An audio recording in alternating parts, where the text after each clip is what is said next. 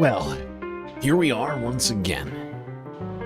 Floating somewhere between Earth and space, just trying to figure it all out. Got a hell of a lot to talk about here tonight, Space Fam, so I guess we better get right to it. As always, do not forget to buckle up those seatbelts. Otherwise, you might go floating off into that deep dark void, never to be seen again.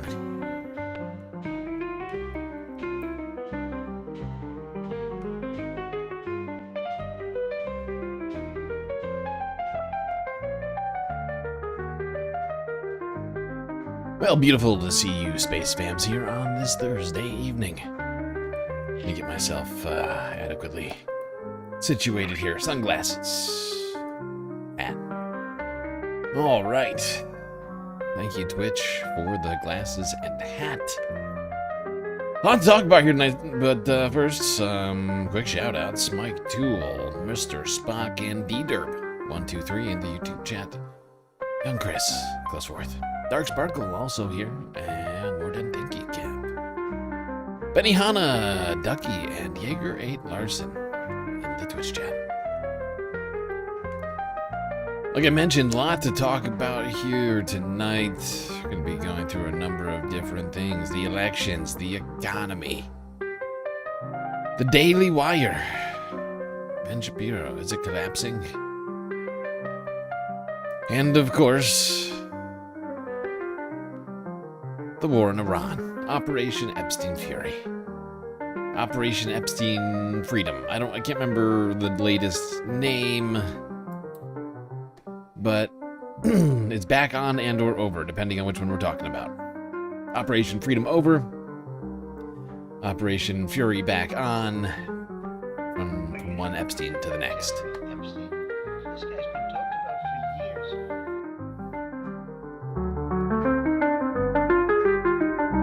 Yes, indeed, Iran war would seem to be officially on. The United States violating the ceasefire that never really got started.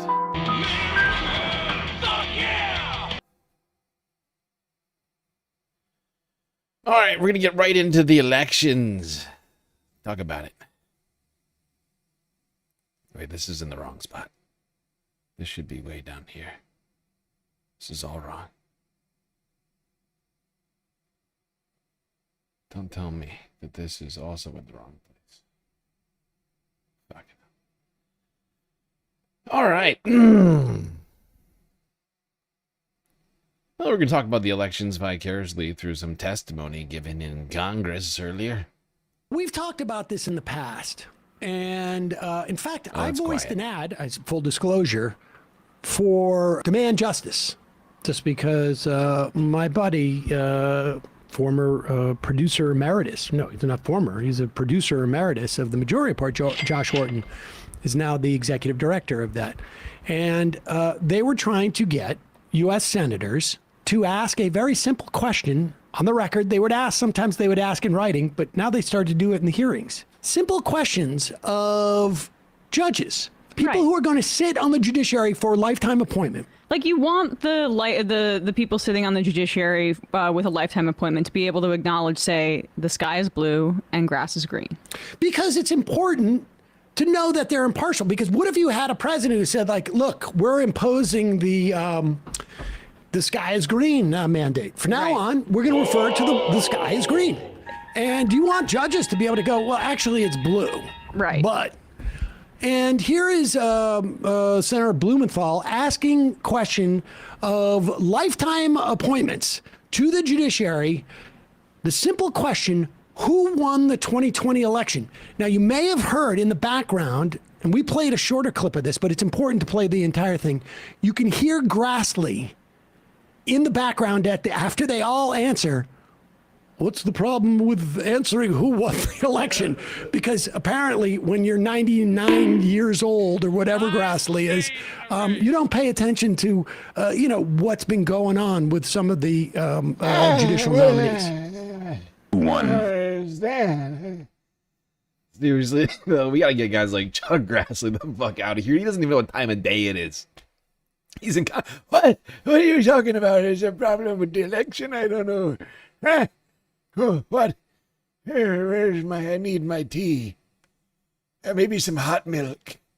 2020 election? I'd say that that President Biden was certified the winner of the 2020 election. He won the election. Is that your response? Senator, I think my response is he was certified as the winner by counting the electoral. So you're unwilling to say he won the election. How about you, Mr. Roberts? I have the same answer as my colleague, Senator. Same answer as the previous one? The previous nominee. The Senate did. Mr. Coons, how about you? Thank you, Senator. And I have the same answer as Mr. Same answer. Unwilling to say that Joe Biden won the election, correct? As Mr. Hendershot said, it has become a matter of political concern, and Joe Biden. Well, it's a matter of political concern, but it's also an issue of fact. Is it not? Joe Biden was, in fact, certified the winner of the 2020 election. Mr. Mark?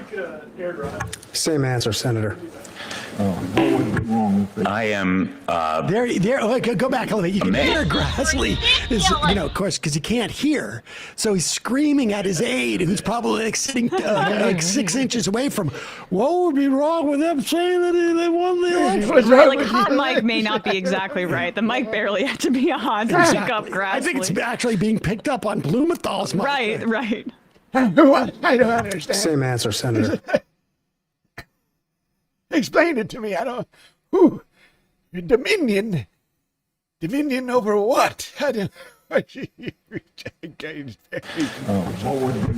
I am amazed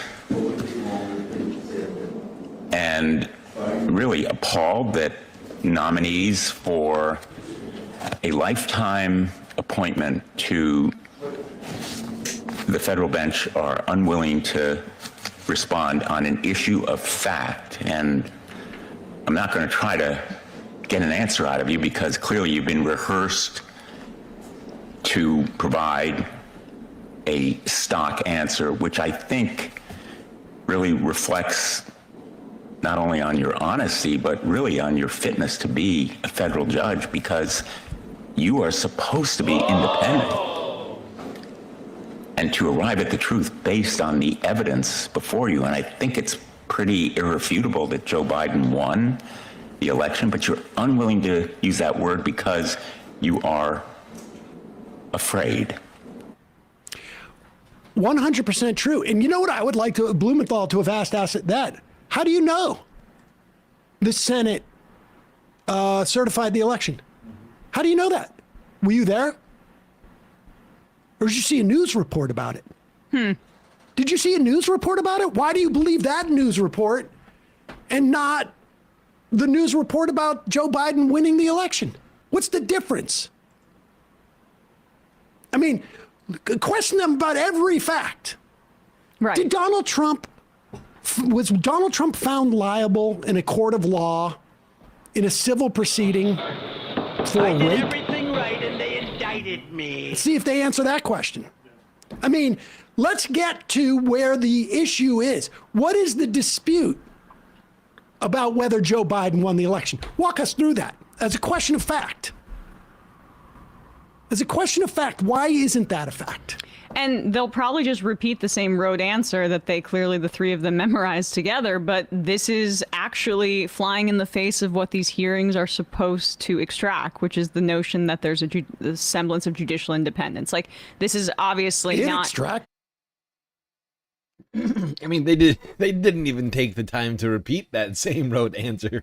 These guys just resorted to the same answer. They're ditto. Like, they were too lazy to actually give their, or perhaps too cowardly to give their opinion. I'm not sure. I can't say. I can't speak to what's going on internally for these guys, but they're, this guy, yeah, same. Whatever that guy said. This guy, yeah, whatever he said. The notion that there's a semblance of judicial independence. Like, this is obviously It not. extracted it. Well, I mean, yes. Well, It extracted its absence. They figured it out, but it is like, it just shows how silly these hearings have become, and how the Democrats kind of ceding territory on this for this long of a period of time and not seeing this as an instrument of power that the Republicans were going to tilt in their favor regardless of the norms shows how silly this is, because this is what these hearings historically were designed to uncover. Are you an independent? Are you going I don't to think make they these? even occurred to them to ask before, but it's good that they're asking now. But like they're literally not. Even if you were to take Trump out of it, and they were to have like had that rote answer over and over again, copy pasted from each other, that doesn't demonstrate independence. No. They're not acting like judges that are looking at the facts and making an assessment. They are doing PR talking points, which is the exact opposite of what the judiciary is supposed to be. But you know, like there was that piece that we read some months ago. We had a guest on about it, just about times of like anti-democracy in this country when the judiciary asserts itself over the legislative branch and how they have more power. And we're seeing it right now. It was under. Emma's absolutely right. Unfortunately, that supposed independent judiciary is all but gone. Right? I mean, Donald Trump has done everything he can to destroy it, and Republicans have given him every tool they could possibly find in the book to make that vision come to reality, if you will. Because that's the thing, right? Is Donald Trump has, in his 5 years in office, I think, done more judicial appointments than in Barack Obama's 8, or certainly in Biden's 4. And certainly more Supreme Court appointments. Those Supreme Court justices, they are not, like a perfect,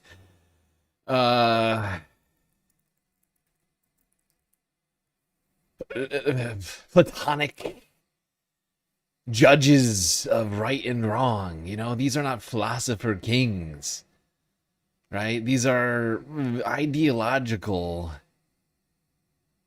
biased individuals with agenda. They may understand the law. That only gives them more ammo to destroy it, right? That is, you know, they are doing everything they can to undo the last 100 and however many years of legislation. They're all Federalists? Do you mean Federalist Society types? Yes, I believe so.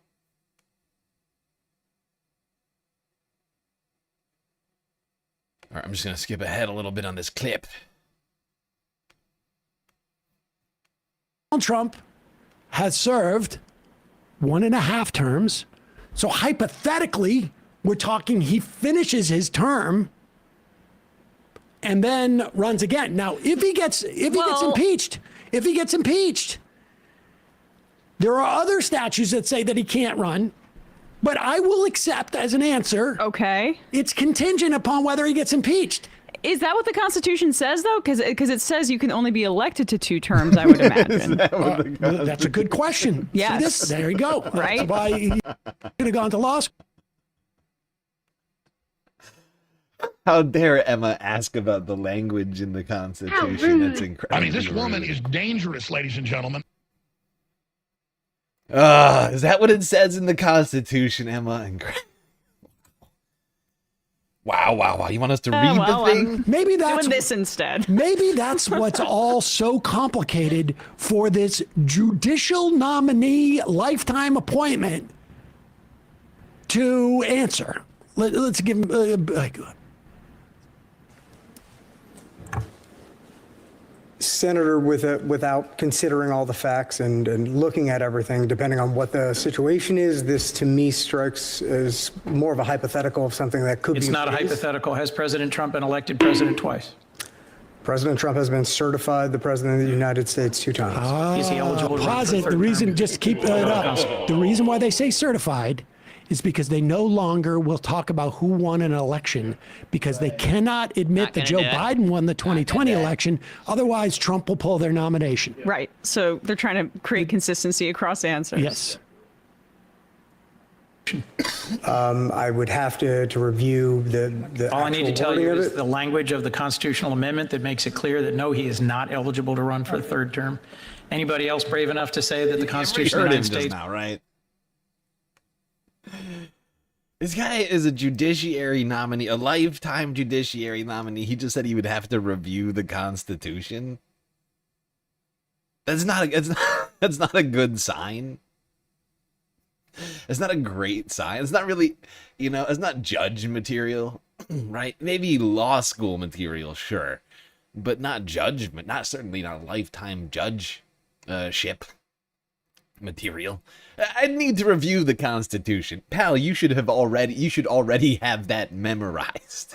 You're about to be a lifetime a judge on the bench for life, and you're telling me you don't know the Constitution word for freaking word? It's not that long of a document, I would point out. Is not eligible. Like, even if you count, like, all of the... And this is, of course, an amendment, technically. But, like, even if you count all the amendments, it's really not that long, right? It's, like, short story length. You should be able to memorize it. If you're a judge, if your entire job is the law, right, you should know it. If every single day you go and you represent the state and the law, and it's your job to know that law in and out, I mean, you shouldn't be having to check the Constitution in the middle of this discussion. That doesn't really inspire. It's not inspiring, The All I need to actual tell you wording is of it, I would have to review the all I need to actual tell you wording of is it. the language of the constitutional amendment that makes it clear that no, he is not eligible to run for a third term. Anybody else brave enough to say that the Constitution of the United States prevents President Trump from seeking a third term? Anybody willing to apply the Constitution by its plain language in the 22nd Amendment? Bueller. Nobody. All right, let's move on.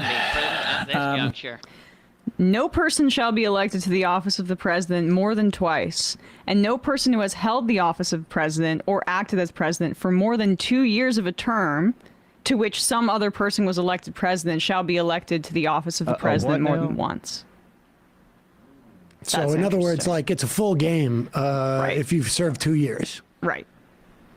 I wonder what you say if they'd ask, like, can Obama run for a term in 2028 if they try to keep it consistent like that? Yeah, I mean, that's what I'm saying. Like, this is a good first step for these Democrats on the Judicial Committee, but I think we can tease this out a little bit more. You can say, did Donald Trump win the presidency in 2024? He was certified. So there is a chance he lost the election. Is that what you're saying? Right. Exactly, Just go full blue anon. Has anyone ever won an election in this country? Yeah. Anybody? It's shocking. Dave from Jamaica. I am friends with Reagan, so I am a lawyer by proxy. Chris Lam. Mr. Cedar, which team won the NBA game on Saturday? Listen, I don't...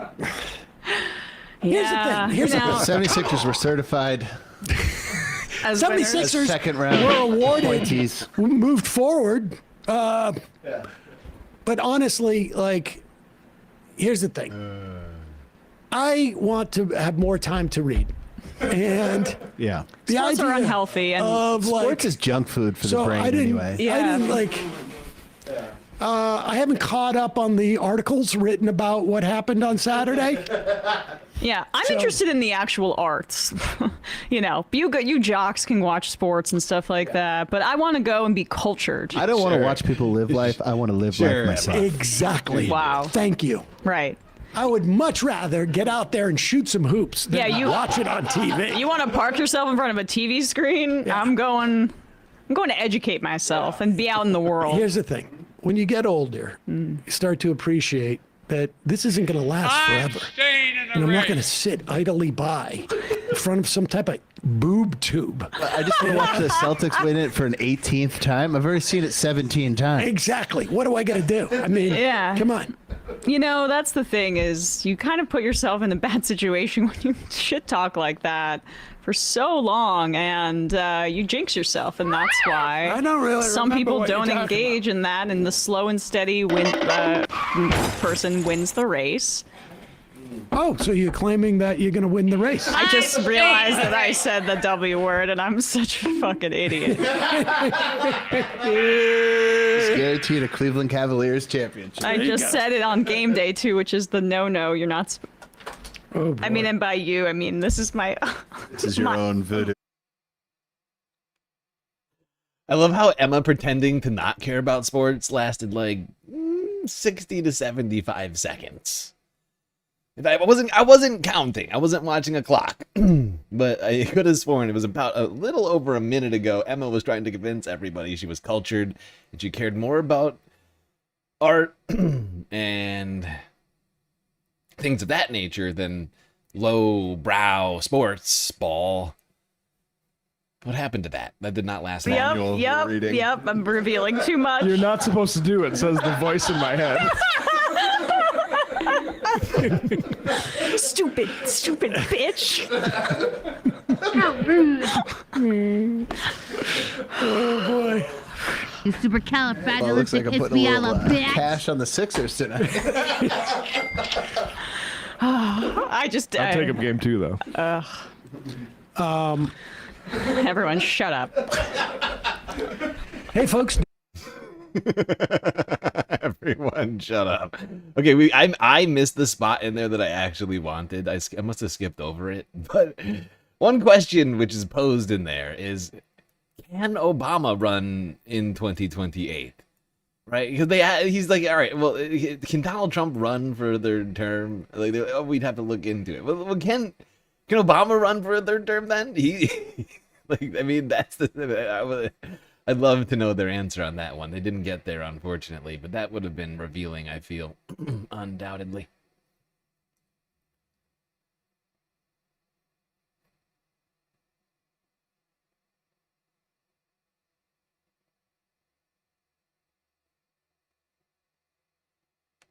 All right, now let's get into talking about the primaries, which are fully underway, of course. A couple of days ago, we were talking about the Ohio and Indiana primaries, which went fairly well. Fairly well. We got a lot of progressives winning Democratic primaries over there, especially in Indiana. Saw a lot. I think, I want to say over 50% of the candidates that won had fairly strong policy proposals. Mi amor. Thank you for the follow on Twitch. All right. To the primaries. And there's a bunch of them going on, of course, right now. California governor race, one of the ones is getting a lot of attention right now in the media. Now, of course, the next primary day is the 12th. That's West Virginia and Kansas. We will get to that in a little bit.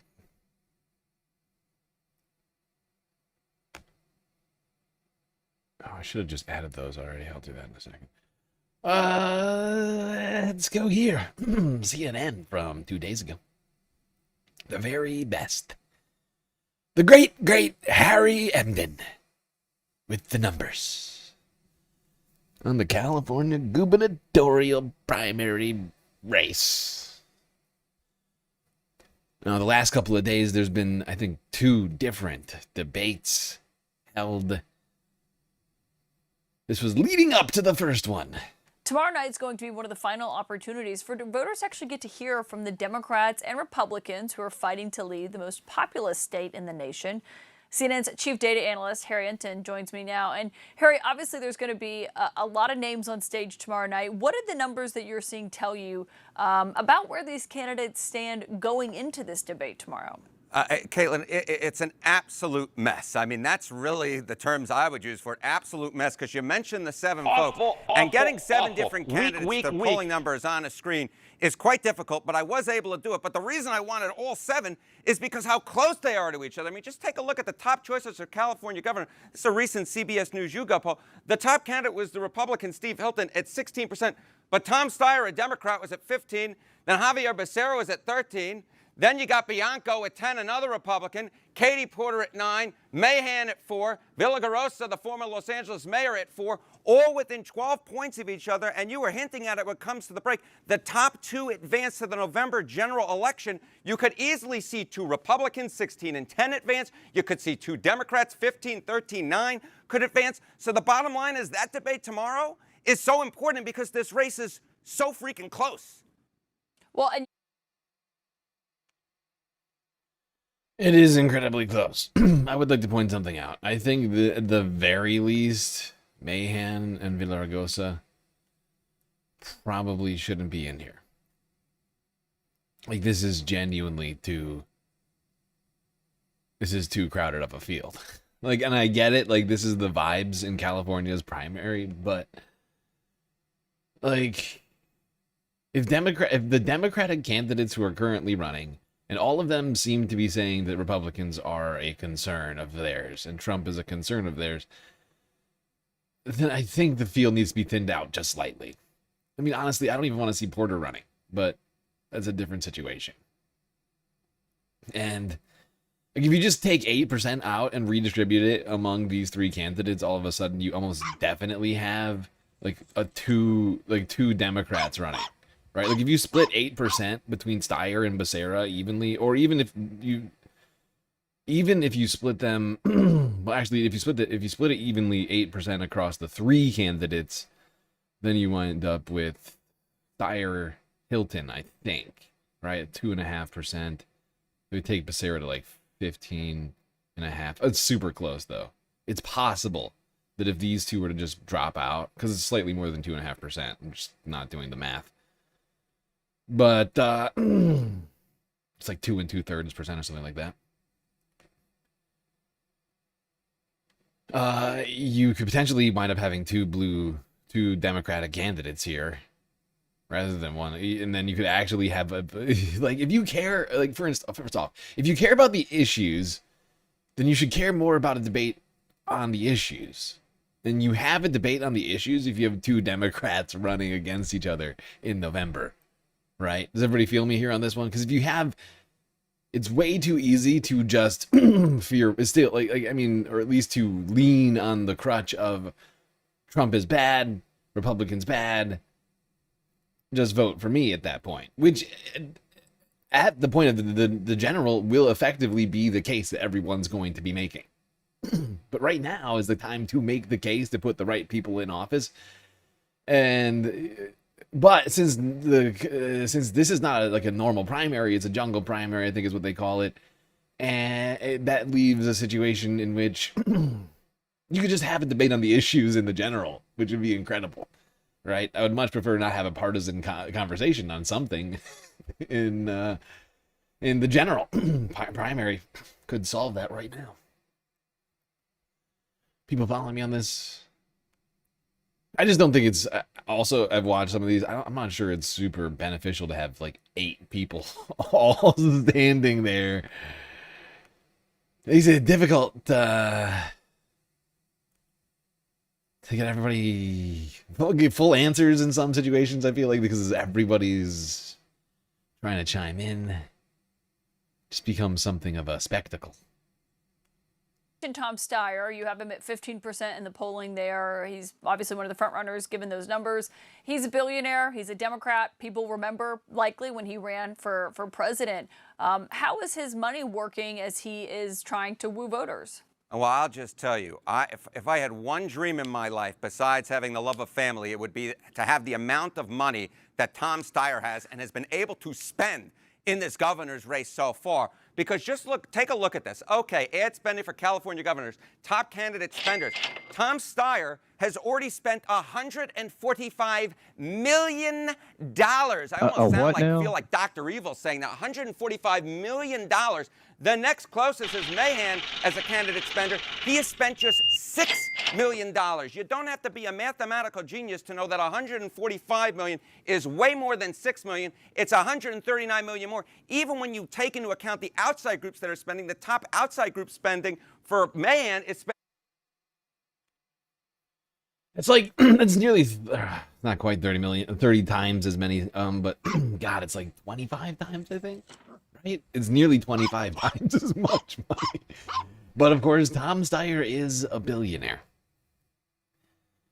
And as I've said in the past, I've had some amount of, I think, rightful skepticism around Tom, since he's a billionaire. You don't just become a billionaire by being a nice guy. I would also point out that, you know, he was to the right of where he is currently at, where he is saying he's currently at in previous races that he has entered in politically. But we're going to get more into that. Get this $23 million so far. So Tom Steyer is spending more money than anybody I could possibly imagine spending to want to be the governor of California. But hey, it's a great state, I guess. Well, I mean, talking about spending a lot of money, we've just been talking about gas prices with Senator Andy Kim over in New Jersey. Here in California, gas is already expensive. The war is only adding to that. How are we seeing that play out, Harry? Yeah, I mean, let me just tell you, the amount gas costs in California, top in the United States, $6.11. Get rid of Citizens United? Absolutely. Absolutely, Benihana. But the only way to get rid of Citizens United is to get people into office who are not beholden to money in politics, right? We need people who are not funded by corporate money, PAC money, special interest group money.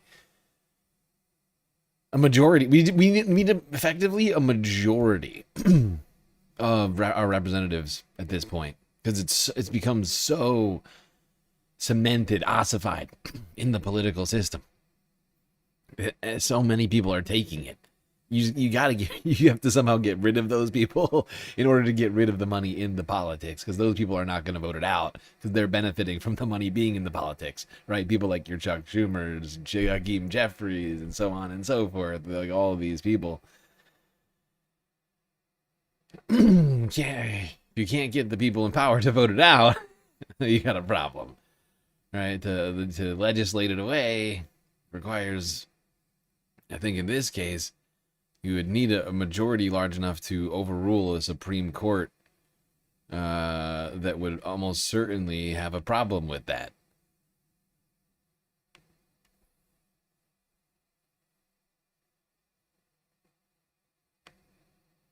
That's the top state. The national average is just 446. And I will tell you that when you talk to Californians, they see this difference, and you can see the impact of gas prices. I mean, take a look. Difficult or financial hardship among California voters because of gas prices, 57% of all voters. Then you see the rare trifecta, 63% of Republicans, 57% of Democrats, and 51% or you could of do independents. that. I think they're going to... That's all. There's also that other strategy. It's a good point. That's not the only way to do it. But right now, there's not enough movement on the thing that Dark Sparkle is talking about, as I've seen it. It would be nice.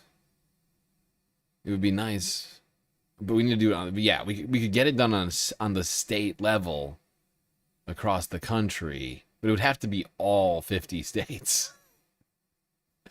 I think it would have to be like all 50 states. Otherwise, I think what would happen is that these political actors could just continue moving and or setting up their political what do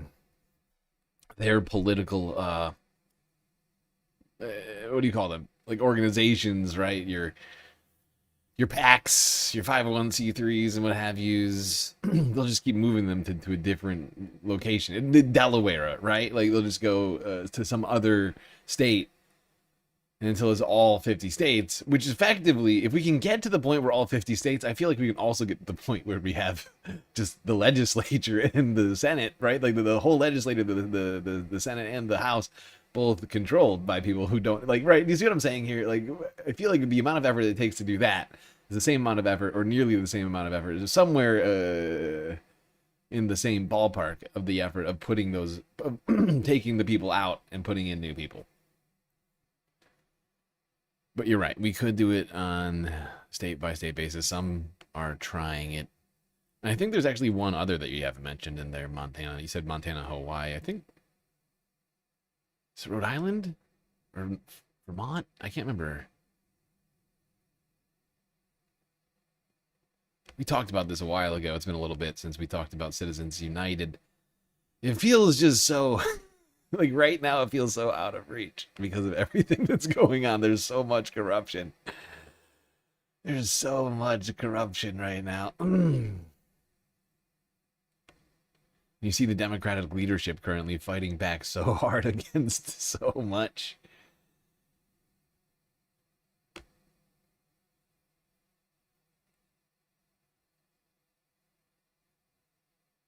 If a state bans it, they can't spend in those states.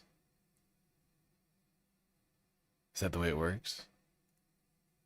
You can't be doing it from, like, you can't operate from outside of the state. Okay. Well.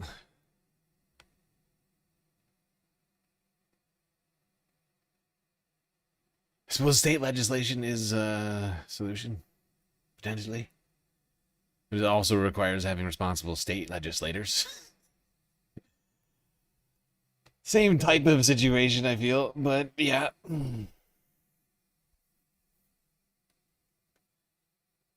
The people could just make the legislators more responsive with activism and such.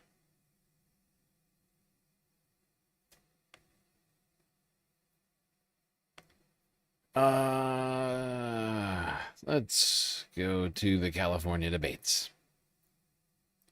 Now, one of the...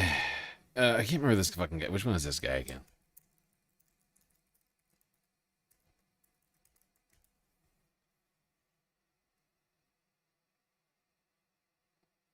Chad Bianco. I think he's the #2 Republican candidate. Apparently, he is an oath keeper, or a former oath keeper. Or former oath keeper. It was unclear. He claims to be, he has a lot of oaths that he's keeping, so I don't know how he truly sees himself.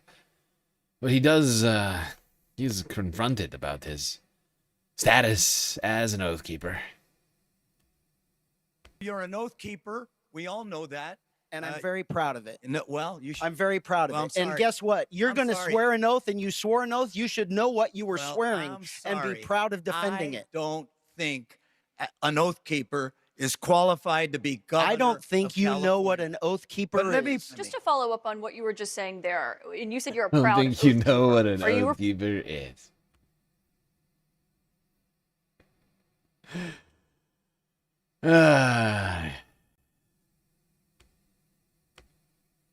It's not a great answer. You don't even know what an oath keeper is, dude. Okay? Don't come at me about oath keeping when you don't know what oath keeping is really about.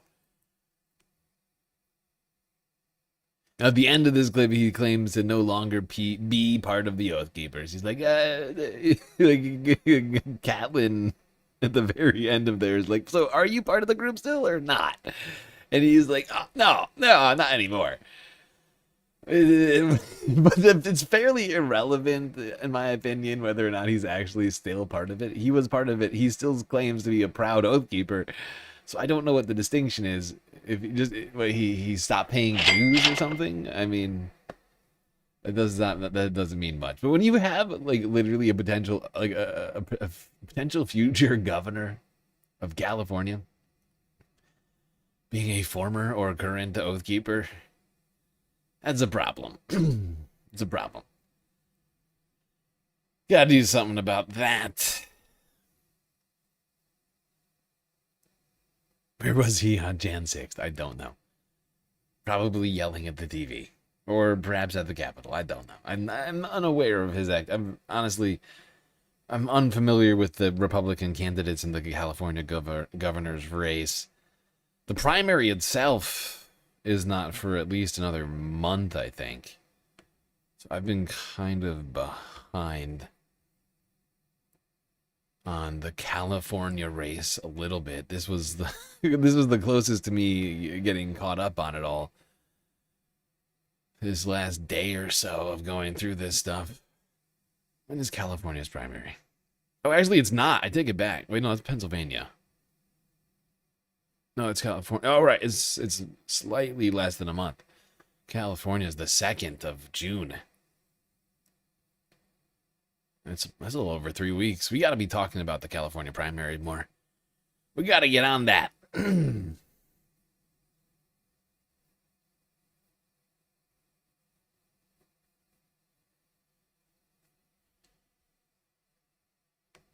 All right, let's keep going through the California governor's debate.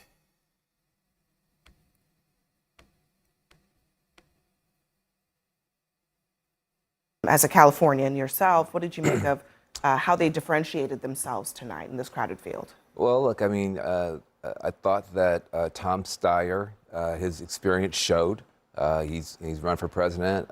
They tried to jump on him a couple times. He's a conviction politician. Great, thanks, CNN. That's all I want from this. Honestly, I can't stand to listen to these freaking roundtables. I forgot about this one. This is unnecessary. This is unnecessary discussion.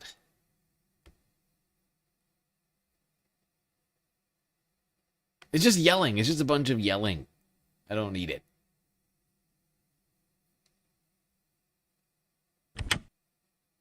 Billionaires like me should pay more taxes, and the big corporations should pay more taxes. Last night was a debate between the candidates for the governor's race in California, and it appears a billionaire is the left-wing champion. So I'm going to get into some of the clips from this debate. What I'm learning about Tom Steyer over the last few weeks, who ran briefly in the presidential election, or I should say the Democratic primary in 2020. And I'll get to what Bernie Sanders was saying about him back then, because I covered that whole race when it was happening. And did not expect Tom Steyer to, 6 years later, appear to be the choice, the correct choice for the governor of California. So let me first start with this clip. This is between Katie Porter and Tom Steyer. And Katie probably regrets this moment.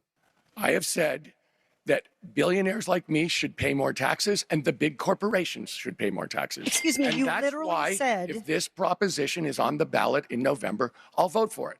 But going forward, we do need to go further. This is a one-time tax, and it also doesn't spread the money across the government the way everything else does. And specifically, it doesn't go to education and teachers and students, which is a critical need in the state of California.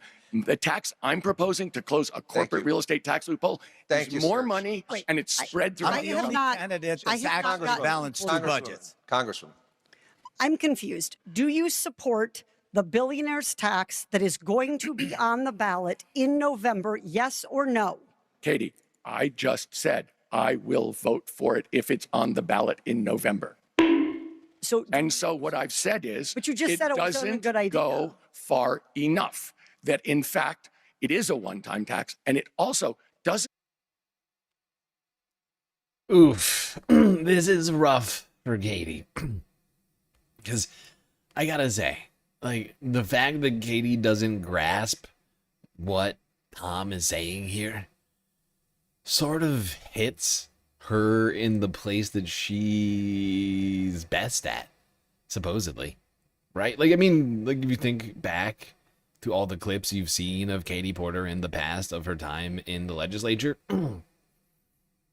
she always has a board out. she's always explaining numbers to everybody, and you know, she's got the graphs, and yet she's here struggling to comprehend what Tom is saying. Tom is saying he supports the current measure, but it doesn't go far enough. He wants it to go further. And the fact that she can't comprehend that very simple concept really makes her seem a little incompetent. Spread the money throughout the government. All right, so I can't really blame Katie Porter for being confused because we don't often see a billionaire say that, yes, I support a tax on myself. And it is a policy that he has supported before. Like, it's not as if this came out. Yeah, Dave is being much more generous than I would. Right, and as you just heard, I would not be as generous as he is being. He's a nicer guy than me, I guess. But she's a legislator. She understands the English language. Tom Steyer said words to her, and she didn't understand them in the middle of a debate at the time when you're supposed to understand the words that are being said to you, perhaps more than at any other time in your life. It's sort of the main premise of the whole situation is the talking and the listening to the talking and the responding to the talking that you've just gotten done listening to. It's the whole premise of the goddamn thing, and she failed at it and refused to give her a pass this was on well that. known, so Katie Porter should have already been aware of his support of it. But he's calling for even more in terms of addressing corporate tax loopholes. But this gets to how, like, I'm not just basing how I'm feeling about this California governor race based on this one debate. I've been reading others' opinions, people who are experts. We'll get to a climate activist later. Bill McKibben, well-known climate activist, well-respected, also has endorsed Tom Steyer. So this appears to be the consensus vote for the left. This from Common Dreams here from Jeff Cohen. I detest billionaires. My journeys to supporting one for governor of California. Make no mistake about it, corporate lobbyists are horrified that Tom Steyer might become California's governor. Despite myself, he may just be the class traitor we've been waiting for. So one of the biggest indications of who you can trust is finding out what people or groups are against that person. So Tom Steyer lays out a pretty good case in this interview with Zateo. I said to you earlier, sometimes when you know someone's enemies, you know what they stand for. And if you look, Maddie, if you look at the people who have been calling me out, Donald Trump, the head of ICE, electric monopolies who are trying their heads off to retain their legal monopoly to overcharge Californians, big oil companies who are ripping us off at the pump, who have been polluting. I mean, one of the things I say is polluters pay. Realtors, because they're afraid I will drive down the cost of housing. I will make it possible for people in California to make ends meet at the end of the month and buy a house. Yeah, those people are all opposing me and only me. And I would say to you, look, I'm the only progressive on this ballot. I'm the only change agent on this ballot. And I can prove it because all the people who stand for what I can't stand are against me, and I take it as a compliment. Now, I get the skepticism because we're talking about somebody who is a billionaire. And by the very nature of becoming a billionaire, at some point he had to step on people to get there. But if you're gonna use that power to be a class traitor and to actually stand up for the most amount of people, and I mean, this is not me saying this. I'm reading opinions from people who historically have been on the correct side of issues, have fought for the correct people. The nurses union has endorsed him. Same. Yeah. And as you've all heard me in recent past, I'm fairly skeptical of Tom Steyer. I think for good reason. Not just that he's a billionaire. He, in previous platforms of his, in his presidential run, he was further to the right of where he is currently. And I welcome the shift. I only wonder about the sincerity of it. And honestly, that is what the primaries are for, is to interrogate that skepticism and to determine whether or not you can take somebody seriously. The fact is I'm just looking through these candidates, and I am at the point where I think he actually might very well be the best candidate on paper. The only thing that's holding me back from being more full-throated about like my support of him is my current and still existing skepticism based upon my former, like the previous things Tom has said, and so, you know, I'm not sure if optimistic is the right word, but I am sort of like vigilantly watching, I guess you might say, as best I can.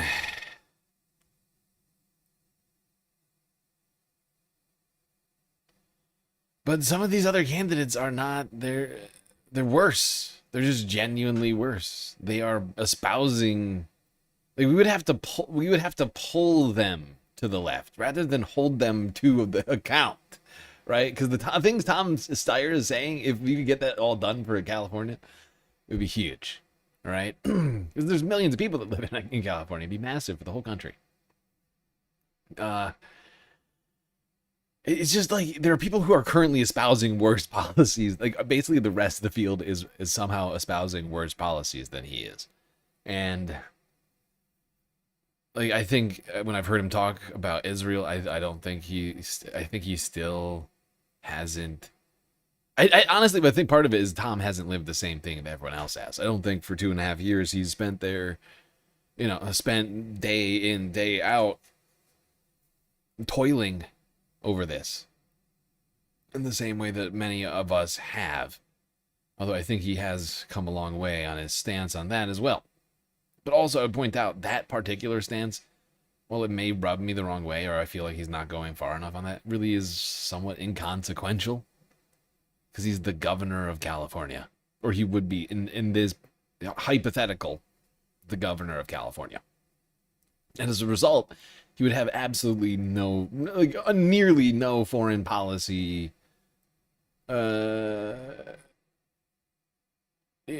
effect, right? He's not voting on bills in the legislature for military aid, things like that. Sure, can there be things that the governor could do pro or anti-Israel? Absolutely, and that's why it's important, like, no doubt.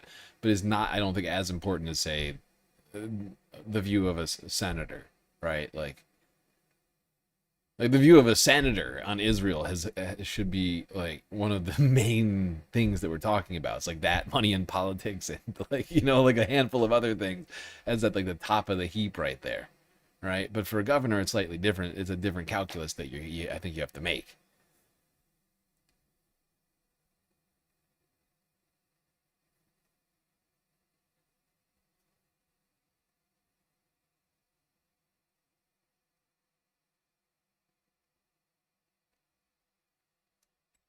Okay, let's go to some of the clips from the gubernatorial debates. I think this is from the second one. Right? Was there two in a row? Hold on, let me double check this. I think there were two different ones. Is he the Starbucks guy? I don't know if he invested in Starbucks. But he's like a private assets manager. Right? Like I think he's like a hedge funder.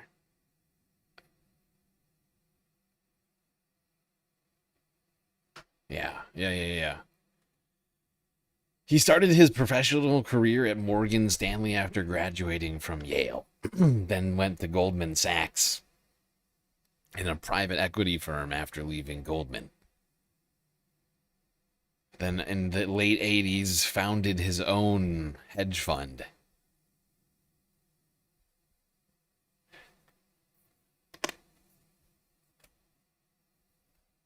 Good old-fashioned capitalist.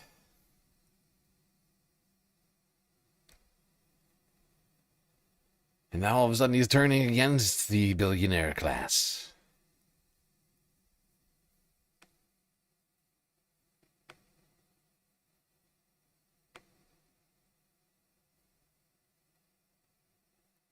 Yeah, it's like one of the many reasons why I think people are fair to be a little skeptical about the guy. Now, one of the priorities tonight was hearing from you, and one way was from the live audience. That's right. NBC4's McCollum Elliott is live from the Skirball Center with some of those reactions. Matt. Yeah, audience members sat through both debates. A lot of them were actually talking about the fireworks between the candidates. Some of them were put off by those fireworks. Others say it helped them make up their mind. Oh, it's fantastic. It's very spirited. It was really, really good. Aaron Banks from Valencia walked away from the gubernatorial debate more decided. I think they all had a good command of the issues. For me, I was looking for a fresh start for the state. Is there a candidate that spoke to you in this debate? I think Hilton, to me, was the best. I think he has the best new ideas. I'm definitely not decided on anyone in particular, but hearing from them definitely gave me a rounder view of, what I might do in June. Aleka Wally, a first-time voter for the California governor's race, says the fireworks between the candidates rubbed him the wrong way. I'm not a huge fan of jumping out and attacking, kind of jumping down other candidates' throats. Oh, I think by far the one that stood out to me the most was the attack on Katie Porter about being a mother. Garrett Howard says that stepped over the line. He was also able to watch the debate between the candidates for mayor and noted the fireworks there as well. He says he was able to hear more of the plans from each of the candidates, but still. But yeah, overall, I'm still not convinced by anyone.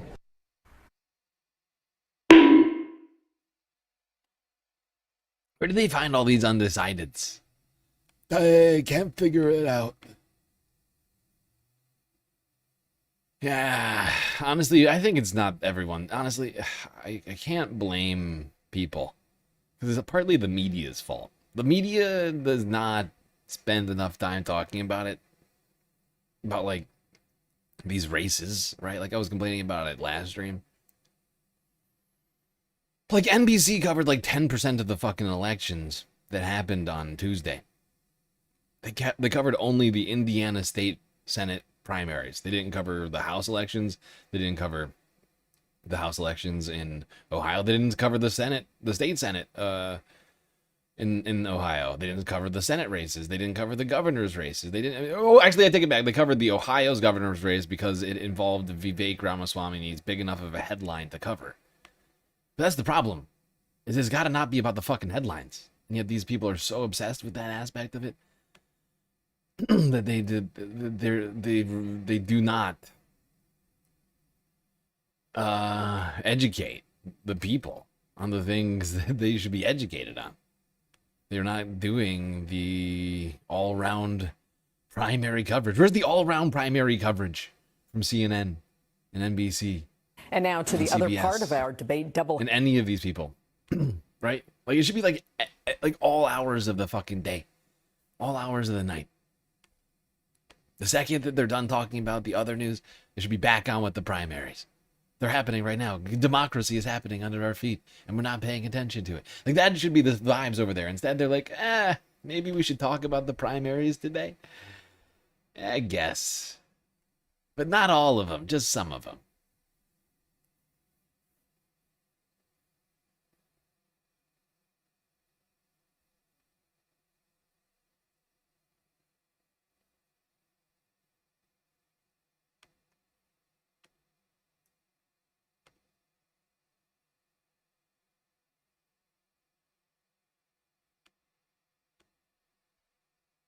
All right, let's now bring in our Hetty Chang. Yeah, she's live with analysis for us. Hetty.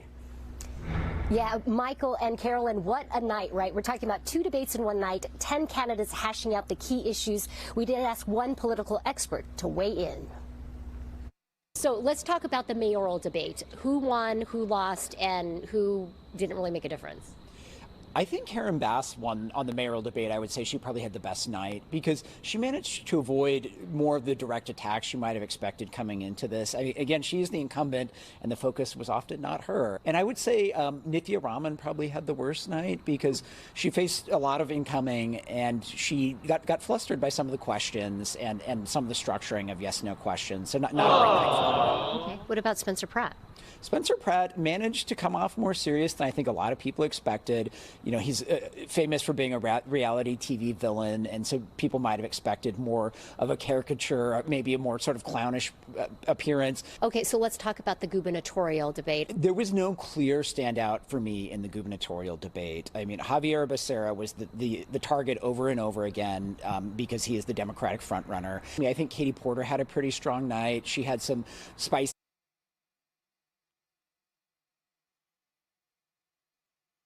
Where are they getting their numbers from? I haven't seen any polls where Javier Becerra is in the lead. All the ones I've seen are him and trailing.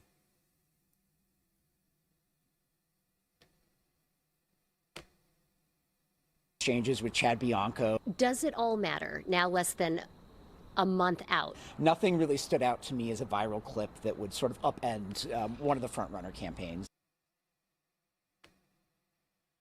You just saw an AI video of her as the Joker. Newsom was in it too. Yeah. Yeah.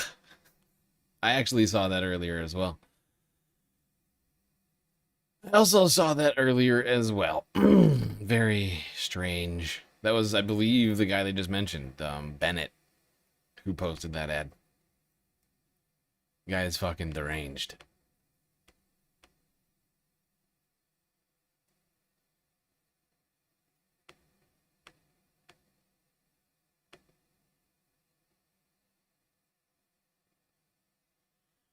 By the way, I've seen people slowly adding more things and or their names to different districts in the primary sign-up sheet. I appreciate that.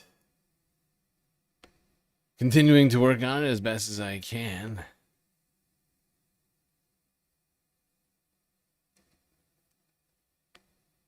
Unfortunately, I was hoping to be more together. I was like, things were heading in the right direction, I felt like. So, like, heading into the end of April, before we got demonetized on YouTube, I thought we had I thought I was ready for May. I thought I was ready for the primaries, and then everything fell apart over the last few weeks. And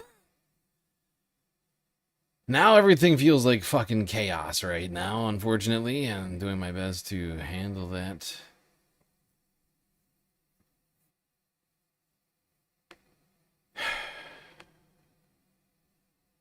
Oh, by the way, I forgot to update the Galactic content goal. Someone technically donated last night.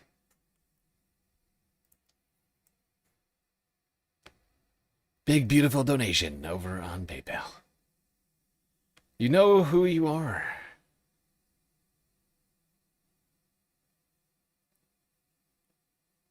Looks like I'm doing great, does it? Does it look like I'm doing great? It doesn't feel like I'm doing great. Feels like I'm treading water or quicksand or something like that. But I appreciate the vote of confidence. All right, moving on in the primaries down to Texas.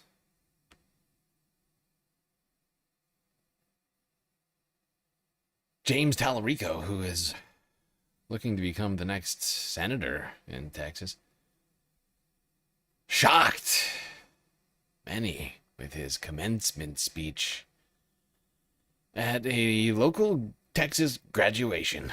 So James Tallarico gave a commencement address Jesus at Christ, Paul Kyle. Quinn College. And look, he goes in here, bro. He goes in. He shocks everybody and goes rogue and actually drops some fucking truth bombs here for this commencement speech. And you guys know the deal. Usually with commencement speeches, it's like you got to be boring and sort of like, you know, very rarely do you get a commencement speech where you're like, oh shit, that actually was moving. But he goes in here and he lays out some real shit. So let's listen and we'll break it down. Here we go. In your short lives, you've seen a pandemic and an insurrection, natural disasters and artificial intelligence, mass shootings and mass deportations, all piped through your screen into your souls. You have scrolled through more suffering, more division, more chaos than any generation in human history. You've grown up in an economy that isn't built for you.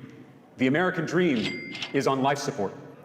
90% of baby boomers went on to earn more money than their parents. For millennials like me, it's 50%. And for Gen Z, it's even lower.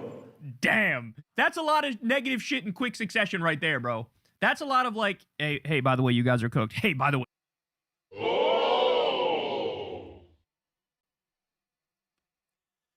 Yeah, saying it like it is to a bunch of recent graduates here. James Tallarico.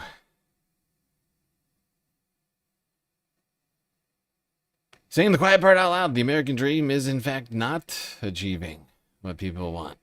Something the Democrats failed to do too often. Unfortunately, although I think technically to some degree, well, not to some noticeable degree, Democrats are better at this when they're not in power than when they are in power. Like we saw like under Biden, like they refused to admit this exact same truth. Oh, what is happening? I just clicked the beach by accident.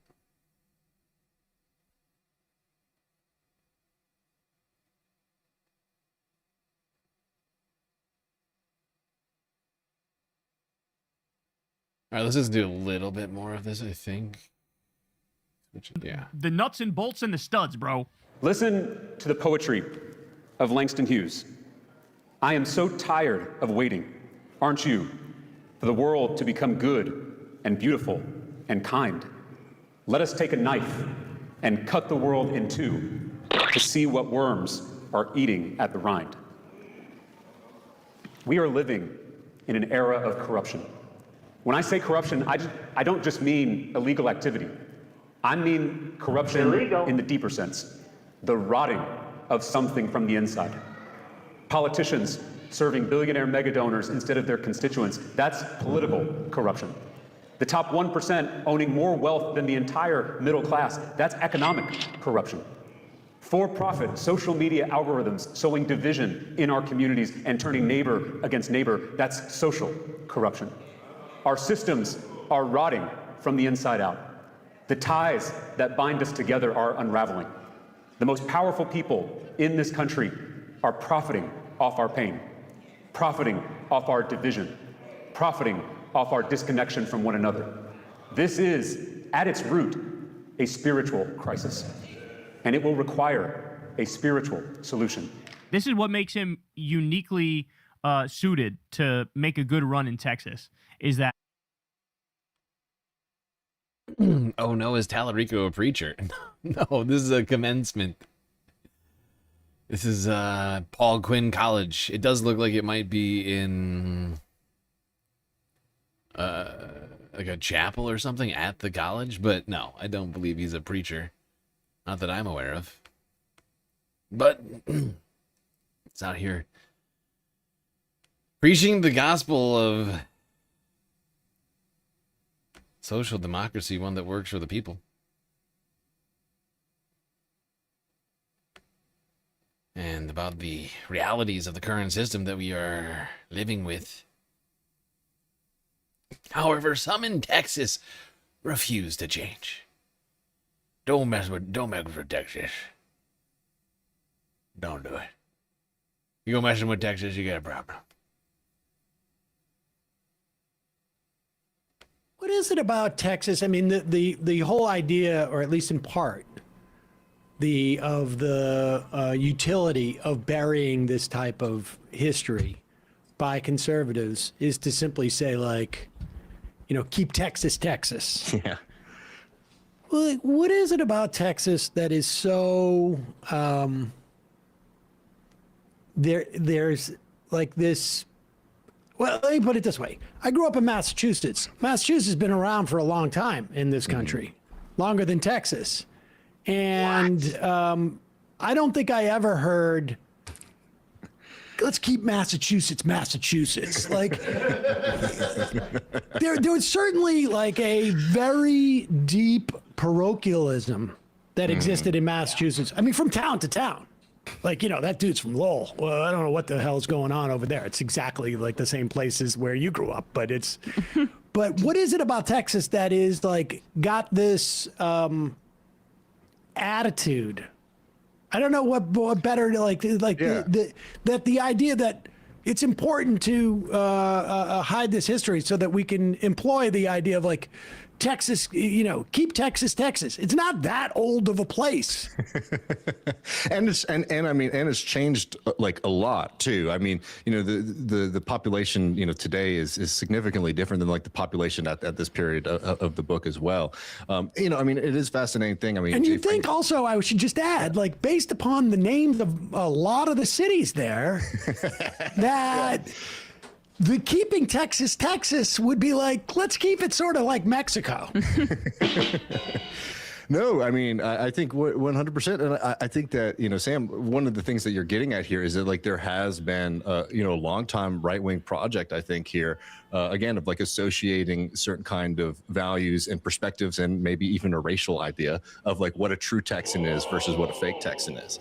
And I mean, like as to like why is the case, I mean, I could talk romantically. It's a big state. It's beautiful. It feels very wild. I mean, if you've ever been here, I'm from Austin, and the way that the weather could change here, you understand why so many people are Baptists, because it can feel like God hates you. It feels like God hates you. God.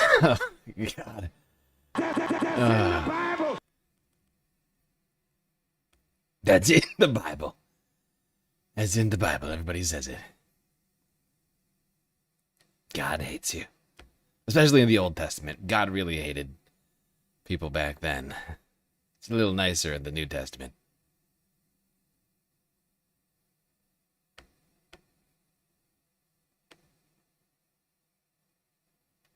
I wanted to pause really quickly because I have to do something. I just realized that I've been baking a potato for quite some time now. I have not been paying attention. The stream is already an hour and 15 minutes in. Somehow I've made very little progress. Little progress, not much. Not as much as I would have thought. But since we're over an hour in, I want to remind everybody the Galactic content goal is now officially started. Got a few ways to contribute to that, of course. Twitch, bits, power-ups, subs, gifted subs, prime subs. Still the only monetized platform we have left. YouTube gone. Cash App, PayPal, of course. Throne and Patreon, where I've seen a number of people become new members recently. I appreciate all of you. As well as new followers, free members, people who are just hanging around. Today could be the day you choose to become a Galactic patron. Only $3 a month. Really helps us out. Speaking of which, I did notice someone become a Galactic benefactor. I won't say who, but I appreciate you. I'm gonna add that to I'll add that to the Galactic content goal. So we'll say that we're already 3, because we also had a gifted sub, not gifted, resub from Jaeger Larson. 14 months of Galactic subscriptions over on Twitch from Mr. Larson. So we'll count that 3 of 10. So already 30% of the way. Look at that. Making big progress. All right, I'll be right back. We're just going to stay on Texas for a second. Just so quickly, it is kind of coming down on you. The utility of it for the right, I think, has been the fact that as Texas becomes more of a kind of economic powerhouse, and the changes that have happened here, not just culturally but also economically, are so felt. I mean, I'm in Austin, and like this town feels completely different than it did when I was a kid, right? And there's a lot of anxiety about what that means. Just thinking culturally, I don't think there's the same sense of a shared culture that we used to have. And if the right can kind of speak to that anxiety and say that, like, oh, it's because these Californians have been moving here and they're bringing their California ideals to Texas, that's more effective than them having to make the pitch that they should have to make, which is that we've run this state for 30 years and, we lead the country in humiliating statistics like childhood poverty, maternal morbidity, gun deaths, hunger. And that's a direct connection to the Republican Party's rule over the state. So they need to play on this kind of mythic level, because that allows you to tell stories and myths and fantasies and sell that, instead of having to actually stand on your own 2 feet about what you've been providing for everyday people. And how much of that was oil too that like cemented that myth? I mean, when it's that much private capital and that much kind of corruption flowing, like it kind of incentivizes more mythology. I think that's probably true. I mean, Texas, and I think especially how Texas kind of got introduced to the rest of the country as well, right? Because for a long time, Texas was just a kind of backwards agrarian state, right? And it really was the kind of oil boom, and then obviously our introduction to the country through LBJ that really kind of promoted a certain view of the Texan as a kind of new money individual. They don't have that kind of northeastern, waspy culture, and also kind of very gruff, aggressive, uneducated, shoot from the hip kind of figure. And I think we've always kind of been struggling, with this myth and image of ourselves, both on one hand of maybe trying to disassociate with it, and also in many ways trying to associate with it as well. And I guess I think about this. I'm somewhat prejudiced by George W. Bush. Going back to Midland, Texas, and clearing brush, and that was the way that he was, going to. When his family came from Connecticut, and his grandpa's name was Prescott, and there was a quality of there's a self-consciousness, and sort of like there's an esteem issue. And so you compensate by, I just remember a buddy who's a comedian would had this bit about Texas, like, don't mess with Texas. And just going up and picking a fight with the state or something that just seems like, instead of welcome to Massachusetts, it's don't mess with Texas. Hey, folks. Hey, it's Massachusetts. Fuck off. That's basically the vibes. Come on, Texas. Be more friendly. You got a weird history, and I think it would be best for everybody if you just chilled out a little bit. Stop trying to drag us all back into the 1800s. I know some people are still salty over the Civil War and slavery, I guess. But I think it's time. It's probably time. Don't you think? 2026, time to sort of just, let that be a thing of the past. Just saying. Just saying things. Just thinking out loud here. I think that would be healthy. Is that crazy? Is that crazy to you? By the way, I was glad to see Secular Lefty on Leftist Mafia today. As many of you probably know, we've watched a couple of his videos recently. I find them fairly quite informative. I think the production value could still use a little tweaking, but if production value means nothing to you, these are great videos because the information contained within represents what is clearly a great deal of effort from that guy. I was actually surprised.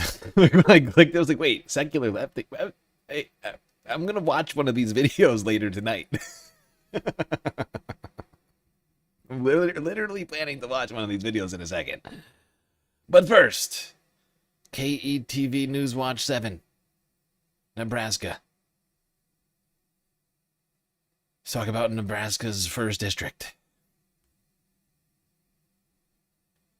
Now, Nebraska, along with West Virginia, both have their primary elections next Tuesday on the 12th. So that's coming up quickly.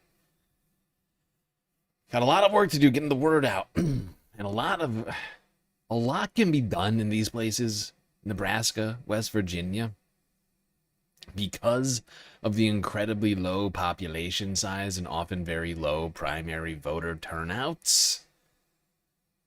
you can make sizable changes in these places with very little voting. You know, like, I'm not saying people shouldn't vote. What I'm saying is in fact the opposite, is that you should vote. If you're in West Virginia, if you're in Nebraska, you can make a outsized change in your state, right? Unlike other people, right? If you vote, especially like in things like the Senate, oh my God. And these are the states where we can make big changes, technically, with fewer people.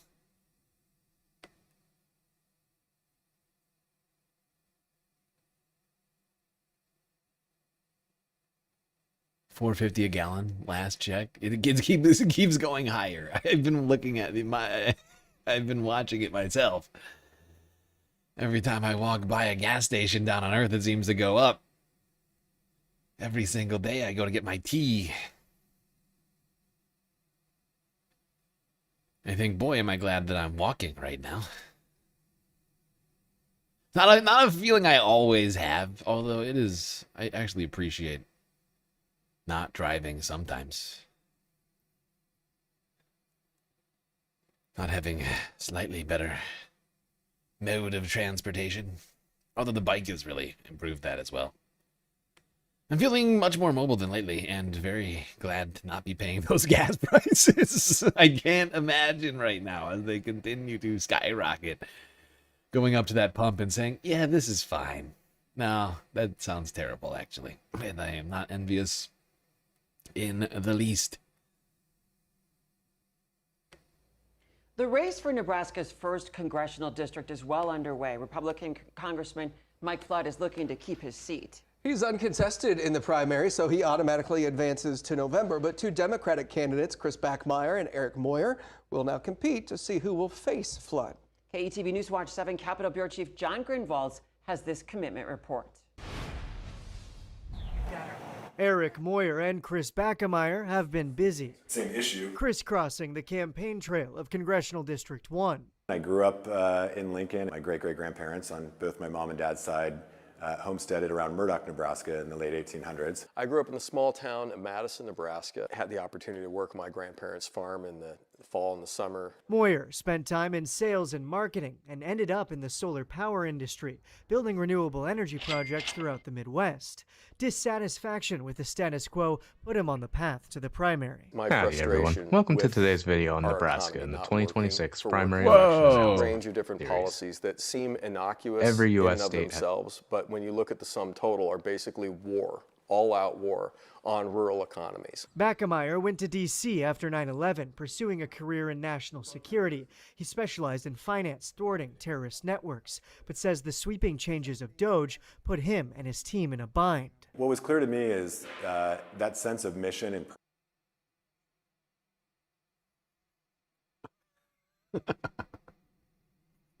I think it's pretty clear to everybody here the vibes from these two guys, right?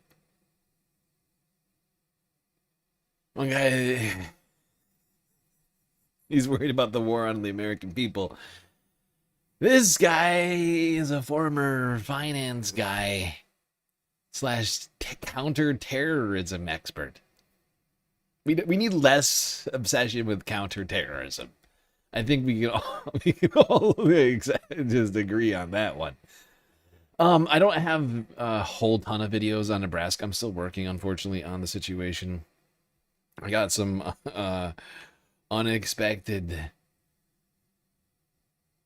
So just suffice to say, I've been still struggling over here to deal with absolutely everything on my list.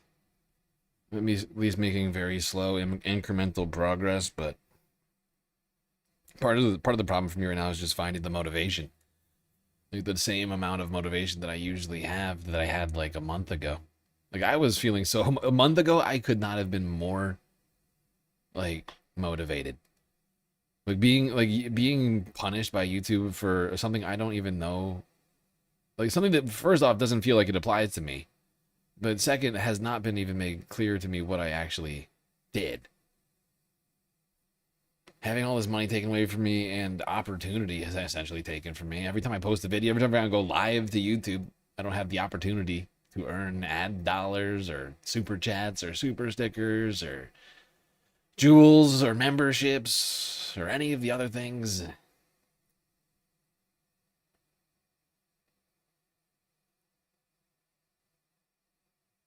Whatever do you mean? They're just a couple of wild and crazy guys. Is that so? I feel like there's a pretty clear distinction between the two of them. That's just me. All right, let's go to Secular Lefty. It's funny. I literally just got done watching this guy talk about it live over on Leftist Mafia. Looks like he picked up a few subs too. As things are now, every representative in Nebraska should be replaced, ideally. Not only are they Republicans complicit in Trump's fascism and the crimes of the Epstein class, they are also providing money and support for Israel's genocides in the region.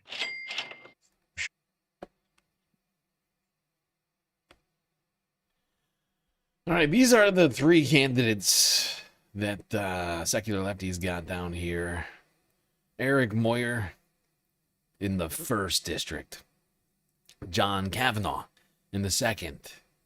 Now, there is a 3rd district, but he has no recommendation on that, and I understand why. And Dan Osborne in the Senate. Now, he is running as an independent, as you can see down here. But he does have a fairly strong platform for a place like Nebraska. I think it would be a huge improvement over the current leadership there. Now, I will say this. In the primary for the 3rd, this is irrelevant, okay? Well, to some degree. Actually, it's not fully irrelevant. I went through it. Okay? And the best candidate in the 3rd, in my opinion, is Becky Lynn Style. I don't think she's good. In fact, I think she's kind of bad. But she seems to be the best candidate of the group. It's a blue no matter who type vote, and also a reduction vote, I guess. Like in the general, it's a reduction. It's a blue no matter who type of deal. But like it's just my suggestion to people, right? Like on the Galactic spreadsheet here, I've got different distinctions. I even created a little legend for people so that they could know. Like I could put things next to people's name. Like for Dan Osborne, he's got an I next to his name, which means he's an independent, which means technically it's a different situation than the Democratic. You don't have to vote. You don't have to be like a Democratic member, a Democratic Party member to vote for him, since he's an independent. Completely different set of circumstances there. As well as a asterisk for dinos, aka blue no matter who votes. These are Democrats that are running that I think do not meet the mark necessarily, but are perhaps a harm reduction type of vote that I don't expect people to just take automatically, but are like just recommendations, right? And in Nebraska's 3rd, if I recall correctly, I think there's at least 2 candidates running here. Oh, actually, no, the other candidate already dropped out. No, so she's already in there. So you don't need to vote for her in the primary at all. She's basically a blue no matter who vote. I'm thinking of Nebraska, of West Virginia, I think, or Louisiana. I've been doing a bunch of different, I've been going through all the states now. I've been starting to I have not made as much progress as I would like, but I'm starting to go through all the states, trying to get ahead of things so I can start putting out videos as soon as possible on these different elections. Tonight's not the official clip. I'm just going through this really quickly because this is relevant and happening very soon. But I'm just giving people the best options that I can think of, right? Even in some cases where I don't think they necessarily meet the mark, I think since it's the primary, you still have to at least engage slightly and vote for the best candidate. Like if there is an actual Democratic primary happening, I think you should try to figure out who the best is. If you're in that seat, right? If you're in that congressional district, I think it's sort of incumbent upon you to find the best candidate to vote for, right? Because one way or another, someone's going to represent you at the end, and you should have a voice in that decision. And no one's going to give any medals out for having made the decision to not vote.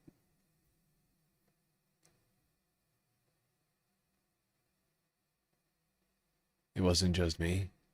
A bunch of animators got hit with AI demonetization. But this isn't AI, though. This is like long effort.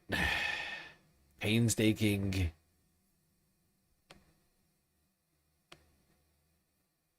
Tweaking and editing. Graphic design work.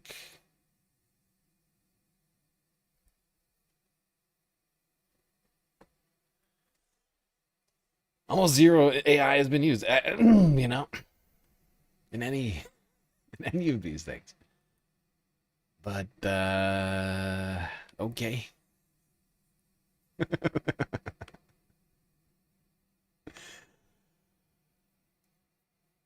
Like in the very, very early days of the stream, before I realized how bad AI was, and AI was still like it was 2.5 years ago. Like before AI was like the existential threat, and it was just these sort of like funny meme generating bad spaghetti video making slop, like, and not like we knew nothing about the energy that was being used for it. I was, you know, I might have used like AI like a couple of times, but yeah, like I've done so much work since then that has nothing to do with AI.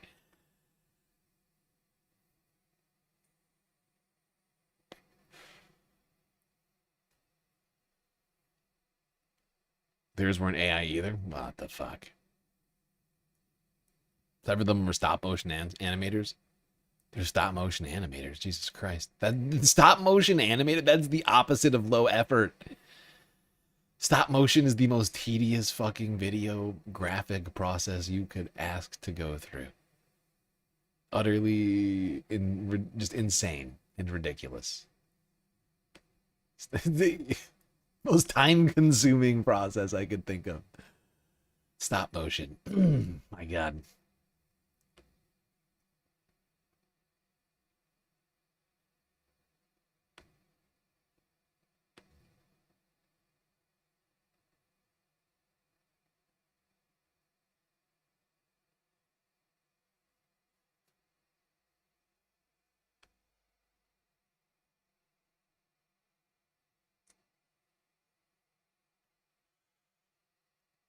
All right, let's quickly hit up West Virginia as well here.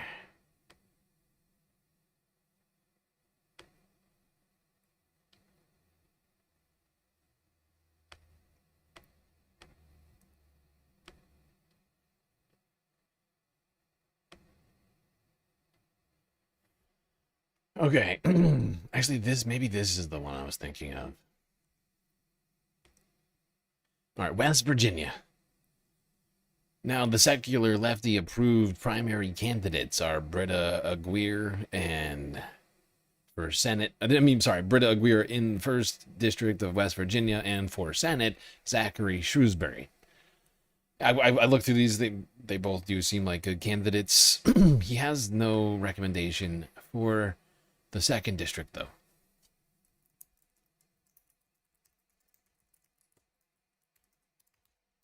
And I went through the candidates for West Virginia's 2nd Congressional District.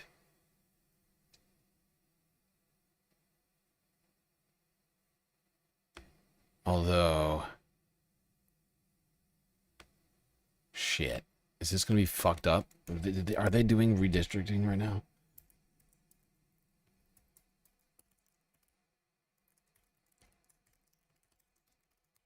That's going to be a theme, potentially, of tonight that actually I should have brought up already at this point. But thanks to the decision of the Supreme Court, Republicans are now in a all-out sprint to disenfranchise black and brown voters of their already unequal, and I don't mean just unequal to white seats. What I mean is unequal in terms of percentage, right? Like, you don't have an equal number percentage-wise, right, of black and brown seats in the United States House and Senate, right? And you have an overrepresentation of white leadership in the legislature, right? And that's a problem. And they're rushing to do this right now. Now, in the 2nd district, there is a fight between 3 different candidates. None of them are necessarily awe-inspiring, but I went through all 3 of these different candidates.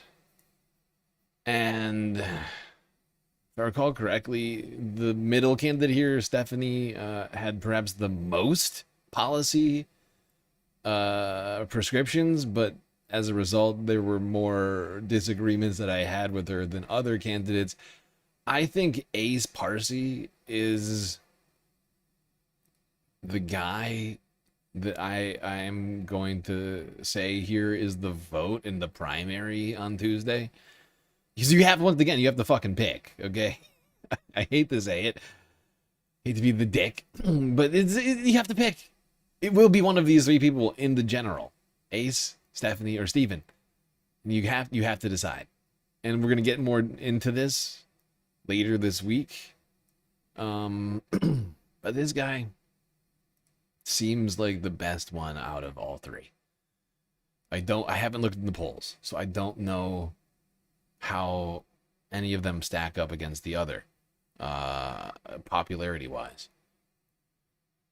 But none of them had a very substantial social media presence that I could tell. So I think this is a very, very... this will be a very competitive primary here, most likely. I don't know. But his submitted biography to Ballotpedia here is: my story starts with escaping a dictatorship and ends with finding a home in West Virginia. Everything in between is why I fight. I'm a father, husband, public education supporter, and democracy advocate. I immigrated to the United States when I was 8.5. Now I have a 10-year-old daughter, and I'm running because I want this country to remain a vibrant democracy for her. I know what it's like when people are good and their government isn't. When government is the greatest source of injustice in people's lives, and when they want a voice, when want a voice don't. I'm running to change the system that's enabling this to happen.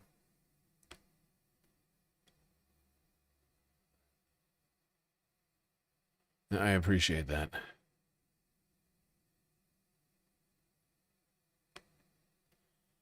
No, Anarchy, I appreciate your kind words. It's something I've been thinking about. It's something I've been, believe me, I've been thinking about a lot. And if I wasn't so like stressed about everything else going on, like in like not less than, a little over a week, my best friend's wedding is his next weekend, right?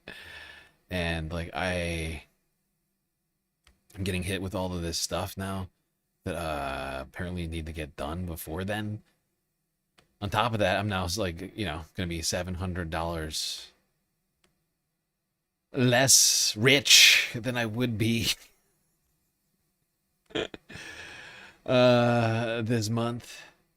It's gonna be making the paying for making sure that I got the right everything outfit wise figured out more difficult.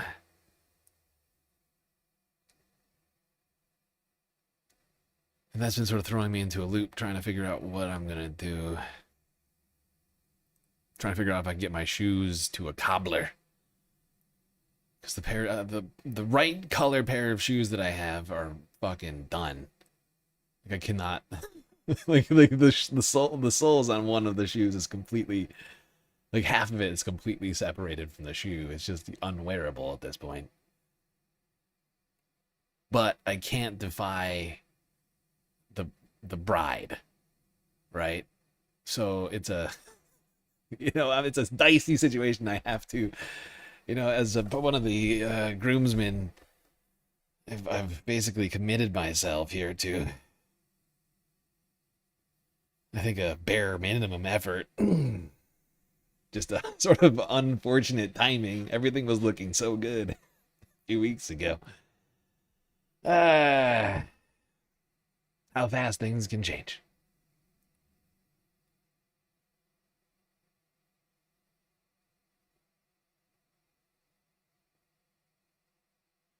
Someone said that they knew a leftist creator who had dealt with a situation similar to this, but I can't remember who they said or who it was that said it. Kind of frustrating me, actually, because I don't think they posted it in Discord. I told them please post in the Discord, but they never did, because the links don't post. Is that all you eat is baked potatoes? No, I'm just broke right now. Although I'm not just eating a baked potato tonight. Although I haven't eaten any of the baked potato yet. I technically have made a beautiful meal for myself of tortilla, sausage, and potato. So it's like a burrito. It's almost like a breakfast burrito type of deal.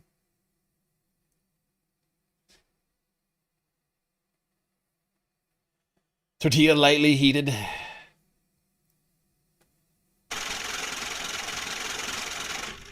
Asax1A just cheered 200 bits. Asaxia, thank you for the bits. Much appreciated.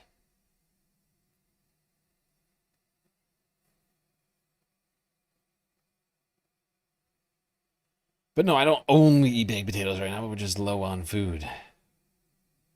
On the space station and down at my Earth apartment.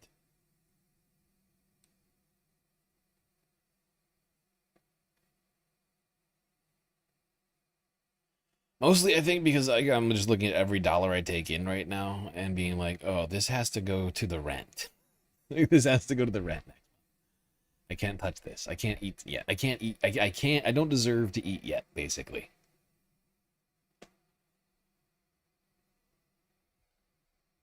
A piece of sausage, a piece of potato, and one corn tortilla. Yes, it's a delicious and nutritious meal. Are you objecting to this somehow? I'm confused. I feel it's a fairly nutritious and delicious meal. It's better than one potato, right? You've all been here when I'm just eating a single potato, which is why Chris seems concerned, I think. It's at least an improvement over that, no? Is it not? Oh, no. This is a disaster. Part of this potato is bad. I didn't even notice it. I gotta scoop this out. This is a disaster. It's a goddamn disaster. That's what this is. All right, anyway, there was the quick rundown on the Nebraska and West Virginia primaries there. Some fairly good candidates, and hopefully we can get some similarly good results in the election.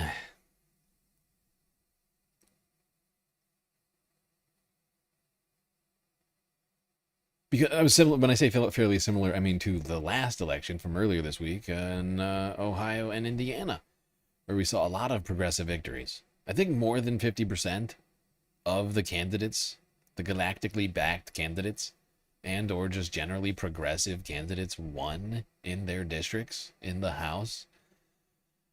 And that's huge. That's fucking huge. Because that's what that means, is that we have progressive candidates going into the general election. A majority of Democrats. I think perhaps for the first time in a long time. You'd think this would be a big story. I haven't heard anybody talking about it. But you would think this would be a big story. Generally speaking, like leftists and progressives made huge waves in Ohio and Indiana. And yet it's crickets. But you know what they do have time for? The governor's race, the uncontested governor's race win of Amy Acton, which, I mean, yeah, great job on staying in the race, I guess. In the race.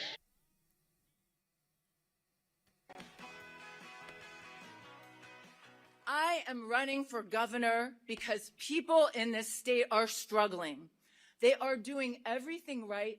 They're working harder than they ever have, but there is no more breathing room. They're struggling with the cost of everyday life. And I refuse to look the other way. We are refusing to look the other way when bad actors and special interests keep taking this state backwards on every single measure. It is time for a change in Ohio. It is time for a change in our state.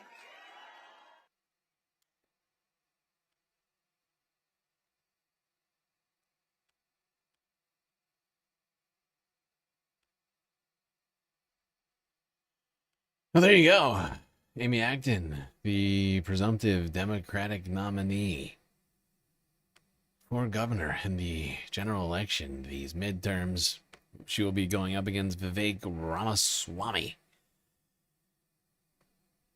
I think she can take him out, no problem. That guy has negative charisma. Rhymes with cake. Yeah, okay, Vivek. Oh, God. But if Democrats, and specifically progressives, could take ground in Ohio and Indiana, some of these other places, it would be huge.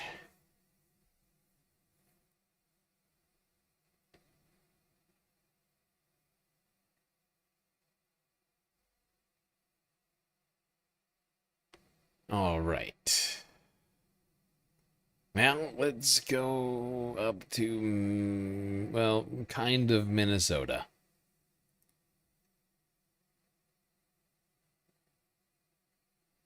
I just think that it... Isn't that where she's from? Hold on. Whatever, it doesn't matter. is instructed for people to understand what the incentives are behind the politics that are frustrating to them. Like, why is there this entire infrastructure that exists that is pushing away the base's requests and demands or what they want the party to look like? Like, because it's not, if we're just having a battle of ideas, right, then we know who wins the day. But this is the kind. Hey, Cthulhu. Cthulhu, not Cthulhu, but Cthulhu. I do like that name. I'm biased, though. I like things that start with G. But thank you, Cthulhu, for the trail mix over on Throne. That is what's up. Incredibly generous. That's going to last me a while. That's super helpful. That is super helpful. That's it's like almost 4 pounds of trail mix. I've bought that bag, but that exact bag before. It's basically just all cashews, almonds, and cranberries. And it's delicious. And it's filled with energy and protein. Oh, I appreciate you very much. Apparently that will be arriving at my door down on Earth any day now.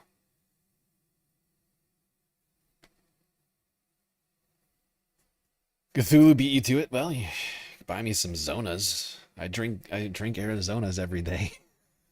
Every single day.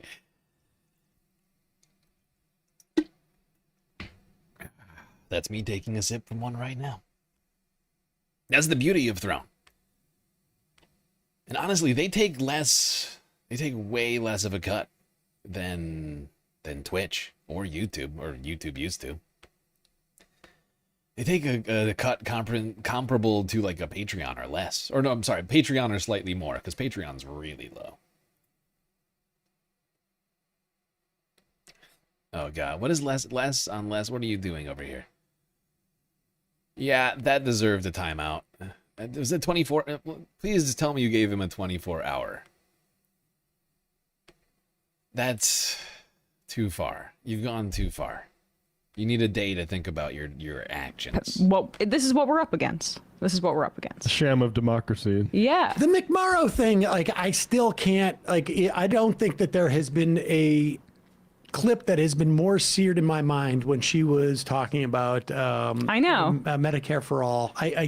It is insane how that clip plays in my head whenever we're talking about any of this stuff. And even honestly, if she doesn't believe it and was just using it as a way to discredit Abdul Al-Sayed, who's the Medicare for all guy, it shows a complete lack of vision and a cynicism that is basically really, I would say, disqualifying from constituting yourself as a progressive or calling yourself as such. It was so cynical. And you know, she wasn't addressing Abdul Al-Sayed at all in that. It was just her attacking not just the idea of Medicare for all. We're like, you know, I really like Obama would be like, you know, the country's not ready for that, right. Or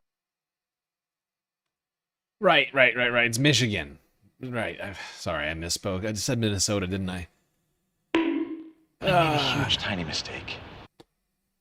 We don't want to lose our private insurance, or people, you know, there's all sorts of like hemming and hawing you can do about why not Medicare for all.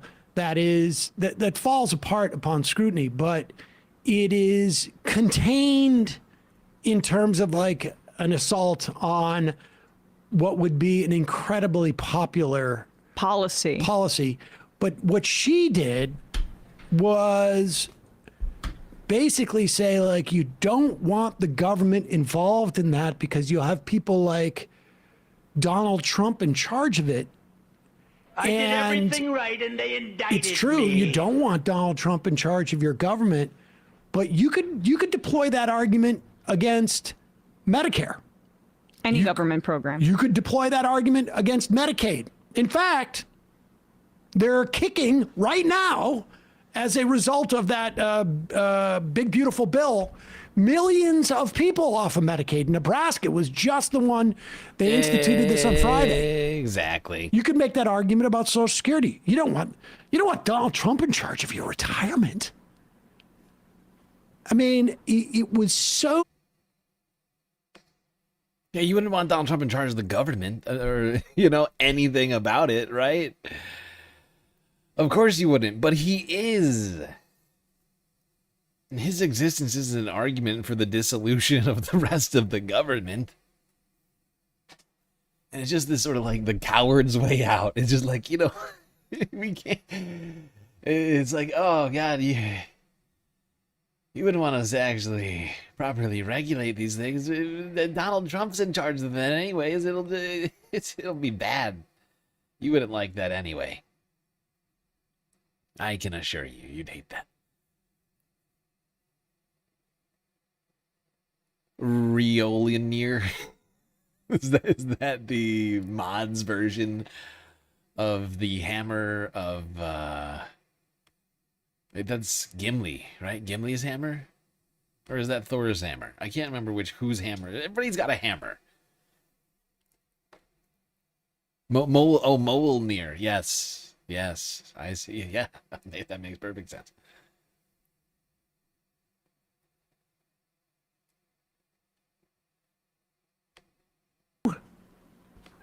Cynical.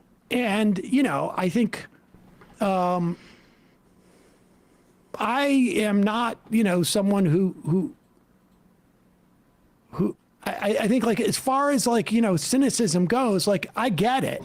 But to take out a bedrock principle of not just progressivism, but I mean, that's the fundamental to the Democratic Party. I don't know what's more fundamental than Social Security and Medicare. It's also why I hate the anti-tax movement stuff that like was really the only misstep that Chris Van Hollen has had, and I know he has an explanation for it. You asked him about it. I wasn't here for that, unfortunately, but even, you know, whatever Katie Porter is doing in that California governor's race, like we should not be attacking taxation as a principle. We should not be attacking government as a principle and its foundational functions. Exactly. It's about directing the argument, right? About who are we taxing and why, right? That's the important conversation. Not just throwing your hands up and saying, Republicans are right. We shouldn't have taxes. Federal government's stupid. We don't need programs. It's like, no, you've missed the point. And it feels a little lazy to me. It's a very frustrating thing because it seems easy. It seems fairly easy to just point out the relevance and importance of government programs and be like, this is why we have taxes. Sam's been doing it for fucking years, dude. I have been watching Sam do that for so many years to so many libertarians who don't want the government to exist. Like, Sam is like OG explaining government programs. People just need to like listen to some Cedar or something like that, because it's kind of their job.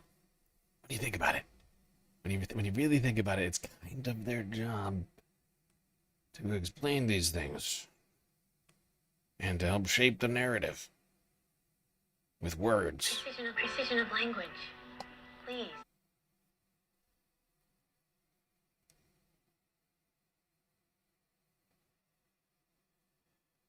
Gimli has an axe. Oh, that's right. That's right. Gimli has an axe. It's Thor's hammer. Yeah, thank you. Thank you for the clarification. Here I am getting all the lore wrong. Awful. Weak. Just terrible. I'm kicked out of the nerdery.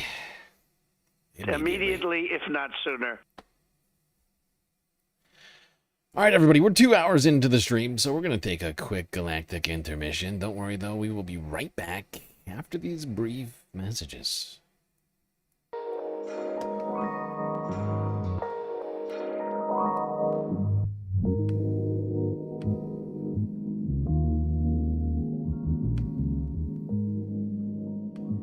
All right, everybody, I hope you've been enjoying the show so far. If you haven't already, hit the follow button on Twitch and the subscribe button on YouTube. Hit that bell icon and the like button while you're at it. Do consider contributing to the Galactic News Network, as we are completely funded by individuals like you. A lot of great ways out there for you to show your support. Twitch, bits, power-up subs, gifted subs, prime subs, Cash App and PayPal. If you prefer your money go directly to funding the stream rather than the bottom line of Amazon.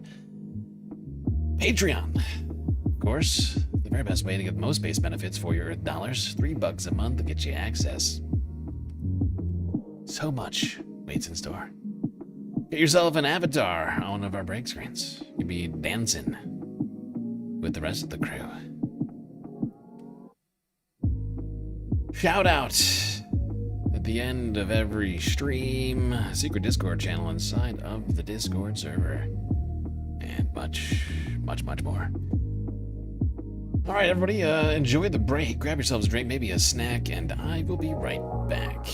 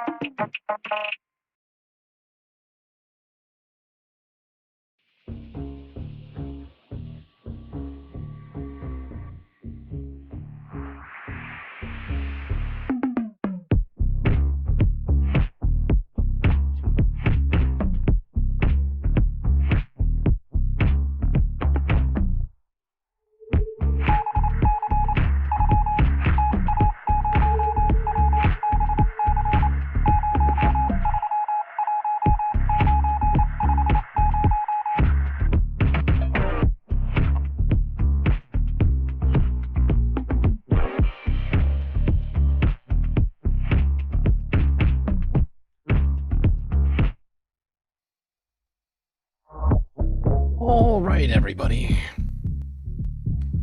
The break is over.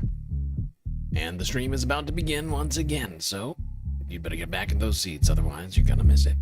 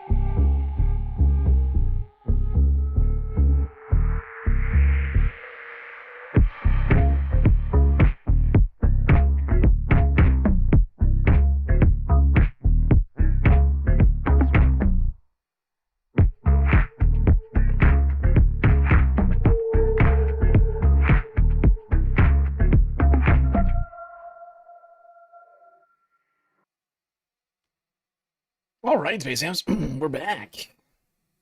We are back.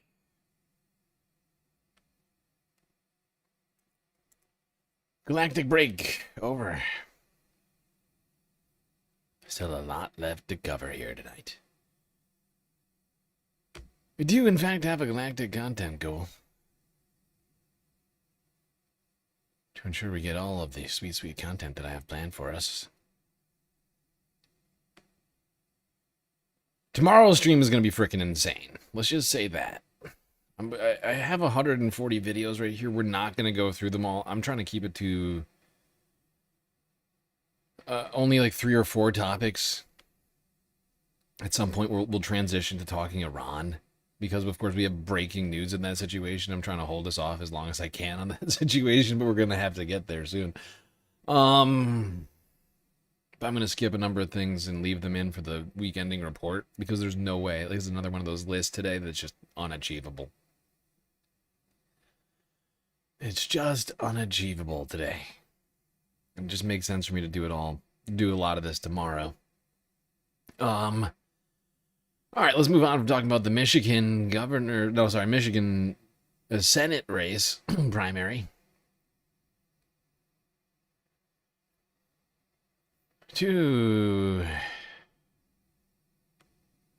Actually, isn't Kathy up? She is up this, isn't she? Hold on. I can't remember. How can I not remember this? I can't.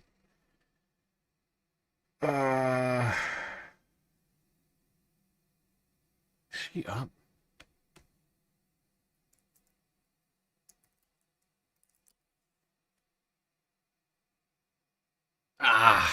Yeah. Yeah. Let's quickly talk about a woman who's up for election this year. I actually have not been looking into the New York races enough, actually, nearly at all, because I've been just sort of focused on the nearest term primaries. But I do know this lady is in... Oh, wait, I take it back. I'm totally skipping over this video. Let's talk about a different race. The 2028 presidential race, real quick. Just a quick tangent here. in Pennsylvania, with Governor Josh Shapiro epically torpedoing his chances. Directly in the penis, because he just fucking... I mean, this is rough. This is rough in the year 2028 to see this. Bob Brooks, firefighters union leader and Democratic Pennsylvania 7th District candidate, says Governor Josh Shapiro asked his union to support a Republican candidate for Pennsylvania treasurer in 2024 after the Democrat candidate questioned his ability to be VP to Kamala Harris. So somebody said, like, I don't really want Josh Shapiro for VP. And he took that so personally, and he's so petty and vindictive that he was like, I'm going to back the Republican in that race. What a fucking scoundrel. What a fucking self-obsessed weasel. Holy shit. Layla says here, fun fact about Josh Shapiro, when he was in high school, he told his classmates that by 2028 he would become president. Since then, he has covered up a murder. That's literal, by the way. Illegal. Look into that. Signed bombs to be dropped on children. There's a video of him signing the bombs, too, that were dropped in Gaza. And sabotaged fellow Democrats, all leading up to a failed presidential bid. So. Mm-hmm.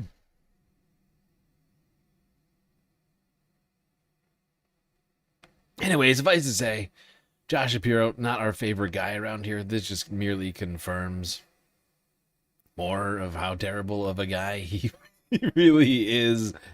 Unfortunately, Joshy is safe this year, not up for a re-election bid. He's got 2 more years.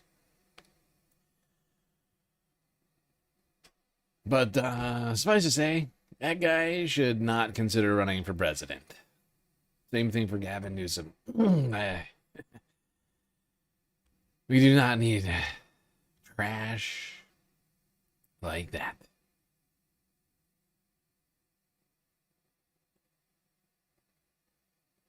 All right, now to New York.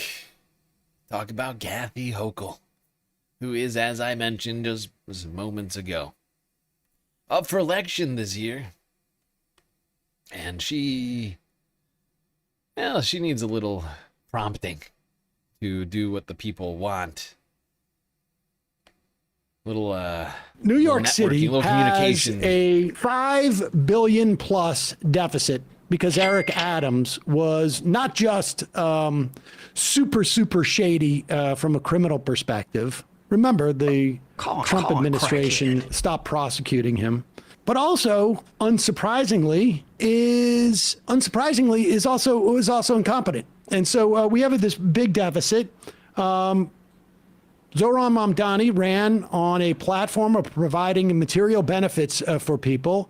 We're going to need to tax the wealthy in this state. And I want to encourage all of you. Is this Kathy Hochul's number? Is it 518? Is this the It's number governor's? 2 her main office, yeah. Her main office at the governor's in Albany? As far as I know, that's what I'm looking at right now, yeah. All right. Well, I want to encourage people. We're going to put up the Chiron with Governor Hochul's number and encourage the governor to get behind raising taxes on the ultra wealthy in this state. We got a lot of people with a lot of money. Now, I know, but there's only so many first sinks that you can have in your house. And so we need to get this going. 518-474. I guess I can be public with this number. It's a public number. It's above your head right now, so Yeah. on the screen. Oh, there we go. All right, I'm going to just... Hello. You've reached the office of Governor Kathy Hochul. Our normal business hours are 9 a.m. to 5 p.m., Monday through Friday. To contact the governor directly, you may send a fax to 518-474-1513 or send mail to the Honorable Kathy Hochul, New York State Executive Chamber, State Capitol, Albany, New York, 12224. You may also contact her through her website at www.governor.ny.gov. To best address your call, please choose from the following options. To leave a message sharing your ideas and opinions to help shape New York's future, please press 1. To speak to an agent, please press 2. To repeat these options, please press 3. I think I want to speak to an agent.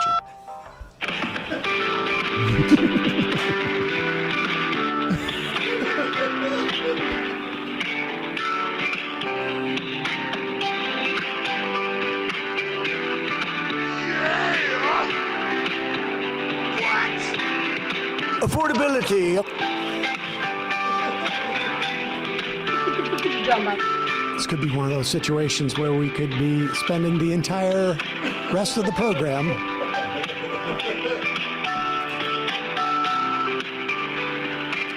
Even my phone just said, do you want to put this call on hold? Oh, we'll give it another minute or two, and then I'll call back and leave a message. You press 1.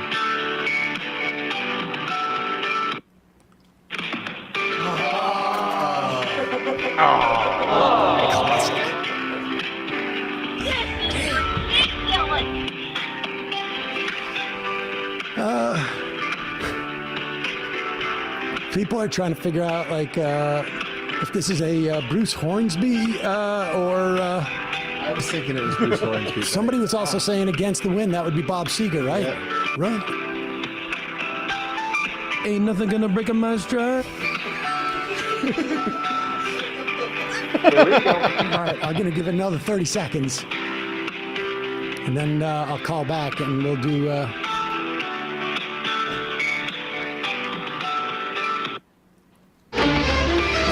Jeez. Wouldn't it be nice to be the type of person that enjoys this kind of music? That would be great. Yeah, except for the show part. I feel like it's doing a disservice to the audience at one point.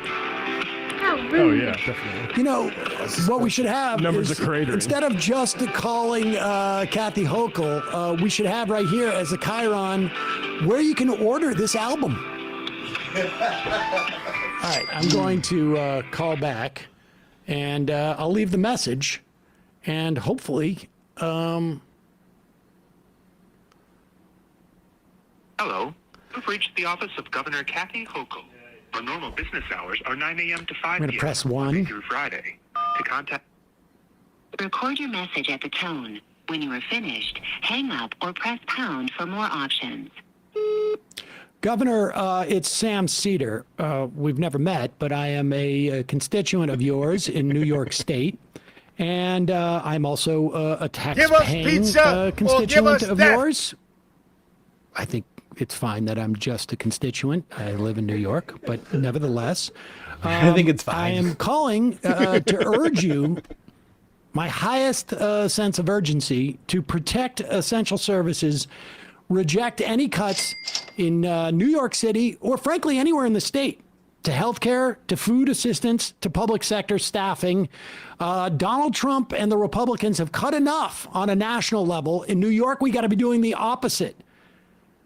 And instead, what you should be doing is raising taxes on people who have obscene amounts of wealth. The wealth inequality we're experiencing in this country are levels that we haven't seen in 100 years. And large corporations, the ultra wealthy, they can afford to help the rest of us get better services. Cuts would drain our children's schools, mean people losing health care and food security, while the Epstein class is getting major tax breaks from Republicans nationally. You got to pick a side, and you should be on the side of average New Yorkers. The legislature and the majority of... Well, there you go. You can call Kathy too. 518-474-8390. That's 518-474-390.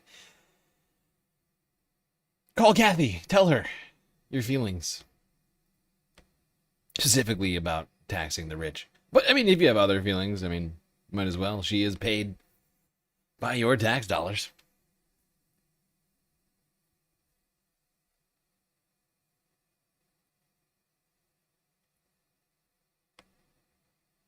Boy, oh boy, rich people are mad that New York wants to tax them to pay for programs, social services, things like that.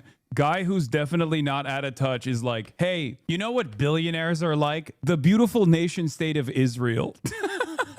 You know, two concepts that are broadly popular in all of the circles that I frequent. Well, I don't understand. Yeah, here's the thing, okay?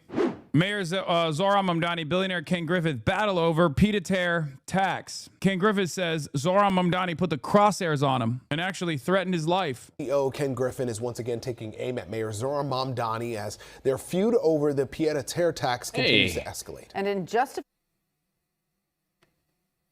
Who bought the Arizonas? Somebody did. Oh, Perf.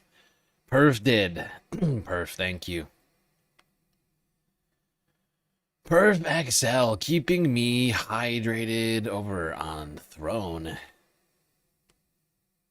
Snacks and drinks now. That's beautiful. Yes. Hydration. You know, I'm going to count those two. Trying to think. I mean, to some degree, that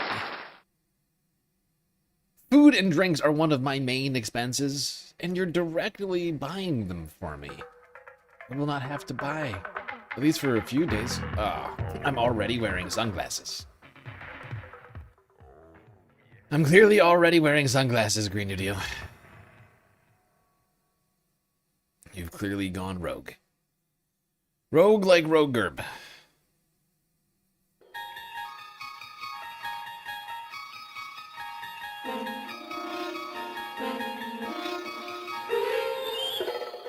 This is ridiculous!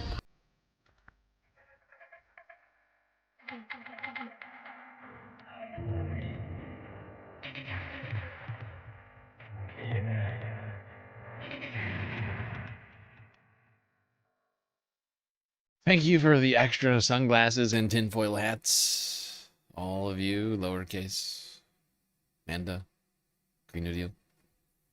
Spending your galactic credits just haphazardly as if they're growing on trees or something. As if you don't slave away watching the stream. That's actually pretty exciting. I'll be able to go a few days without having to buy snacks or drinks. Incredibly helpful. It is a fun. It is. I do like. Throne is growing on me. The more and more that we use it, the more and more that I think it's a great frickin' platform.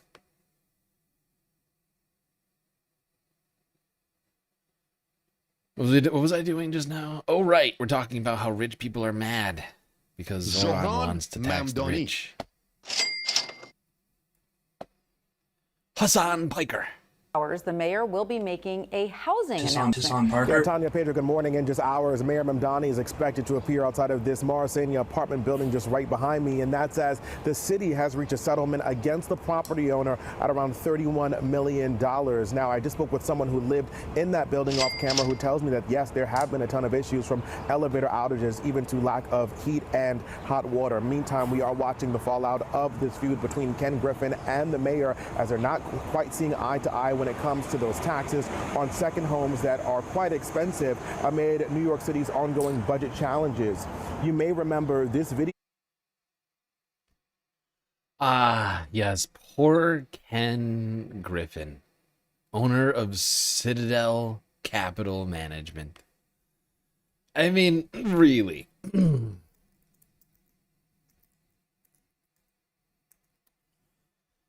Like, let's take a little dive into Ken's business.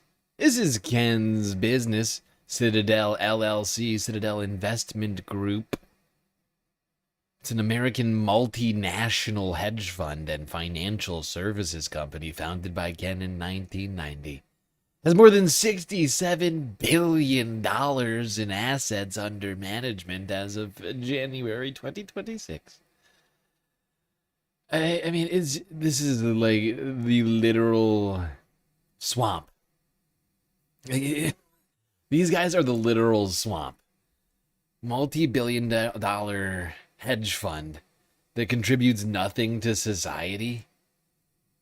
And it cries when the people wanted to pay taxes. Pay taxes? Why you want us to do that? We only have $67 billion. However, will we pay more taxes on our ill-gotten gains? However, will we afford paying taxes on the money that we probably don't deserve? That we won by just moving money around on a computer over and over again. And really produce nothing. Posted value, weeks right? ago from the mayor outside the home of hedge fund CEO owner Ken Griffin, saying he should pay more taxes on his $238 million penthouse. Bro, this gives the game away. For an unbelievably wealthy person like Ken Griffin, like the demand that they pay a little bit more in taxes on their 11th property is akin to a death sentence. Like he literally is just like, what? This is the scariest thing that anyone has ever suggested. For the bosses, a fate worse than death is the fate that many of you experience on a daily basis. It is to be reduced to a worker. That's what it is. They treat it like you're getting thrown in prison, like they put the handcuffs on you, like you're going to the gallows or something. Oh my God, you are going to tax my 11th property? My penthouse is $238 million? That's basically like demanding the gallows. His chief operating officer had questioned whether a planned Midtown construction project would move forward following the attack on Griffin. The project, the redevelopment of 350 Park Avenue, that would create 6,000 construction jobs and more than 15,000 permanent jobs. At a conference in California, Griffin said he would probably go through with the project, but the mayor's video left him to expand his base in Miami, calling it an immediate. Oh, he'd still go through with the project, but he's not gonna leave the city? Oh, weird. He'll just have to pay a little more in taxes. So little, it will change his lifestyle. Literally none at all.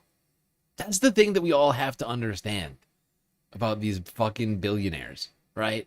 They are so wealthy that a few $1,000,000, 15, 20, 30, 50 million dollars to them is completely meaningless.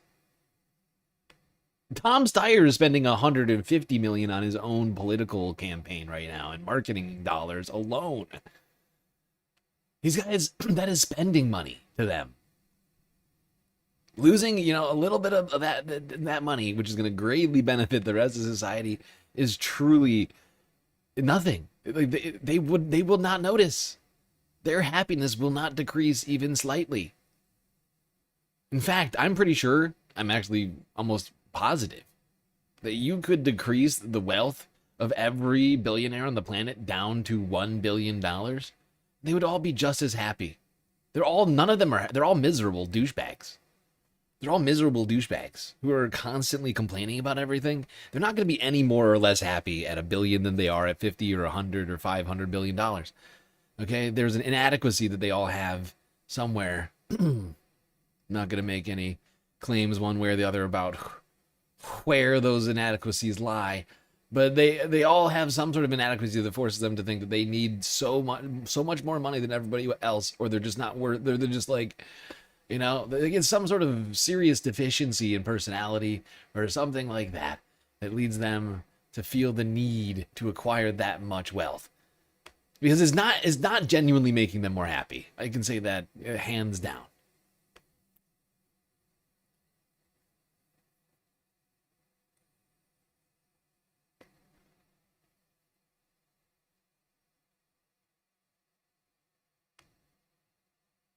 All right, now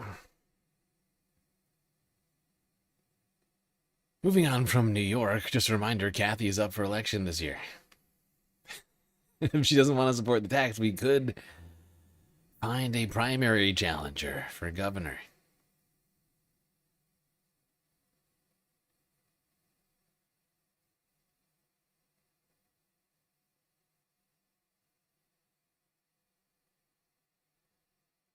All right, now let's talk about the man who's running for Senate in Maine, Graham Plattner.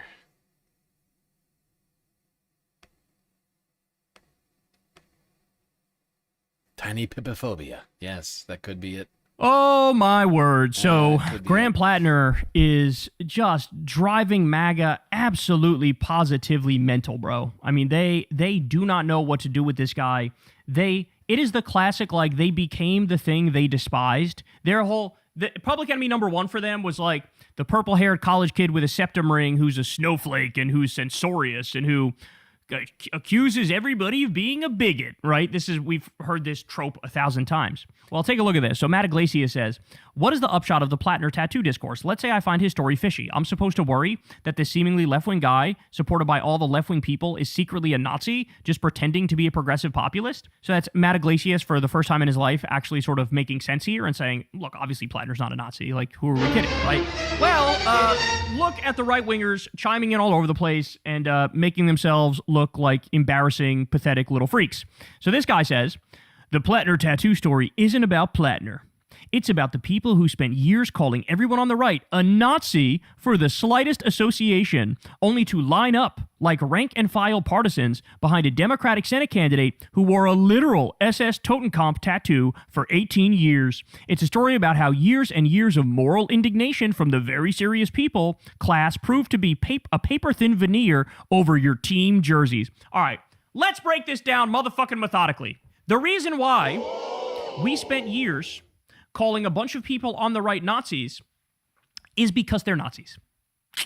I don't know if you noticed, one of the biggest right-wing commentators these days is a guy by the name of Nick Fuentes. He has followers called Groypers. According to a number of different sources, virtually all of the young staffers on Capitol Hill that work for Republicans are Groypers, which means they're Nazis. At the very least, they are white nationalists, okay? We call them that because they are that.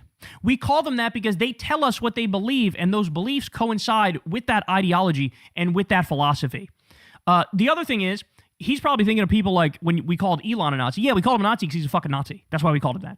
Because he was fucking zig-heiling and goose-stepping all over the place, and seemingly every other day, he goes on a retweet spree where he purposefully finds the most inflammatory white supremacists on his platform and bolsters them and boosts them. And, and then you scroll through these people's feeds and they do like, apologetics for Hitler, and they basically are openly pushing this white victimhood narrative. So again, I reiterate, the reason why we call those people Nazis is because they are Nazis, or at the very least, they are Nazi sympathetic and they are white nationalists. Okay. Yeah. And I think, honestly, Kyle goes down the list on all of the things that Republicans have done that are Nazi-like. I think that that's actually sort of... And now it could be entirely possible that Kyle has forgotten this particular clip. I think this one clip embodies the very hypocrisy of it all most. This is I present why the to you criticism doesn't matter Fox to us. 5 host Greg Gutfeld. Nazi this, Nazi that. I'm beginning to think they don't like us. You know what? I've said this before. We need to learn from the blacks. The way they were able to remove the power from the N-word by using it. So from now on, it's, what up, my Nazi? Hey, what up, my Nazi? Oh, hey, what's hanging, my Nazi? Nazi, please. Thank God you did a hard eye there. What is... Yeah, like this is Exhibit A, okay? The Republicans want to jump on Twitter and talk about, Democrats, they're secret Nazis. You guys are outright Nazis, okay? Like straight up, one of the biggest hosts in the right-wing media sphere, Greg Gutfeld, said, you know what? We need to reclaim the word Nazi. Reclaim it. Which is an interesting use of the English language, if you ask me.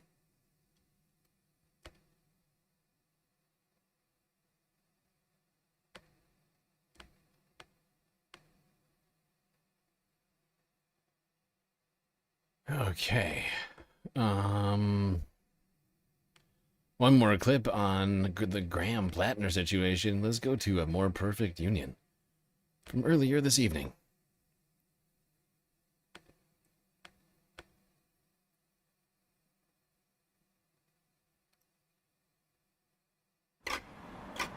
In the state of Maine, if you go around and you ask any regular working class American, do you think you live in a political and economic system that has your best interests at heart?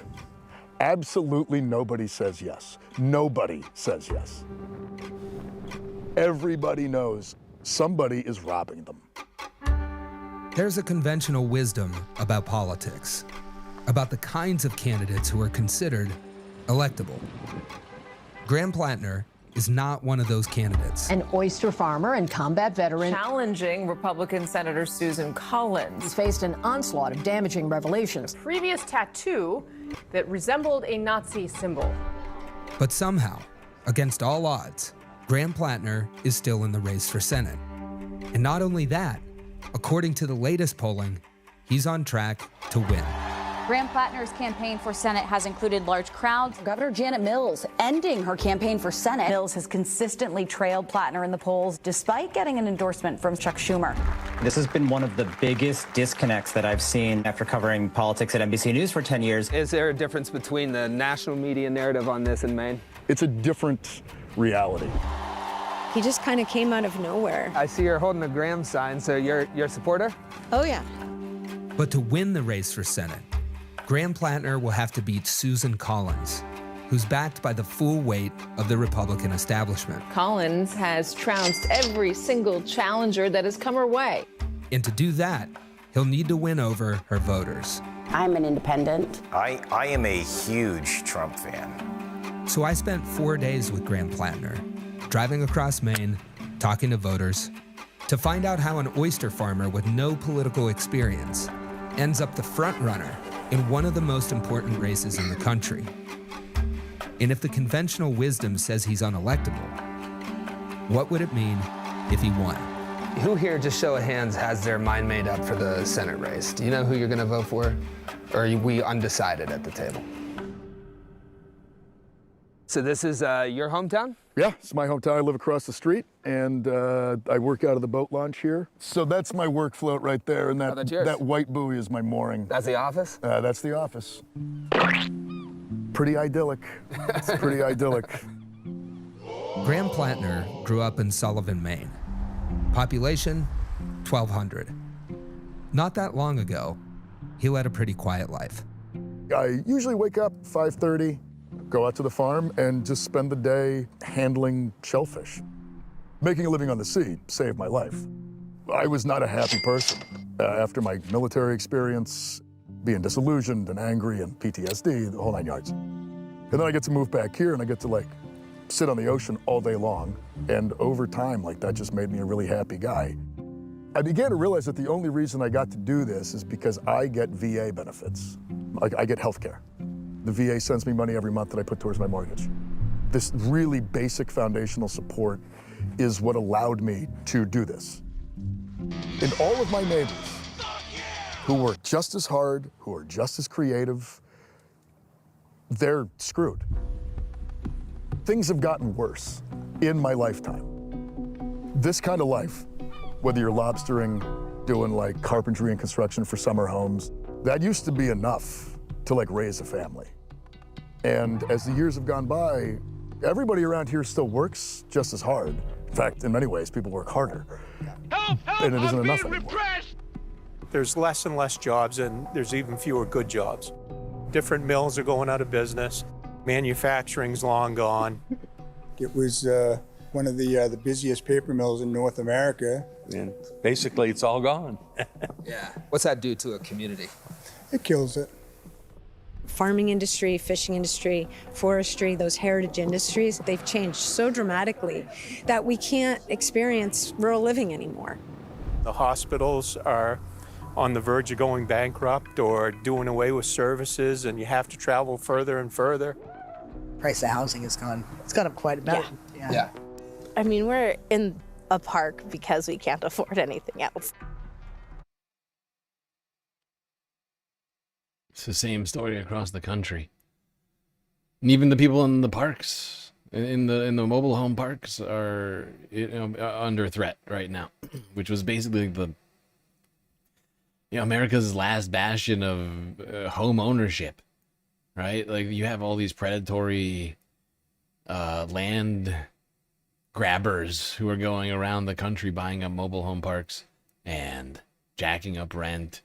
Jacking up, what are they called? Lot fees or something like that. I forget the exact terminology it's used, but basically making it impossible for people to pay for their lot rent, Because the fact is unfortunately, most mobile home owners don't actually own the land underneath because they're supposedly mobile, but nobody actually ever fucking moves these things because they're not really mobile. Like moving one of these things is an incredible expense.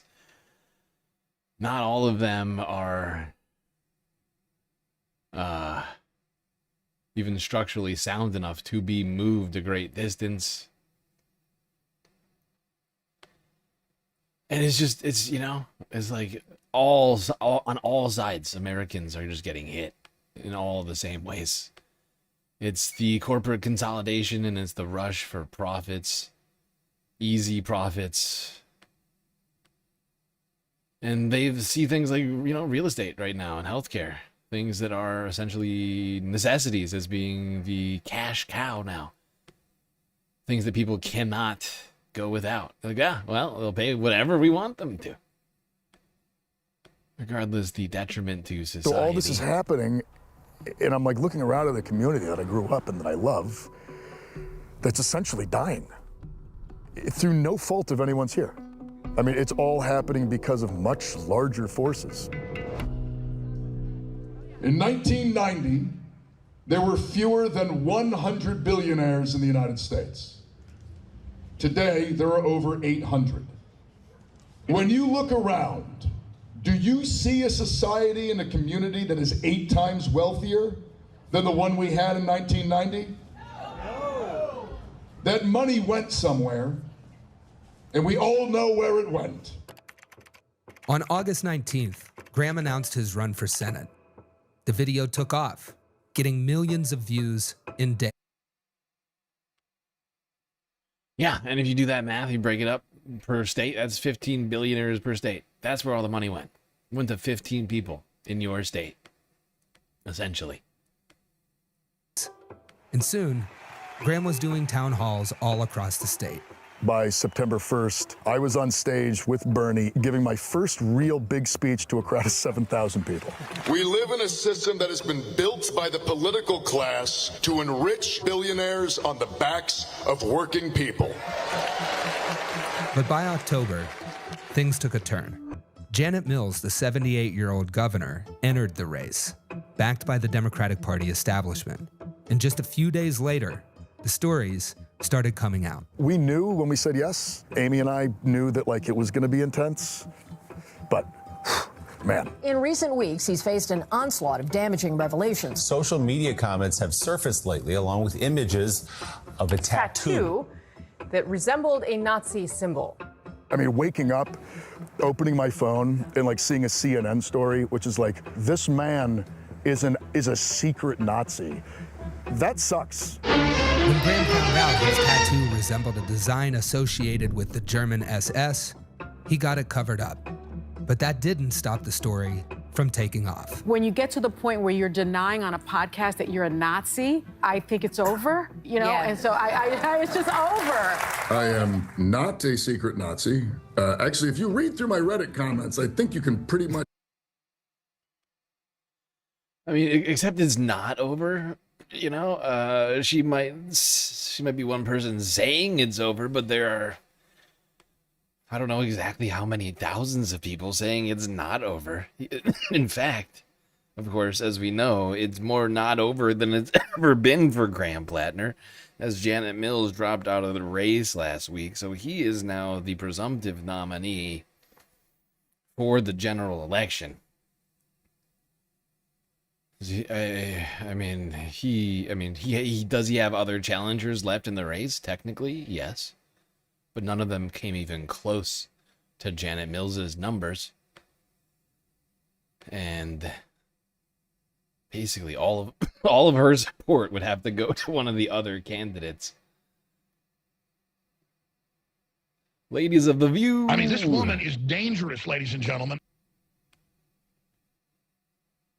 Ladies of the View. I can't remember who said that. I can't remember who said that. I just know the sound shot in my head. Was that Tom Tillis? Who said that?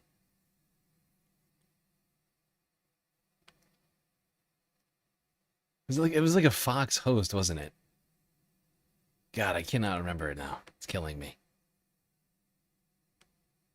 Figure out where I stand on Nazism.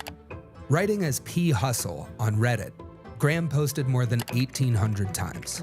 His comments don't paint a picture of a neo-Nazi, but some are hard to ignore. Including one Reddit post where he seemed to make light of sexual assault. For those of you who have read these things and seen someone that you don't recognize, I am deeply sorry. I see someone that I don't recognize either. I have absolutely no problem talking about my life. And I'm fully okay with explaining that who I am today is not the person I've always been. I think most people fundamentally understand that because I think a lot of us have probably changed at some point over our lives. After my 4th deployment, after I got out of the Army, I felt very isolated and alone in the real world. I went looking for some sense of like connection or community. So I, posted on Reddit. And as personally unpleasant as it is to explain dumb things I said on the internet 14 years ago, I almost feel lucky that I get to display very publicly evidence that, yeah, people can change. You can be an angry young dude with stupid opinions on the internet, but if you get involved in your community, if you build relationships, if you go to therapy, this is entirely possible. You see the ads, you hear the little snippets, but to spend, we just spent an hour and a half with him, and it changes the perspective. After the controversy, many were quick to declare the campaign dead in the water. But on the ground in Maine, immediately it was a completely different story. I see you're holding a Graham sign, so you're a supporter? Oh, yeah. He's a breath of fresh air. I really want him to be elected. In poll after poll, Graham wasn't just beating Janet Mills among Democratic primary voters. It wasn't even close. I have woken up a lot to what the old guard stands for, and I need something new.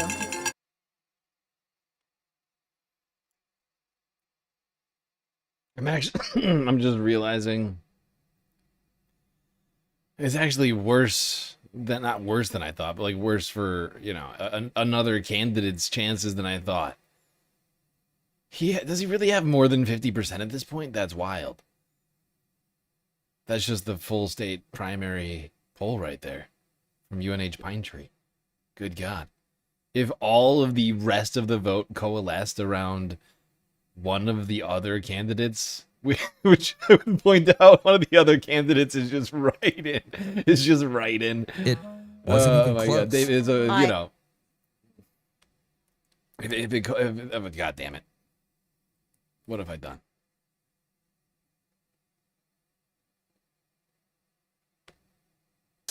It's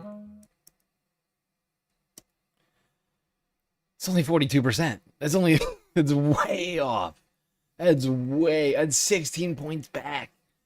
Even if all the people who couldn't decide, and all the people who were supporting Janet Mills, and the others, right in Jordan Wood and David Costello, were all to coalesce around one candidate, that would still be 16 points shy of taking it. It is so done here for the Democratic primary. The fact is, something utterly crazy would have to happen for this to fall apart for Graham between now and the general. I mean, and the primary, right? Because the primary is when is it? When is the main primary? 9th. It's literally 1 month from today, June 9th. I have woken up a lot to what the old guard stands for, and I need something new. I'm tired of these old folks. We need young people in here that are truly impacted by what's going to go on, what's going to happen to their children. People want to hear about the future.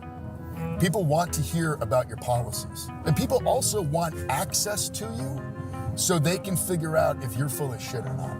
He doesn't sound like he focus grouped everything that comes out of his mouth. We have a lot of folks who are politicians who actually don't spend much time around regular Americans. I think that's because if they did, a lot of regular Americans would sniff out that they're charlatans.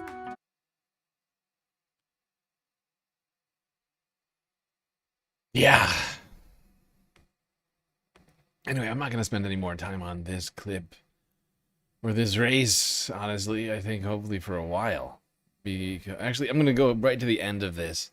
But after this, I'm going to try and avoid talking about this. Because the fact is we've talked about this time and time again. And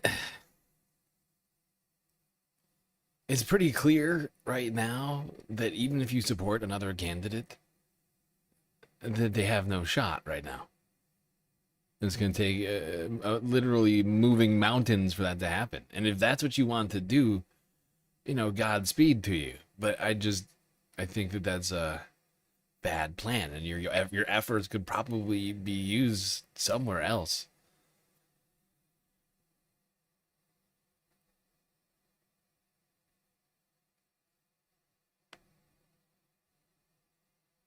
And really the question is who's better, this guy or Susan Collins?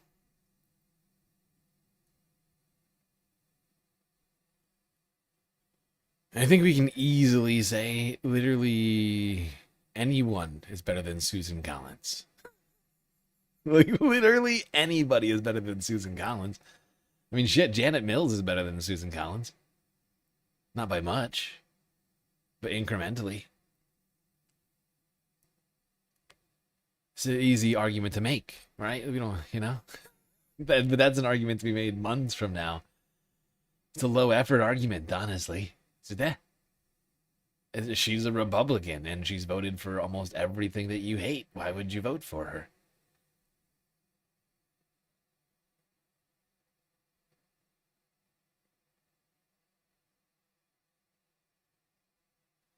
You've lived on an island that had military, right? In that video, the Kyle clip that we just watched before this one, Kyle went into his own situation because he has a Metallica tattoo that he didn't know was a Metallica tattoo. Right? People get dumb tattoos randomly in their lives. Sometimes they don't research ahead of time.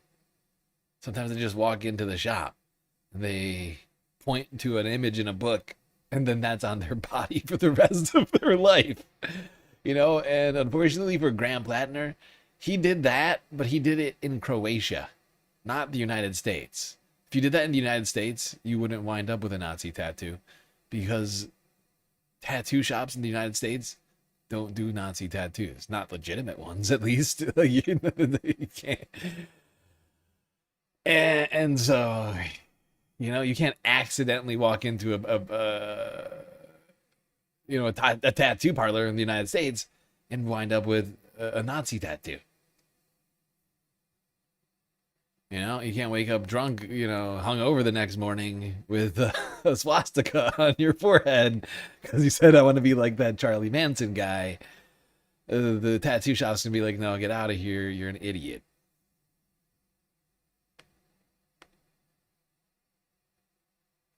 Croatia, on the other hand, that's a different, very, very, very different situation. On military duty. They're probably just thinking, what's your average military grunt get? I'll give him that. Or he pointed to something in a book that he thought looked cool. Oh, skull. Yeah, do it. Not knowing it was a Totenkopf. Is it stupid? Yeah, it's a real stupid thing. But once again, we've talked about everything else surrounding Graham. None of it just adds up for me, right? None of it adds up.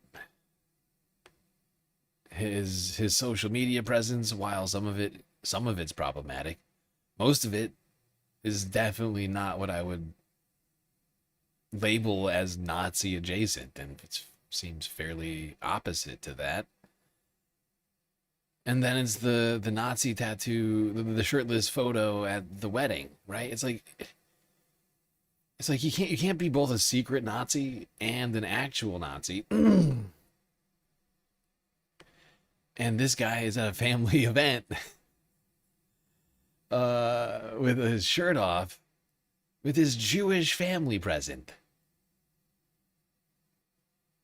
So he's got to be, so if he knows that that's what that tattoo is, he has to be an outright Nazi who does not care. He doesn't even care if his Jewish family knows that he's got it on his chest. I'll run around here Heil Hitler in all over this bitch right here. I mean, that's basically the attitude of this man that you're trying to say, but then where are the posts? That's the question that keeps coming back to me. He's like, yeah, there's a few problematic ones, but they're like, it's not 8chan Groiper level shit. Not even close, right? Most of it is fairly, I guess what most people would call based. Some of it's bad, for sure. But it's not Nazi bad. It's different. It's a different kind of bad. It's not, it's not BitChute, like, Waffen FM, like clan posting, like it's not like Pepe the Frog's all over the fucking place. Like it's a different kind of Reddit activity, I would call it. I don't know the word, but it just doesn't line up. That's the problem for me. Like, if you're such an out and out Nazi that you're willing to roam through a wedding full with Jewish people with your Nazi tattoo proudly displayed, why aren't you posting more of that online? Like, why? And also, that's not good. Bad job being secret. Like, that's the other thing. You can't be secret and also do that. So bad job being secret. And also, why aren't you being less secret in other places? Because you seem super fine with it here, if in fact you know what that tattoo means. But it leads me to believe he's just a dumb former jughead who didn't know what the tattoo was. Found out after the fact.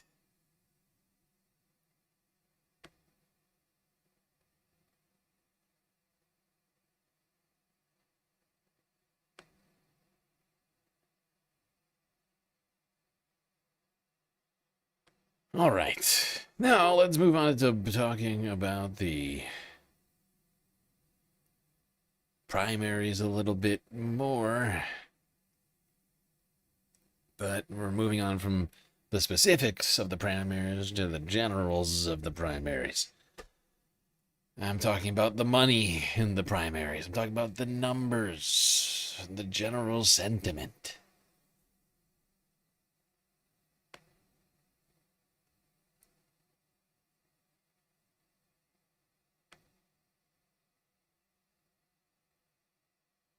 Where is Lance? I don't know. Yeah, I just realized that I wasn't thinking about it, but he wasn't streaming today. Neither was Mike, or not Mike, David. Right? Were they both off today? People just taking spring break, apparently. You would assume.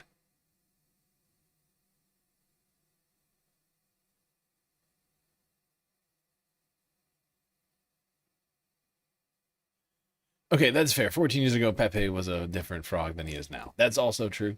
That's also true. The evolution of the frog.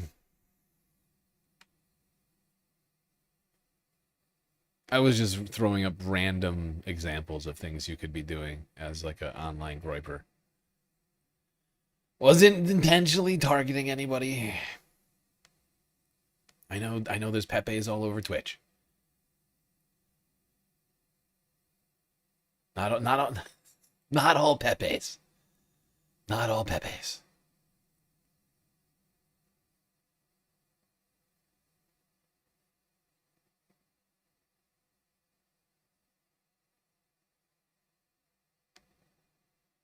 All right, let's go here. It's on Piker. Let's talk about this Obama interview. Everybody seems to be. Barack Obama had a conversation discussing. with Stephen Colbert on The Late Show. There's a debate on what the direction of the Democratic Party should be. I'm going to be honest with you. I know Obama, for a fact, hates this line of questioning because he considers this to be disparaging of his career, disparaging of his legacy. Basically, it's liberals versus the left, to be very reductive about it. As my children say to me, Dad, you're a liberal. We're leftists. Because they're like, liberals are people. Stephen Colbert's son might be a Hasanabi head, it seems. Okay, interesting. Didn't know that. Who think things should be communist. the same. You know what I mean? And the next generation really wants things to change. So you have I wonder great how he'll leaders. respond. You have people like Abigail Spanberger and Mikey Sherrill, very centrist. But then you have further left, like AOC or Zoran Mamdani.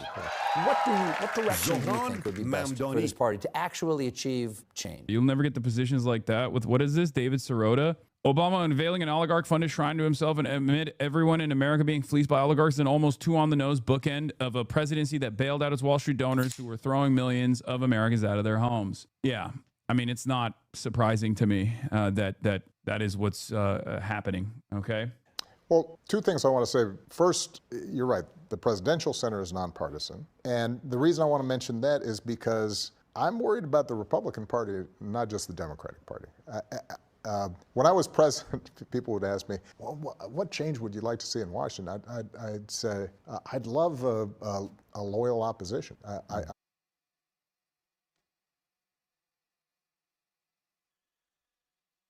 Obama still is waiting for the fever to break, dude. It's fucking insane. When did he first say this? Yeah. This was in 2012, dude. This was in 2012. Or actually, wait, was it before that? Wait, hold on. He actually technically said it before this, but this is the one everybody remembers. This is the one everybody remembers. This was in June 1st, 2012, Politico article. Obama, Republican fever will break after the election. Dude is still talking like this 15 years later. 15 years later, Obama's, the fever is going to break any minute. I promise. If we just have a strong, loyal Republican Party, the fever will break. I promise. Change is possible. If we believe in the Republicans, they will change. The fever, it's only a mild fever. This is insane. We're moving past this. That's the tone of the entire thing. It's like, oh yeah, no, what, leftist, liberal, what? No, that's not the discussion. We need to talk about, we need a strong Republican Party. What you talking about?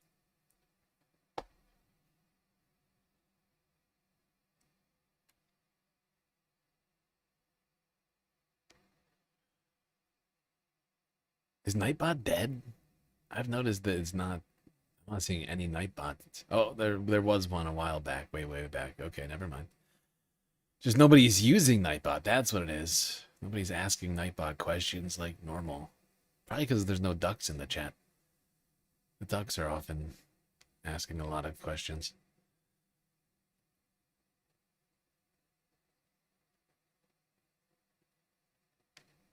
I don't know how he could possibly be still talking like this. Like there is like some Republican anomaly. Like this isn't the Republican Party. The Republican Party that I know and love, it's very sick. It needs medicine to get better. No, we need them to continue to get more and more sick and eat themselves and fracture and become completely irrelevant, Obama. Why do you want a loyal opposition party? What does that even mean? What's a loyal opposition party? Loyal to whom?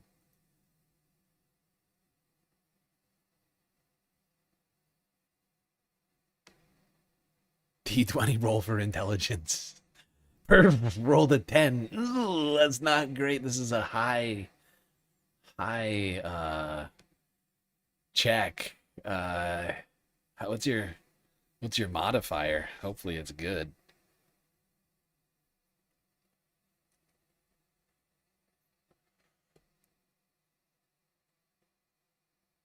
Yeah, and I can't tell you what the number is. That'd be cheating. So you're just gonna have to tell me what the number on your stat sheet is.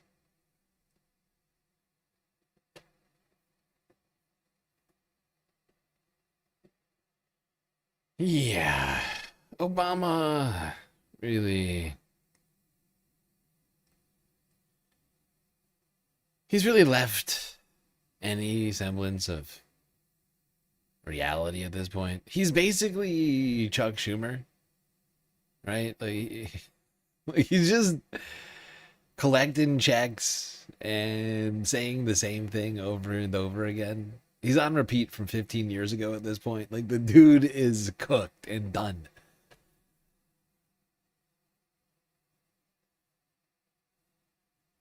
No modifiers? You're 2 beers in? 2 beers in, I think that's going to give you 1 point of exhaustion, I'm afraid.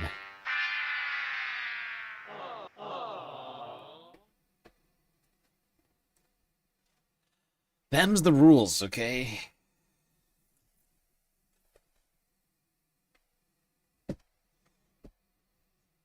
Sure, I might make them, but I also have to keep them. You know, if I make the rules and I don't keep them, it's just anarchy. Can't have that.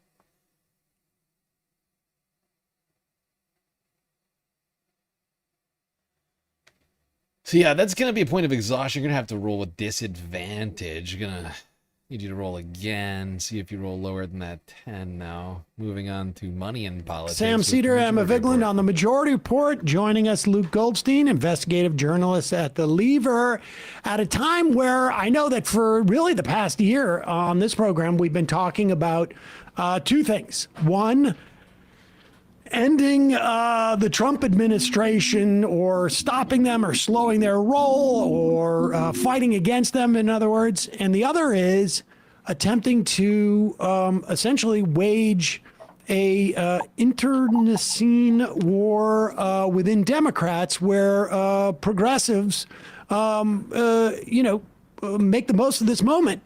And Luke has written a piece about a big money machine, essentially, that is sort of funding the other side of that fight. Luke, welcome to the program.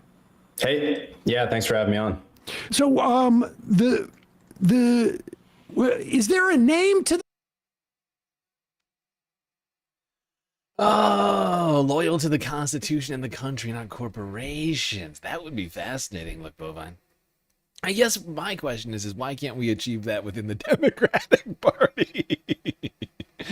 I mean, that's my main question. Why is Obama, the former Democratic president, talking about a loyal Republican Party when we need Democrats to do some of that stuff too?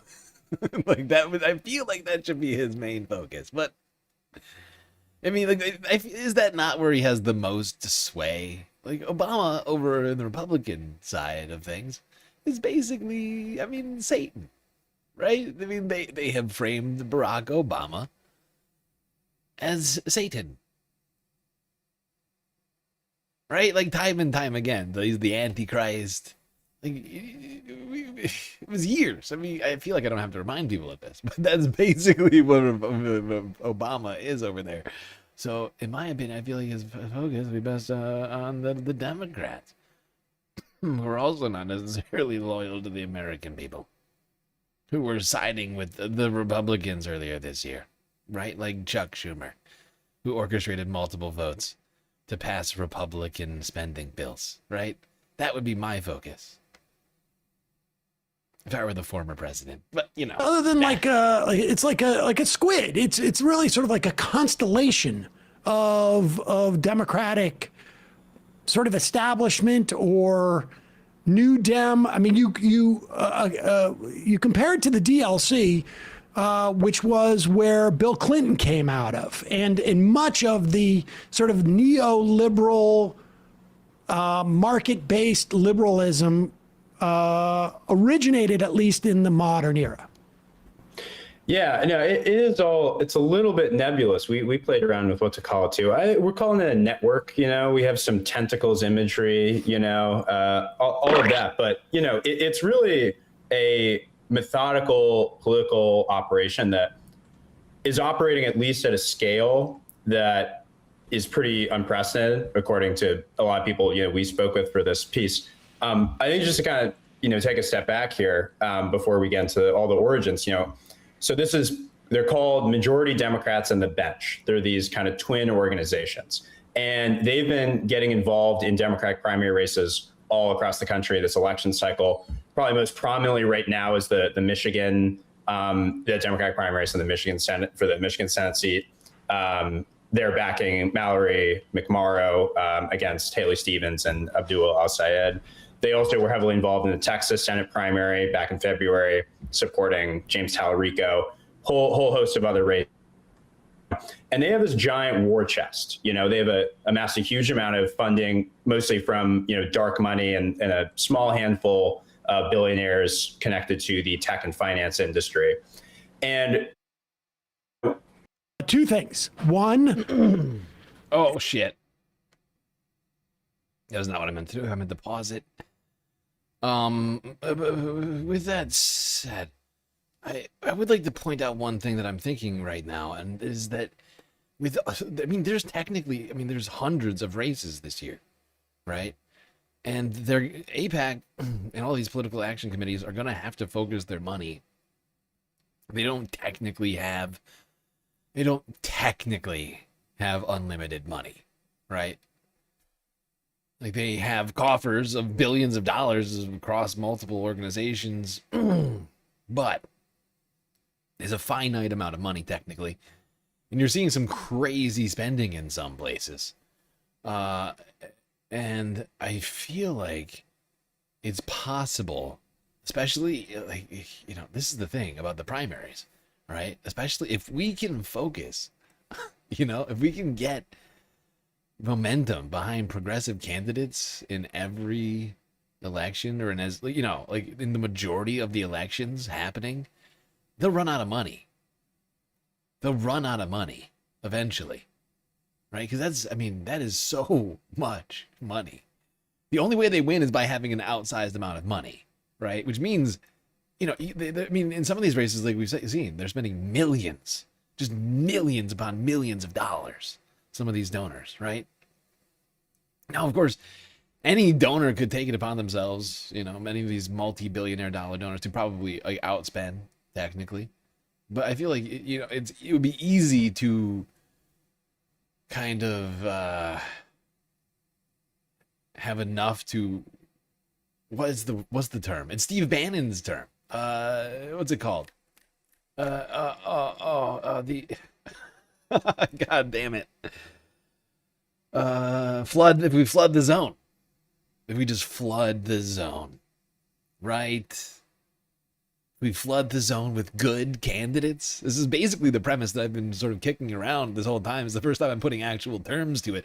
But if we flood the zone in the same way they're flooding the zone with news and other sorts of crazy headlines and things right now, if we flood the zone of the primaries with great candidates, it will make it much harder for them to defeat those great candidates, because they'll have so many things to focus on, right? They'll have so much money they will have to expend.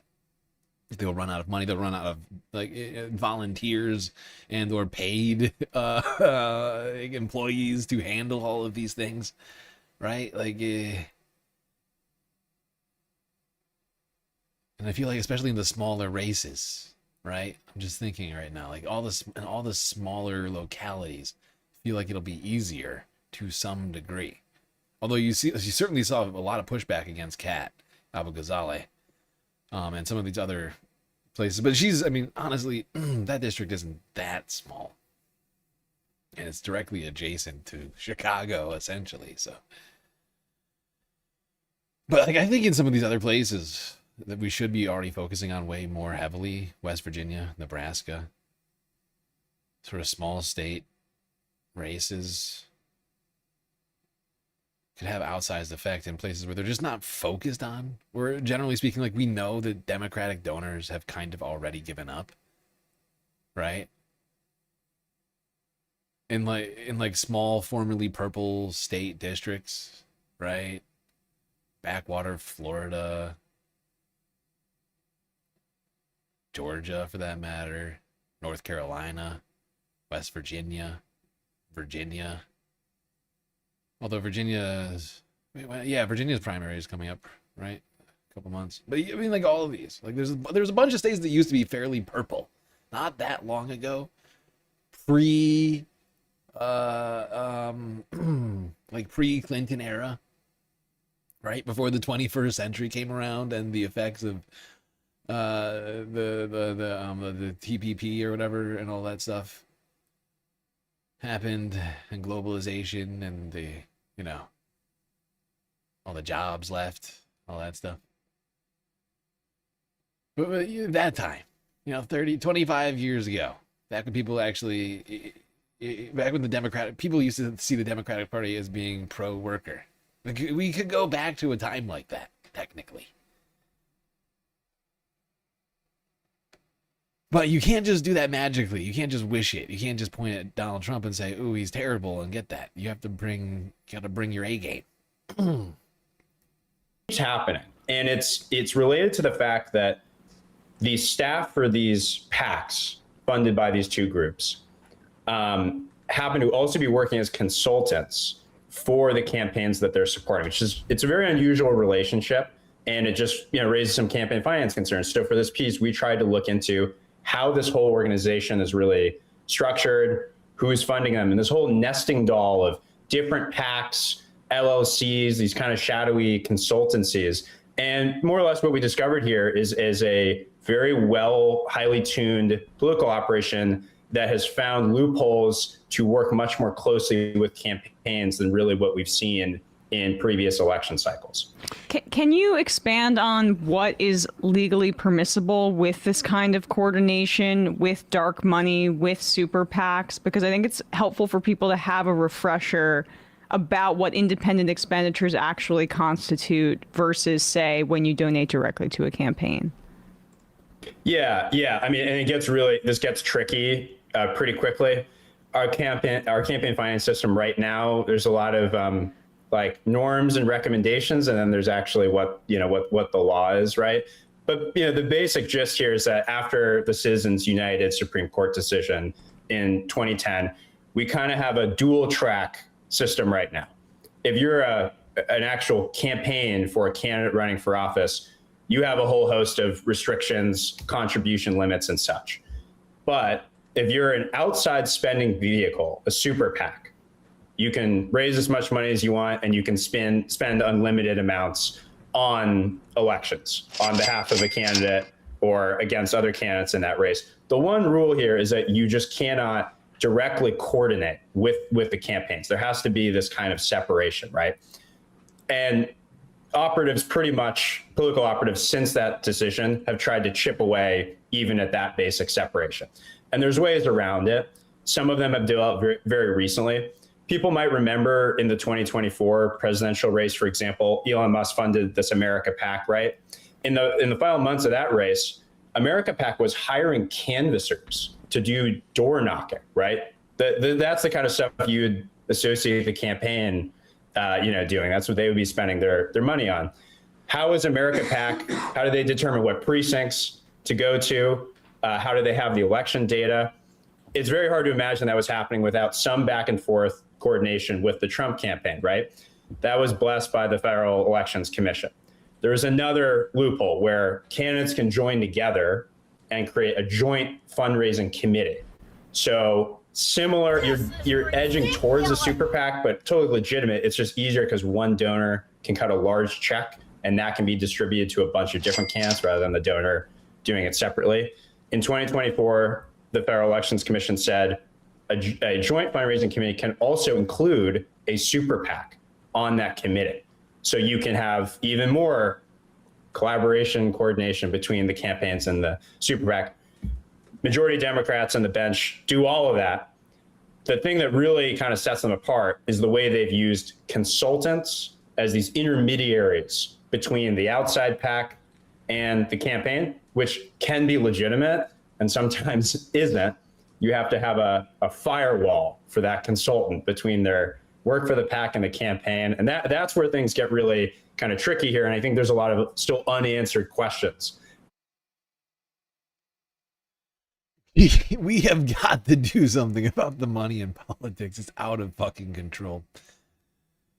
Too many laws have been created to allow all of this money to make its way into our fucking elections and poison the democracy. It is just it's a fucking travesty. Just a fucking travesty of justice. You know what? I think I want to do this in a slightly different order. Hold on.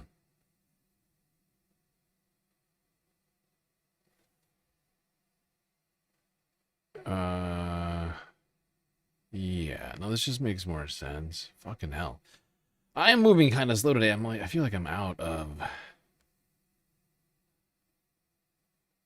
practice somehow because it's been a whole day since I did an actual stream. Yeah, I think this makes sense before we go to that. Actually, no, that's why I was doing this. Oh, fuck. That's right. That's right. I remember now. Sense, actually. I was smart. I was smart for thinking this originally. This was a good plan. I just ruined. How did I do this? Don't do this. No, this is the okay, there we go. Fixed it. Okay. Anyway, as we know, we need to get corporate money out of politics, including Democratic primaries. Just across the board, right? Just across the board. We need to get corporate money out of politics. And unfortunately, there's an entire system and political class that continue to hold that up and prevent change because it benefits them, or they perceive it as benefiting them. And it's just got to stop.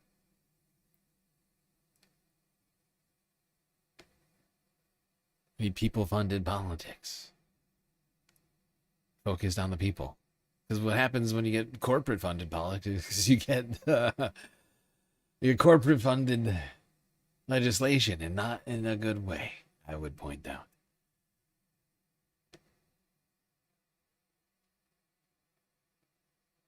Now, we're going to start moving on to talking about what Republicans are up to. On a number of different fronts.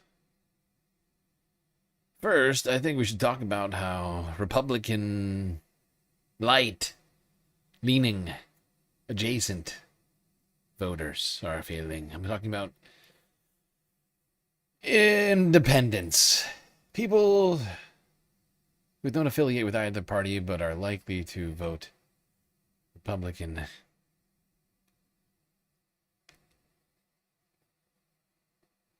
The numbers for independents on Donald Trump are plummeting at record speed, now hitting, I think, historic levels.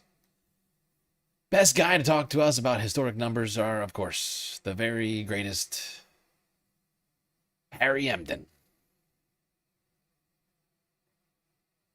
This is one of the biggest changes I have ever seen. I was so concerned I somehow mistyped something. That's how bad this number is. Today, we are going to count down the top 6 ways in which Trump is losing the key core group of independents, because independent voters are who elect our presidents of the United States. And we can see that Donald John Trump is in a whole heck of a lot of trouble with independents, because take a look here. Independent support for Trump. Back during the 2024 election, look at this.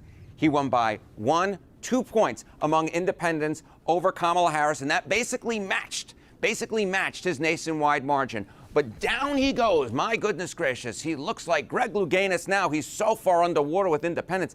And the average poll, looks like he's Greg Louganis. 43 points underwater with independents. That is a movement, my dear friends, of 45 points in the wrong direction with independent voters. And it's not just that Trump has lost so much ground with independent voters. Why don't we take a look and put this into some historical perspective? Because these numbers are even more frightening for the President of the United States. Why don't we just look at this? The worst net approval ratings with independents at this point in term 2 of a presidency. Guess who has the worst net approval rating?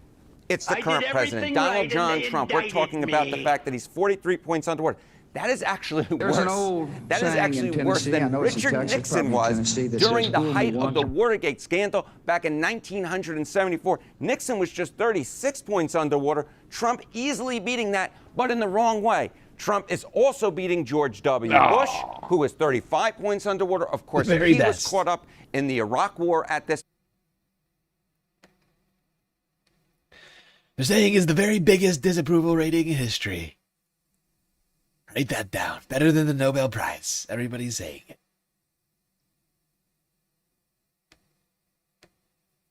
The White House, but you can just see it here. This is one of the biggest changes I have ever seen. My eyes literally, they're popping out. I don't know if they're popping out, if it's coming across to you on the other side of the screen, but they are literally popping out because you rarely see changes like this. Look at this, independence on Trump and inflation.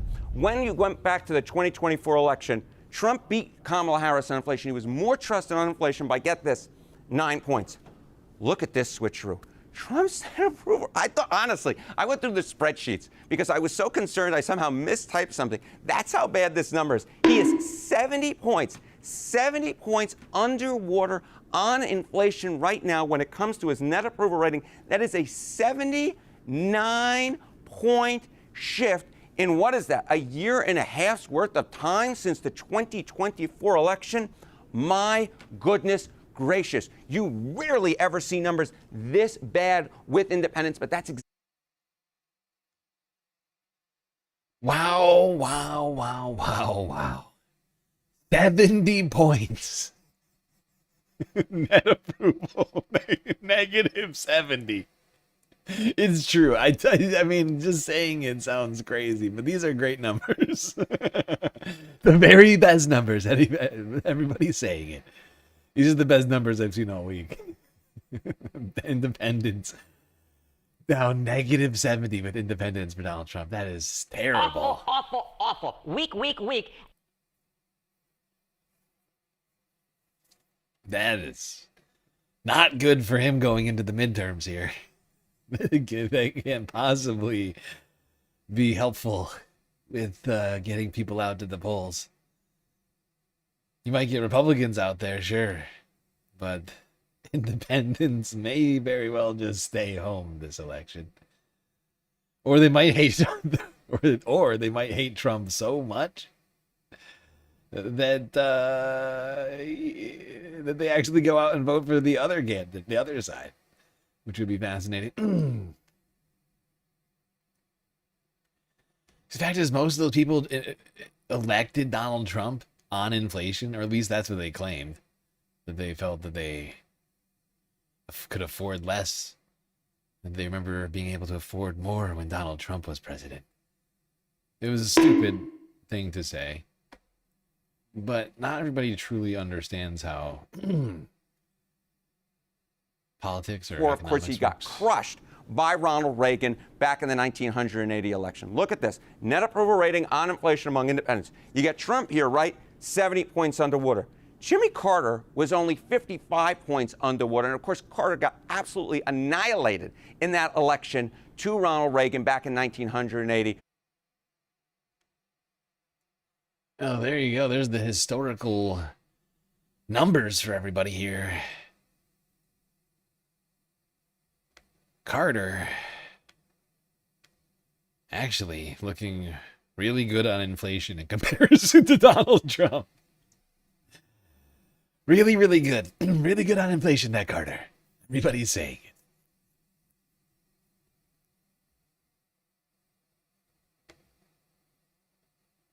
it. I must admit, Jimmy Carter had, at least at the time, historically bad numbers on inflation, or near it, at least, in the modern era. Trump now making those numbers look like jump change. 55? I could do much better than that. Try 70. It's almost 100.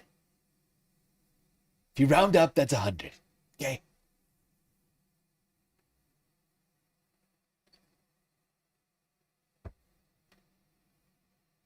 Okay. For a few more numbers, let's just go here really quickly. What's this? The Majority Report with Sam Cedar. This is pretty stunning. Again, you wonder why you see all these right-wingers, Ben Shapiro's outfit laying off half of their audience, their staff. Well, they also laid off half their audience too. And I'm sorry, I sequenced that wrong. Wait, you know what? I just remembered. You know what? We're gonna come back. We're gonna come back to this. I just realized that this should be in a different spot. This should probably be in a different spot. You know what? Fuck it. It's too deep. We've gone too far. Sam's already having too much. Half their audience decided to go somewhere else. Now, again, I have all those theories about where that audience came from, but nevertheless, why you see sort of people like Tim Pool in a panic. I think Steven Crowder is still streaming, but I'm not sure where, or why. He had a chance to take $50 million out of the Daily Wire and blew it. He could have got the last big... To say he was being silenced. Yeah. Think of all the implants I would have bought him. Oh my God. Can you imagine that right now? Oh God, turning down $50 million to just continue doing the show that you're doing right now that's completely imploding. Oh God. Oh, he could be, he's a real dumbass. I can't believe he turned it down still. Like, it's really, and it's turning out to clearly be one of the worst life decisions you could imagine. Every day, there is new data showing that Donald Trump is like a lead balloon on the Republican Party's midterm prospects. Oh, right. Aside from what was it? Allegedly abusing your pregnant wife? Thank you, Benihana. Good reminder. Almost forgot. I almost forgot about some of other... For a second, I was like, this is one of the worst life decisions I've ever heard of. And then you're a smart guy. Every day. And this, again, is with an incredibly feckless Democratic leadership, because their polling's not so much better. It's just that you got to choose one. Who are the people who are dragging down President Trump's approval rating? We are talking about a very important block for the President of the United States. That is Republican-leaning independents. That is what's going on. Take a look here. This is the difference. Trump's approval rating at this point in terms. Independents who lean Republican versus those who are just Republicans only. Look at this among independents who lean Republican. Back in term number one, he was at 73% at this point in term.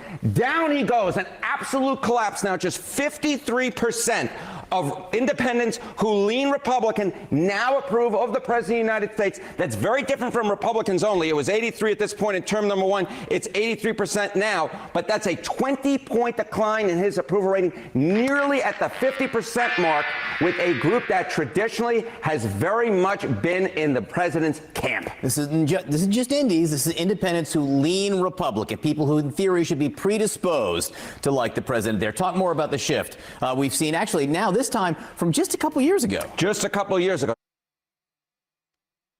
By the way, there is another word for this term. Like, this is a little long-winded. You could just replace this entire term, indies who lean GOP. This is what is formerly known as the Libertarian Party. This is libertarians. indies who lean GOP. This is libertarians. And people who couldn't be bothered to register for the vote. It's libertarians and lazy Republicans. Oh, wait, actually, I guess... Well, I won't accuse libertarians of being lazy. Take a look at this shift. Oh, my. Hold on, Oh, my. pause it for 1 second. GOP Hold on 1 second. Just go back a little bit because this is also relevant. GOP only. It has not moved an iota. That's the cult, baby. That's the cult. It's a big cult. They have really not changed one iota. Truly incredible. But yeah, as you can see, regular independents and libertarians are abandoning Donald Trump in droves. Probably not going to be great for Republicans at large or in the midterms.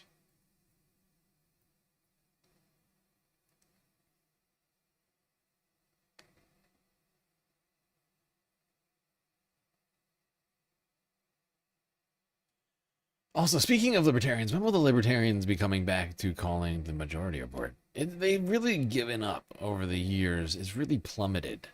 I don't know what the moment, right? Like at some point it hit like a peak, right? Because there was a time where libertarians were calling into the majority report all the time. But now we've seen just a precipitous drop and nearly complete end to libertarian majority report callers. And it's a little disappointing. Something of a tradition, really.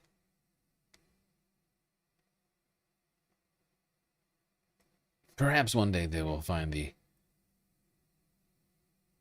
What do you call it? Temerity? Gall? Courage? To call into the majority report once again? But for now, they seem to be in hiding. It's very strange. That's really weird. But CNN's still keeping them in the polls. I mean, technically they didn't. It was generally independents who lean GOP. But let's be real. You know who that is. It's like Dave Smith and like 3 other guys.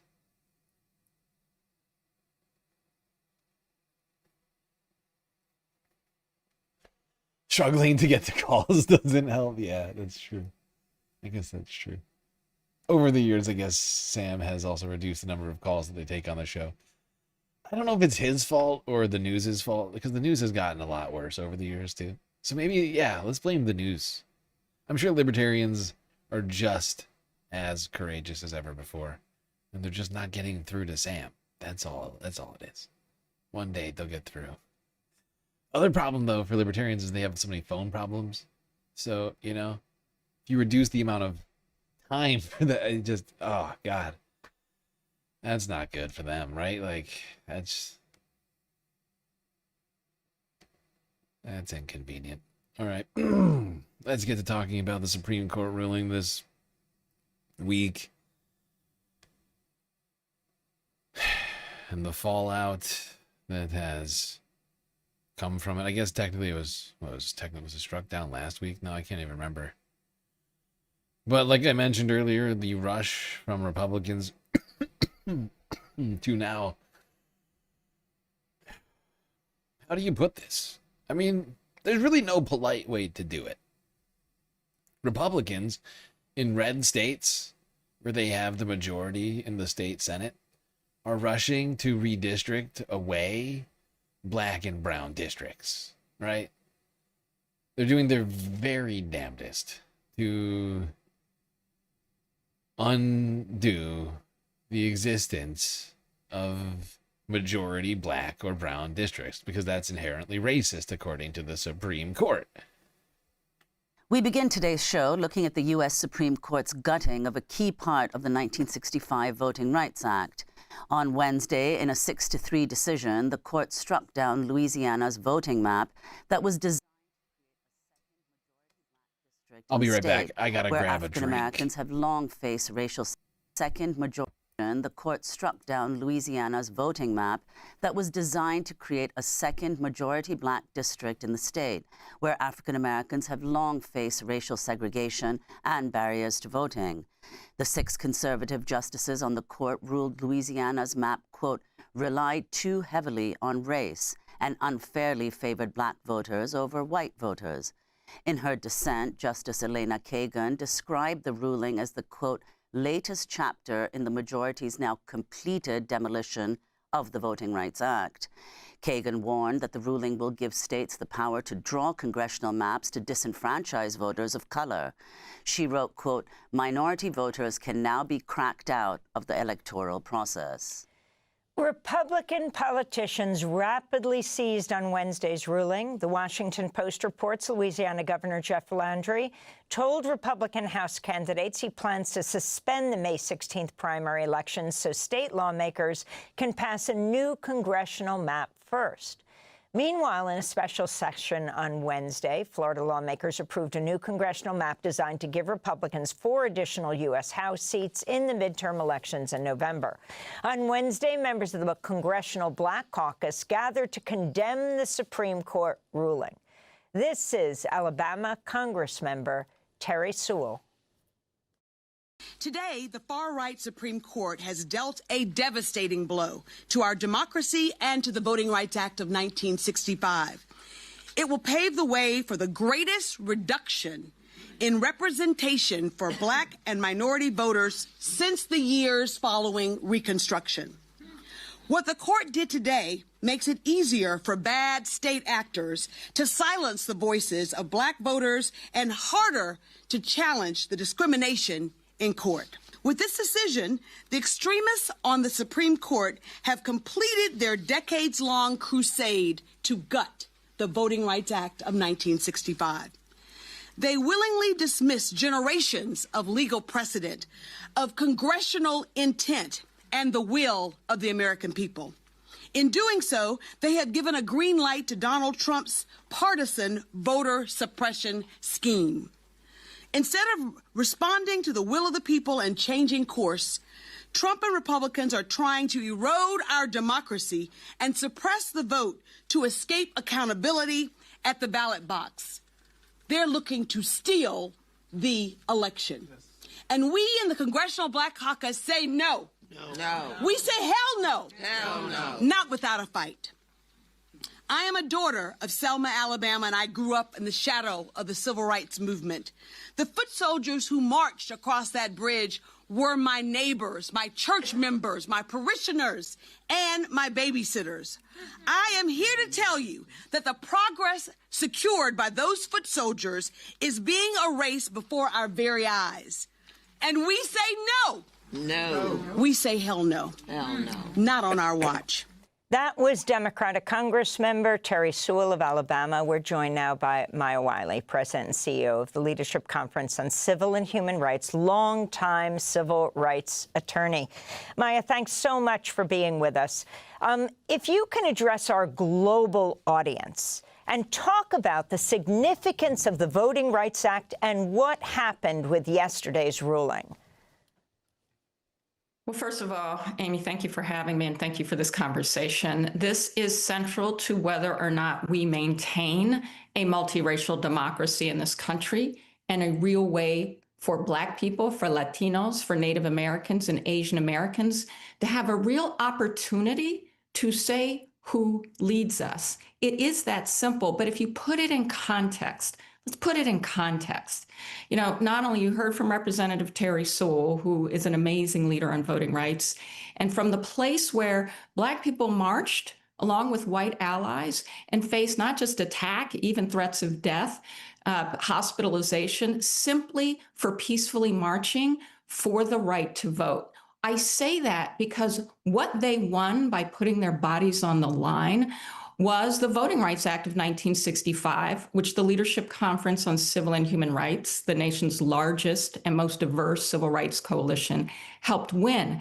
But what winning the Voting Rights Act did was take us from a place where there was virtually no representation in Congress or in state houses, because even in states like Alabama, like Louisiana, like so many other states where we had large percentages of Black people, also later Latinos as that population has grown, and Asian Americans, or in states with Native American populations that are large, did not have people who had to be accountable, because you could simply gerrymander, draw a map that was not fair in terms of interests of community, of the types of things communities would demand, that enabled people to get together and say, who's going to be our candidate? Who's going to solve our problems? Who's going to show up and speak to our needs? And we changed that because essentially Congress did something extremely important. It said, you know what? Yes, intentional discrimination we know is unconstitutional. But what we have is a country that has segregated people by race. What we have as a country is such a long history of hiding the ability to steal power from Black people or from Latinos in all kinds of ways that don't even have to name it. We're going to look at the impact. If the impact on a voting decision, on a way of organizing the process of voting, means that the effect is that a large number of Black people or Latinos or anybody based on race will not have a fair opportunity to decide who leads us, that violates the Voting Rights Act. And yeah. In my estimation, this is just blatant racism that the Supreme Court is okay with. Right? And they're claiming that, in fact, this isn't the racism. Intentionally taking away Black and brown districts across America is not inherently racist. It's creating them that's racist. And they've just turned the voting rights on its head, the Voting Rights Act on its head. Gone back on decades of policy. And further entrenching us into this sort of pre-civil rights era that they are seemingly determined to drag us back into.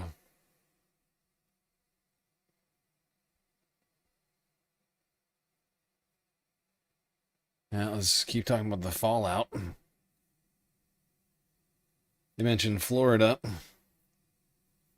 Louisiana, and a number of other states up for redistricting efforts in the middle of the primary, I would point out. And I gotta go back and clip this shit. But, like, does everybody remember CNN saying that the primaries are over? We are literally in the beginning, the first weeks, really, of the primary. We've barely had a handful, half a dozen of them. And they are gonna try and redistrict in the middle of this. It's going to fucking cause chaos.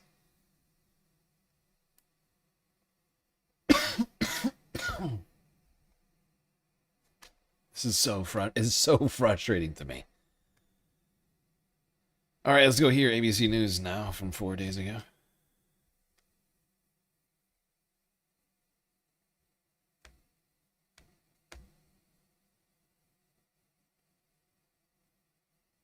Turning now to the growing fallout after the Supreme Court's major ruling earlier this week limiting the landmark 1965 Voting Rights Act. In a 6-3 decision, the justices found Louisiana's 6th congressional district, currently represented by Democrat Cleo Fields, was improperly drawn, relying too heavily on race. Justice Samuel Alito called the map a, quote, unconstitutional gerrymander. Democrats point out with this ruling, only one of the state's 6 districts will be majority Black, though Black voters make up more than a third of Louisiana's voting age population. Congressman Fields is here.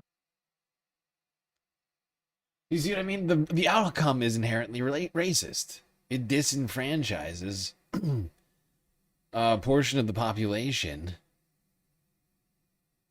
from having equal and proportionate voice to the size of the population in the state.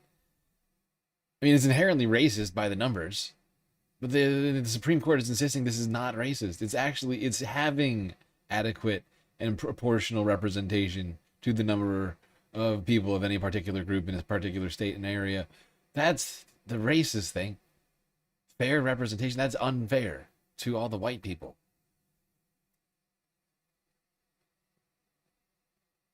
And of course, it's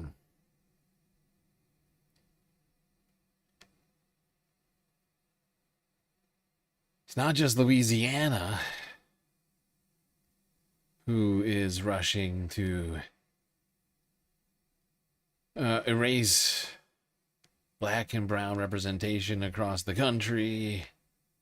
It's happening. It's happening in Tennessee, Florida, Georgia. Most of the red states are looking at it right now. It's a huge opportunity for them. Civil Rights Act gave people a small amount of representation. And now they're looking to take that small amount of representation away. Right? There's not currently a proportional amount of black legislatures in the Congress and Senate and in the government to the number of black people in the country. And the same goes for every single non-white demographic.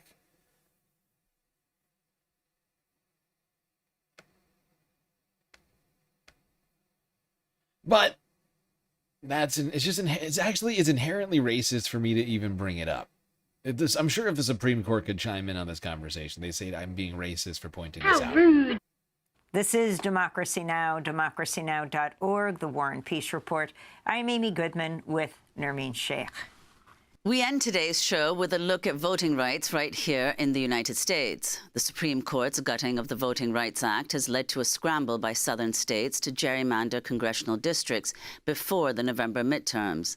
Last week's Supreme Court ruling makes it harder for minorities to challenge electoral maps as racially discriminatory under the Voting Rights Act.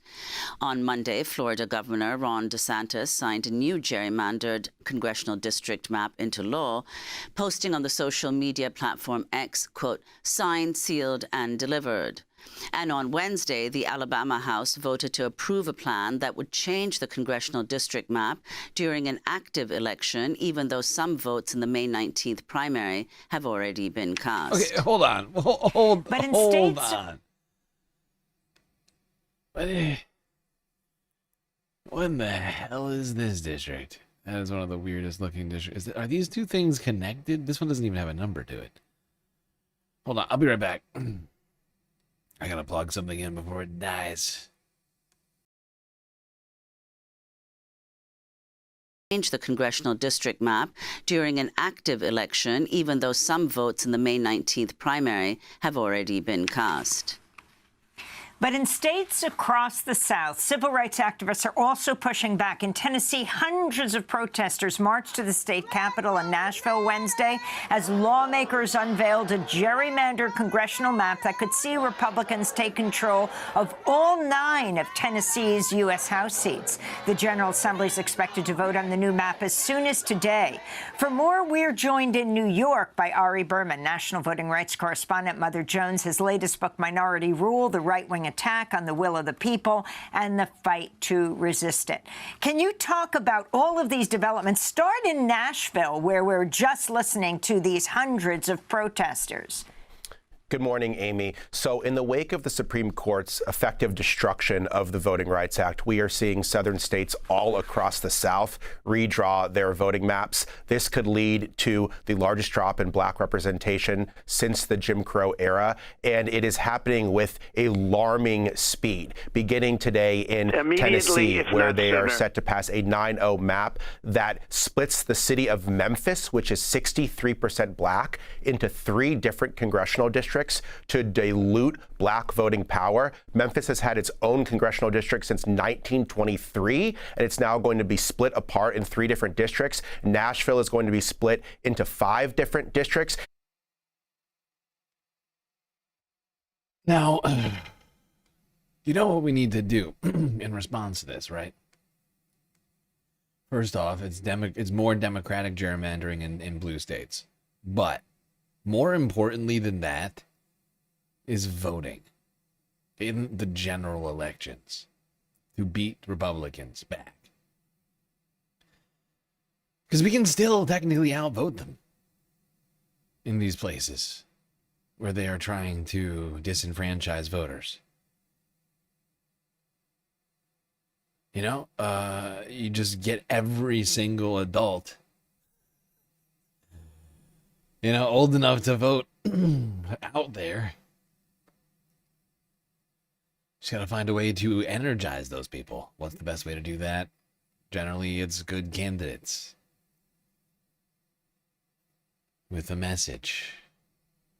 But this shit is completely fucked up, right? I'm just trying to think on the I'm just trying to think productively right now, and I'm trying not to let myself fall into complete despair right now, because I know what this is. I pointed it out to you all at the very beginning. This is pure and utterly fucking racist, like it was just pointed out.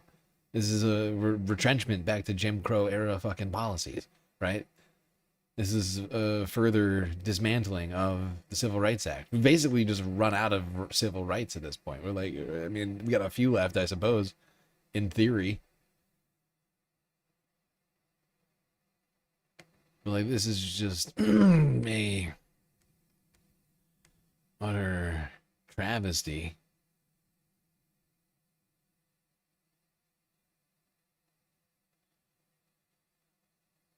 I'm gonna skip ahead a little bit on this.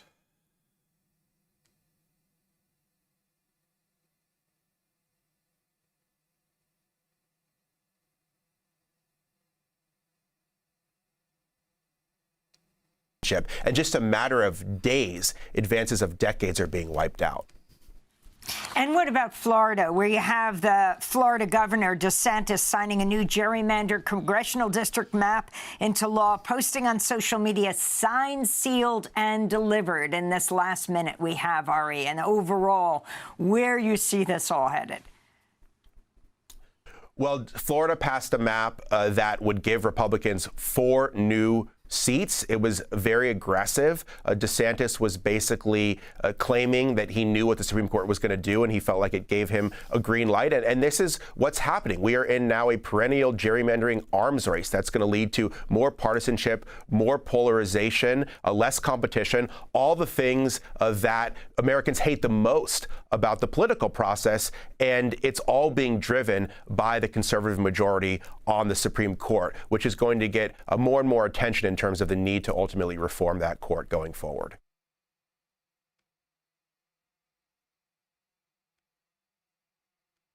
Okay. Well, there's Ari Berman, journalist, Mother Jones, talking with Amy Goodman. Well, let's move on to Tennessee. Ari, at the very beginning of that, mentioned what's happening in Tennessee. And unfortunately, he was in fact right about Tennessee deciding to pass a new redrawn district map for the state of Tennessee.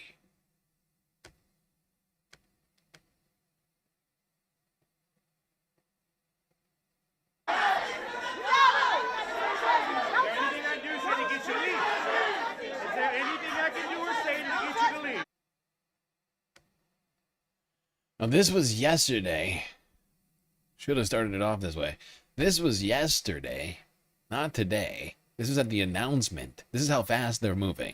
Like, when we're talking about fast, we're talking about fast. Fast. Just unbelievably fast. This was yesterday at the announcement for this redistricting effort at the Capitol.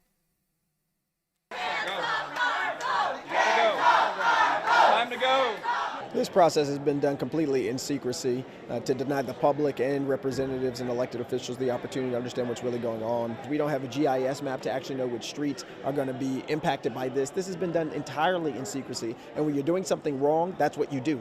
You hide what you're doing. We know the intention here is to be racist. It is to take the only majority black district out of the United States Congress, and it is to allow for white representation and white majority districts to exist, period.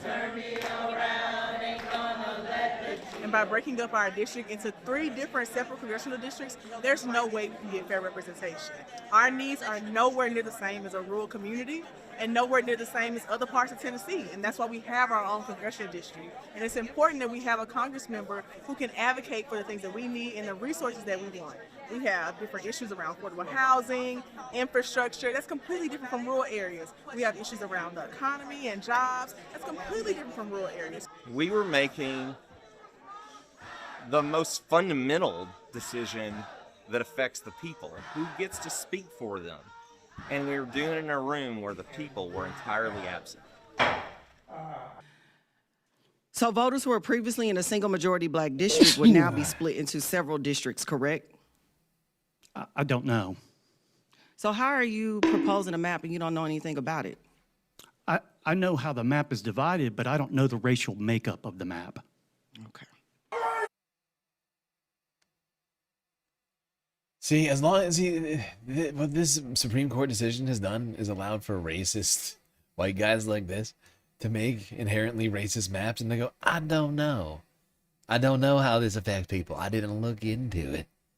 I'm completely oblivious to any facts that you're saying words, and that means nothing to me. I have to vote yes on this beautiful map that I have here. I couldn't possibly know how this is going to affect any particular constituent.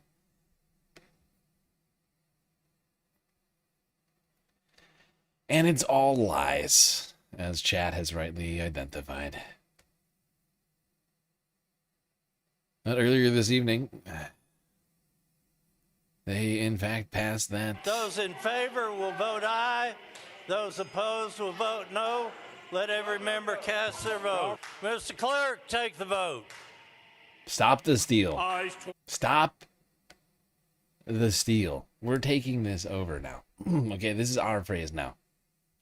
Stop the steal.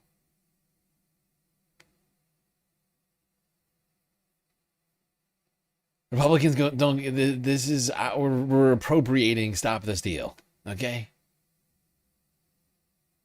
You know, the Republicans. You're the ones who are doing the steal. You never cared about the actual steal. This is the steal right here. Stop the steal. Stop the Tennessee steal. Mr. Clerk, take the vote. Ayes 25, nays 5. House Bill 7003, having received a constitutional majority, I declare it.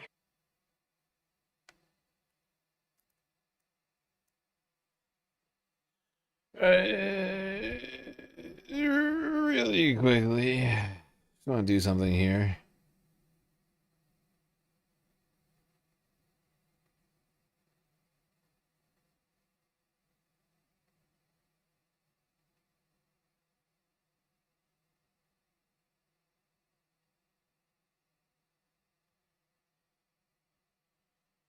Yeah, I mean, it is no shock at all. Hold on, I put it on my phone. I should have done this on my fucking computer. God damn it. Oh, god damn it.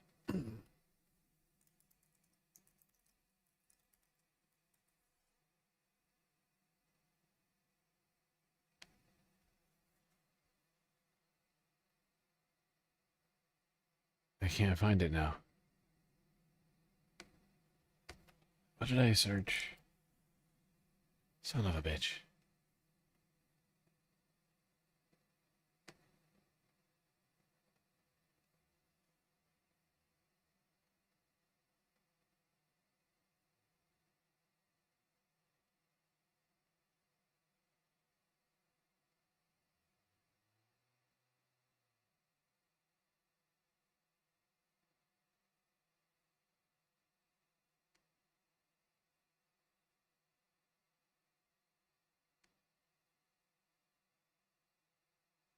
Oh, okay. Here it is. Ballotpedia. You'll be shocked to see that in Ballotpedia, under state senators from Tennessee, it comes back all white. All white. From top to bottom. Nearly. Nearly, but not entirely. But, wow.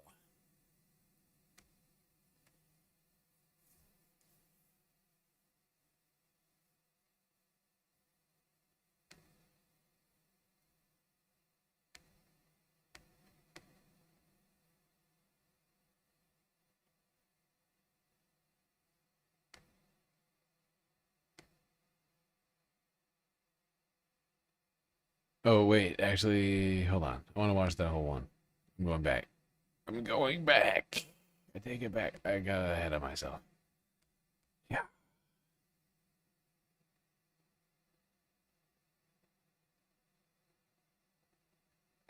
Those in favor will vote aye. Those opposed will vote no. Let every member cast their vote. Mr. Clerk, take the vote. Ayes 25, nays 5. House Bill 7003, having received a constitutional majority, I declare it passed. 1003. Oh my god, could this guy sound more like the fucking, like, the colonel or something? Like, he sounds like he's gonna do a slave auction next or something. In 2007 and 3, I say I do declare. Motion to reconsider is hereby tabled.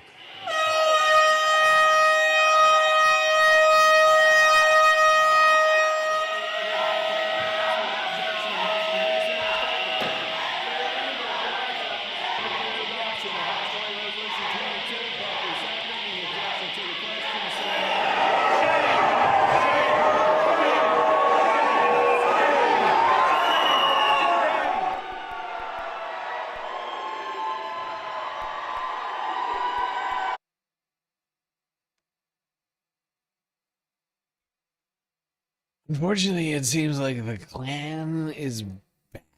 The rebels, right? The Confederates are back. And they're doing everything that they were doing back then. Now. At least not all right, not everything, but they're working on it, certainly legislatively. Perhaps not in the, in the IRL. But the effects of all this legislation is certainly going to have IRL effect. No matter which.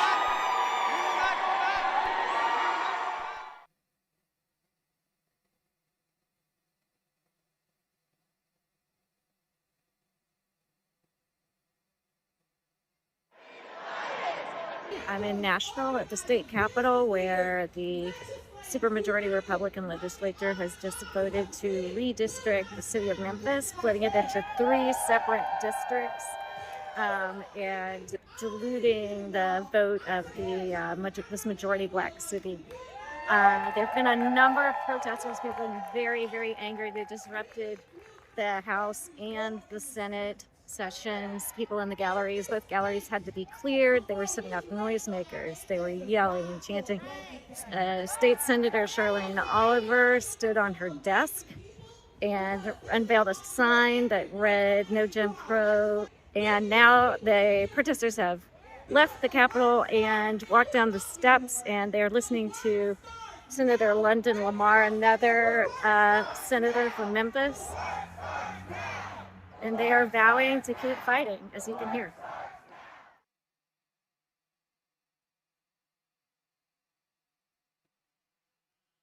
Okay, well, there you have it. Republicans racing to gerrymander, seeing as that they are really worried about losing these elections. Donald Trump, incredibly unpopular, historically unpopular. And Republicans know that he's going to drag them down in these midterms. What do? You cheat. Just rig the elections. Disenfranchise minority voters. Why not? Might as well. The Supreme Court says it's fine. As long as you don't try to enfranchise anybody. That's the real problem. That's the real racism. Is adequate representation. I feel like I'm taking crazy pills!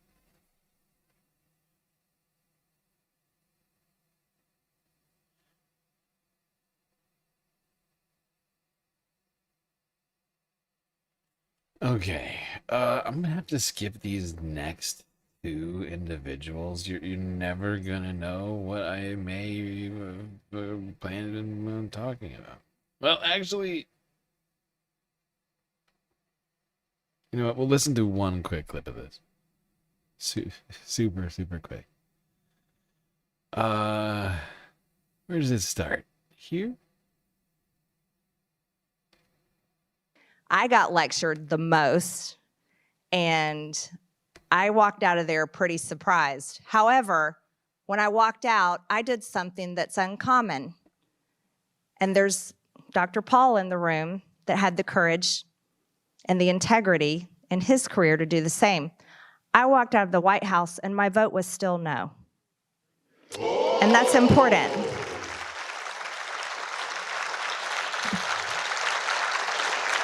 Now, you see, today, we're in a time where... By the way, this is at like a libertarian think tank gathering. I don't know what to call it exactly. Marjorie's here giving a talk. It's called the Ron Paul Institute for Peace and Prosperity. Whatever the hell that means. It's clear that she's looking for a new home here with the libertarians, hoping somebody will embrace her. Many Americans are realizing MAGA is dead. But MAGA died, actually, quite some time ago. It really did. MAGA was built by Donald Trump. Make America Great Again was such a dream for so many Americans, and it was sold for years and years, and an industry was created around it, an entire political industry, and an economic. It's an entire economy. At rallies, there's companies that sell T-shirts and hats. These little businesses, these small business owners, follow Donald Trump all over the country and sell their goods to all the MAGA faithful that go to the rallies. There's also companies online that sell all types of Trump gear, MAGA, you name it, coffee mugs, hats, T-shirts, pajamas. I mean, maybe some of you in this room have some of that stuff. You've probably thrown it out by now if you did, but it was available to buy in every way. There's Trump Bibles, there's Trump watches. I love how she just keeps naming stuff that Donald Trump used to sell. She sounds almost a little bit like me right now, but it's like, but you can tell that she's like just recently come to the realization that MAGA is a cult, and that the Trump following is a cult, and that she was in a cult, and that all the people in the cult were spending all of their money on the cult, on the cult merch, the cult gear, the cult tickets, the cult trips to the rallies that were happening all over the place. It's fascinating that you can hear it, like that she really is just brushing up against it. She's like truly starting to understand what MAGA is. She still hasn't actually, like I said, found an ideology. She's here searching for one with libertarians. Although she didn't get the most positive sort of reception here for whatever reason. I don't know. There's Trump everything. But think about that. An entire industry created. I will say this. You never see the crowd. So I actually don't know if it was positive or not positive. It didn't feel super positive. Like, she got applause a couple of times.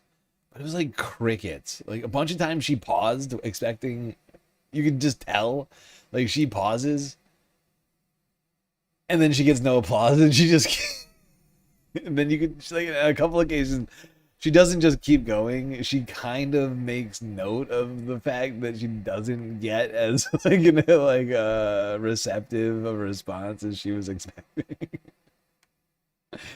Anyway, we're gonna go through this later. I just wanted to put this in here because it's certainly relevant. I think we'll watch more of this tomorrow. It's a fascinating watch.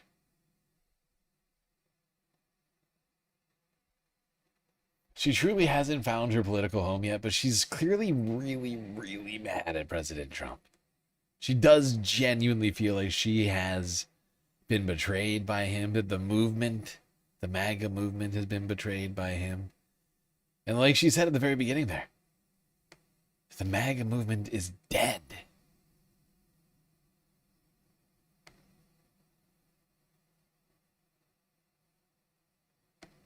Yeah, well, while we're talking about the MAGA movement being dead, yes, should talk about some of the problems happening inside the MAGA movement. You know, the pro-Trump supporters, if you will. The narrative ecosystem. Where better to start off than here?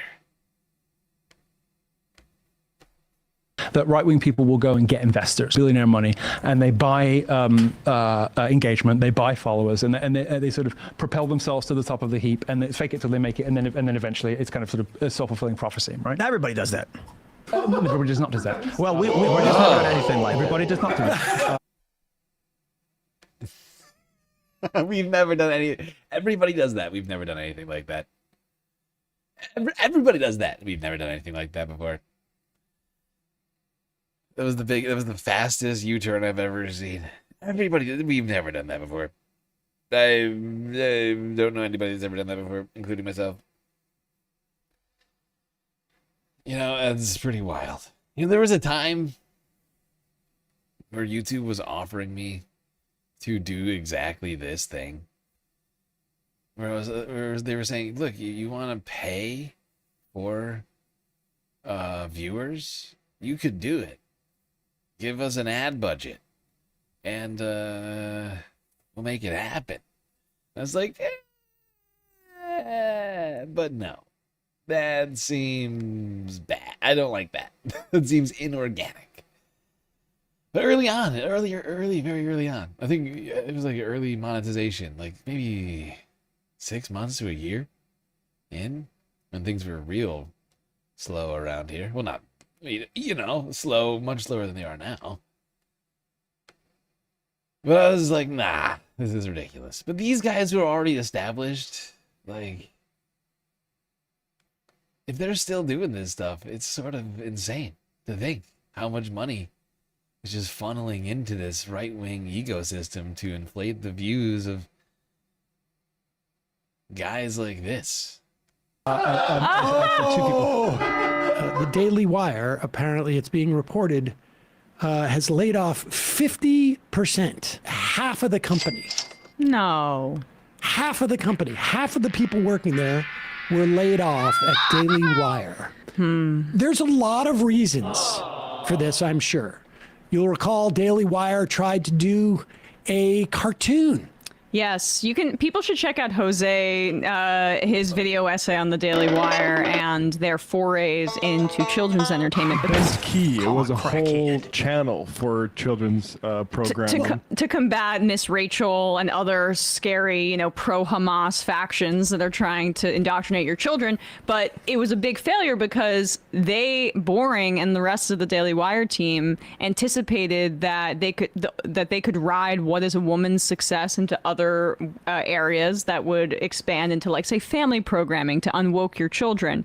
But it turns out the people that signed up for What is a Woman kind of just signed up for that whole very narrow transphobia thing that had the contours of a documentary while being a propaganda outfit, and that children just want to watch, like, children's programming. that maybe they've heard about from their friends or other parents too, like kids love to watch something that none of their friends watch. Right. The big issue, and this guy talked about it, was, well, first off, we should just say, in a general way, remember they had that movie Ballers or something Lady like that? Ballers. Lady Ballers, or whatever it was. Lady Ballers. You have to understand that Ben Shapiro desperately wanted to be a comedy writer. Desperately. And I will tell you, like, the biggest track you can follow to be a comedy writer in Hollywood is to do what, Brian? Is to go to what university? Harvard. That is right. the rich white man. The number of offices I would walk in when I was an actor doing sitcoms, and I would walk into a room and they would go, "Where are you from?" And I go, "Well, I've been living in Boston for the past, like in Cambridge." And they're like, "Oh, I lived in Cambridge for a while." Yeah. And they would never say, "I went to Harvard." Dude, I got that on the subway this fucking weekend. I was wearing a Red Sox hat. And the guy goes, "I lived in Cambridge." I for a lived in little while." Cambridge. No, it's a bit in 30 Rock where he's no, not Tufts, right? So yeah. And but he could never break in. I don't think he made $1 from Hollywood. And like, he wasn't on the Lampoon. I don't think he was. I don't think he ever made. Maybe he did. Maybe he was. I don't know. There's no chance. Probably not. And this premise makes absolutely no sense. and it was because of the wokeness. I mean, that's why he was at Exactly. Breitbart. Can you Everybody who imagine? started off at Breitbart, particularly back in the day. Even for Harvard, Ben is too unfunny. Can you imagine? Can you imagine him around the writers' table? Actually, you're making the women too masculine. They should be cooking for their husbands and reading the Torah. They resented Hollywood because they were considered unfunny, untalented people, and they desperately wanted to be in show business. And so Shapiro, when they started to make some money, and they had a ton of money poured in, we will discuss that in a moment. They're like, "Oh, now's our chance to finally get to Hollywood." So they made a movie, and they all starred in it, like almost like a dentist would do this. Like, "Hey, I'm willing to finance the movie, but my girlfriend, she's an actress. Did you know that? She's very talented." They put Candace Owens in a cartoon as a voice. And then they made exactly, and then they made their Where cartoon, my and none of it unstable did. girlies And they at? made a kid programming, but they geared it towards the parents, because kids don't walk around going like, "I'm sick of the wokeness." Yes. And so they made it for the parents and promised them it'll be anti-woke. And then what happens is they have this, whatever the subscription cost to this kid service, and the kids are like, "I don't like it. I don't want to watch it." And then all of a sudden, like, when the kids can't be babysitted by your TV, you cancel. But there's also another issue. And don't take my word for it. Take Milo Yiannopoulos' word for it. Because about a year ago, was this about a year ago? Yep. He was on with Tim Pool, and Milo at that time decided, "I'm not holding back on the secrets of how the right-wing media ecosystem works." Now, this was uncomfortable for Tim, because you'll remember this was just after it was discovered that Tim was getting paid somewhere around the neighborhood of $100,000 a video for a company that turned out to be a front for the Russian government. Yeah, and I'll just say we picked this conversation gotta be up hard for right him. after Milo realized. It's gotta be really difficult, to find out that you've been receiving all this money for these videos, and you're gonna get it here. You're gonna have to give it back, or did he give it back? Yeah, it's weird because I don't think he actually did give it back, did he? But oh god, it's gotta be really tough to find out you've been getting all this money from this nefarious source, just boatloads of cash. Oh, yeah. Can't imagine how difficult that must have been for Tim when that happened. He accidentally talked about something that implicated Tim Pool and talked about everyone implicated as idiots. Yes. Franken babies for paying women to birth them as a high moral standard or Sure, but in this regard, I can tell you. No, I that don't due really take his diligence word was for done. anything. I don't take his word for anything for all kinds of reasons, particularly how he treated me. He's a liar. He's a liar. Sure, sure. He's a slippery, slimy, gross. I can liar. say in this one regard that involves me, it's not the case. I don't know that. You may know that because you know things other people don't know. But you know, it's not an unreasonable supposition that they've removed it. Look, I think we can move on from this. Oh, pause it for a second. I just want to say, like, the person he's talking about who's a liar is Dave Rubin. Okay, that's not the point of this. But two things can be true. Go back a little bit. You know that. You may know that because you know things other people don't know. But you know, it's not an unreasonable supposition that they've removed it. Look, I think we can move on from this. But you know, it is no secret that a lot of bad money has gone to people on the right and on the center right. But it's typically the case that right-wing people will go and get investors rather than do advertisers, fake it till they make it, and then they'll get, you know, sort of the big ticket advertisers. So the way Ben Shapiro, the way Candace get famous is they get Wilkes Brothers or they get some other kind of billionaire money, and they buy engagement, they buy followers, and they sort of propel themselves to the top of the heap, and they fake it till they make it, and then eventually it's kind of sort of a self-fulfilling prophecy, right? Everybody does that. Everybody does not do that. Well, we've never done anything like Everybody that. does not do that. Two people. What now? That's weird. That's a weird thing to say, isn't it? Everybody does that. I mean, except for we don't do that. We know. Weird. This is sort of reminiscent of like nobody would buy ads on a specific YouTube channel, and then Ian says you did that on Sam Cedar's channel. Yeah, but that was a gag. But why does he do that? And why does he impulsively get out ahead of it? That was for the lulz. Yeah, it's interesting though. Tim Pool says everybody does that. Ben Shapiro does that. I mean, we've never done that, but everybody but me does that. Now, I don't know if the money's running dry over there at the Ben Shabibo network, the Daily Wire. But it's not going good. Not good at all. Views plummeting. And let's not forget Ben Shabibo. He's got millions and millions and millions of followers across platforms. But his audience seems to have completely disengaged.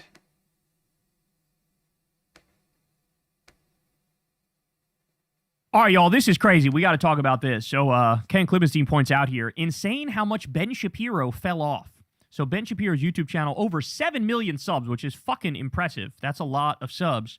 But as you can see here, you know, a video was up for 10 hours, it got 11,000 views. A video was up for a day, it got 39,000 views. You know, his videos are... Here's my question. Why does Ben still have a check mark in a fully monetized channel? When his audience, I mean, this seems like nobody wants to engage with his content. It seems inauthentic, you know? The thumbnails all look the same. Nobody's clicking it. 7 out of 7 million subscribers? I mean, that is atrocious.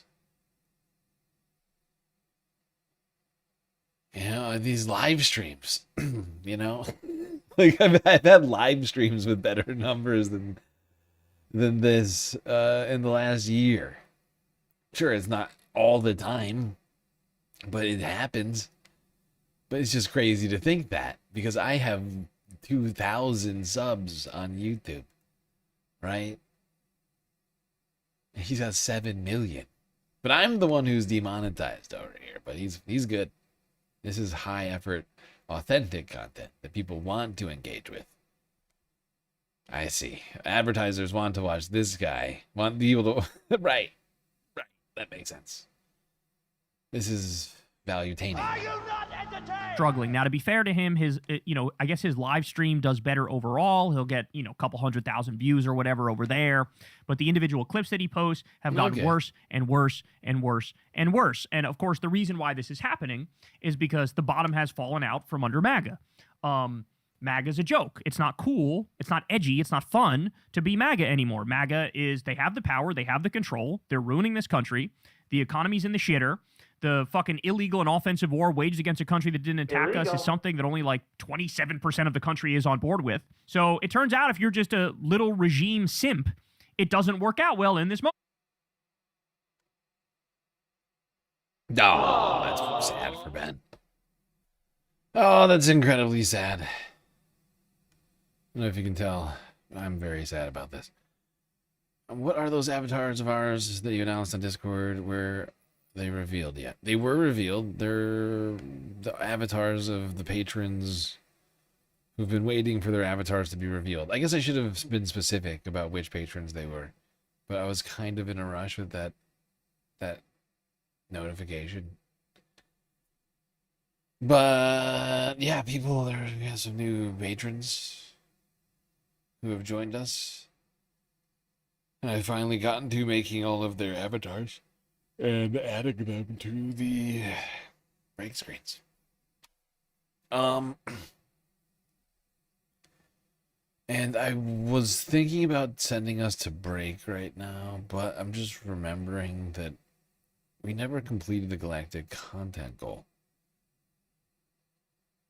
4.5 hours into the stream. Progress. We made progress. I was even counting some of the donations on Throne. The tea, the snack, the trail mix. Counted half of those dollars, which is not something I would normally do, but today I was feeling generous. All right, even with those concluded, that's only 2, 4. We're only halfway through the galactic content goal. I will add a little bit more time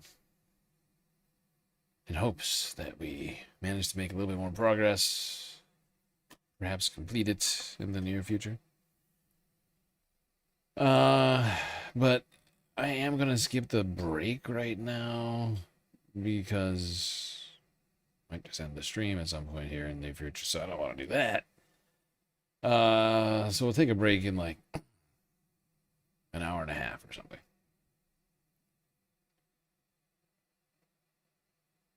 Call it at 6 hours.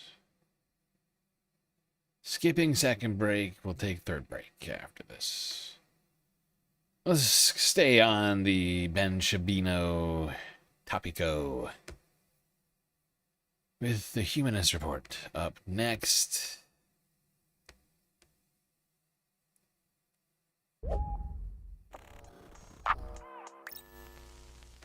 Conservative media has been absolutely dominant in the online space now for more than a decade, in large part thanks to billionaire funders paying millions of dollars to prop up talentless hacks that keep the working class divided. But in spite of all of that money, things aren't going too well for the online right. Despite having more than 7 million subscribers, Ben Shapiro struggles to crack 100K views on most videos, and the Daily Wire channel is faring even worse. They struggle to crack 10K views on most videos, even though they have over 3 million subscribers. And The Wrap reports that they're actually going through another round of layoffs, with Candace Owens claiming that up to 50% of the staff has been let go, although with that being said, she is notoriously unreliable, so take what she says with a grain of salt. And I don't necessarily think that the... Wait, let me at least take it, though. Let me take it with a grain. I'm hearing that the Daily Wire laid off over 50% of their staff today.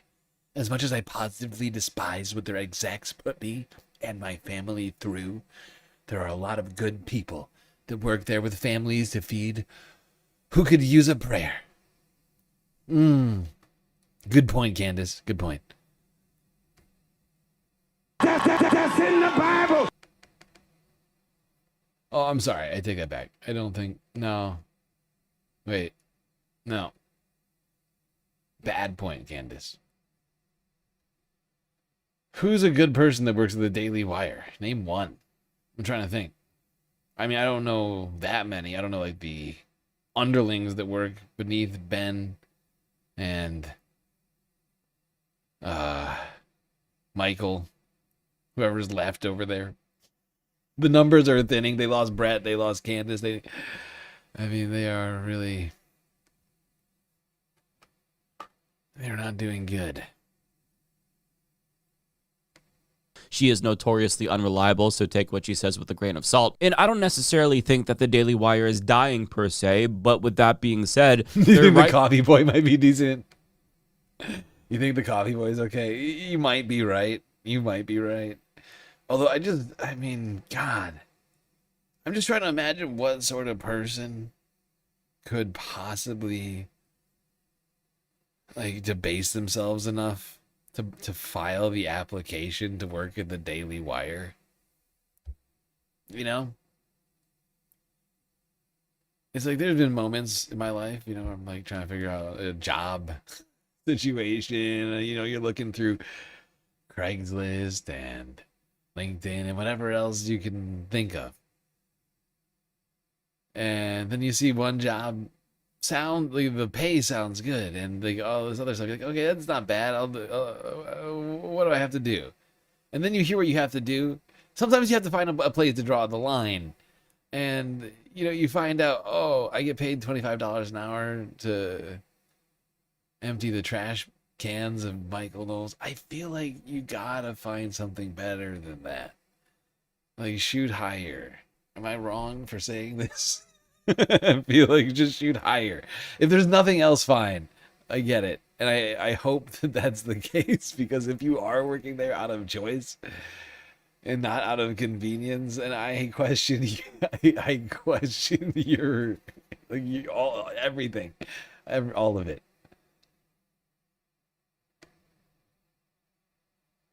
Funders aren't going to fund them forever if nobody is watching them, because what would be the point? It takes an unbelievable amount of money to prop up an AstroTurf campaign, and they're just not going to do that in perpetuity if it's not yielding, you know, a return on that investment. And this goes beyond YouTube videos with regard to the Daily Wire. They've also been trying to scoop up Hollywood rejects for failed movie projects that nobody wants to watch, and that also hasn't been going very well for them. The movies that they've released have been not doing too well. They have such limited appeal that even their own audiences sometimes don't want to watch them. Take their 2022 flop with Gina Carano as an example. The film was accused of being too woke by Daily Wire viewers because they thought that having a strong female lead as a protagonist was a covert way for them to push feminism. But in a new action movie that they're filming with Jonathan Majors as the star, which I'm sure will inevitably... The crypto feminists are going for the Daily Wire. I mean, this woman is dangerous, ladies and gentlemen. I love that. I love how they tried to make a normal movie. They're like, oh, we can make normal movies over here. We can, look, check this out. And then their audience is like, what? We don't do normal.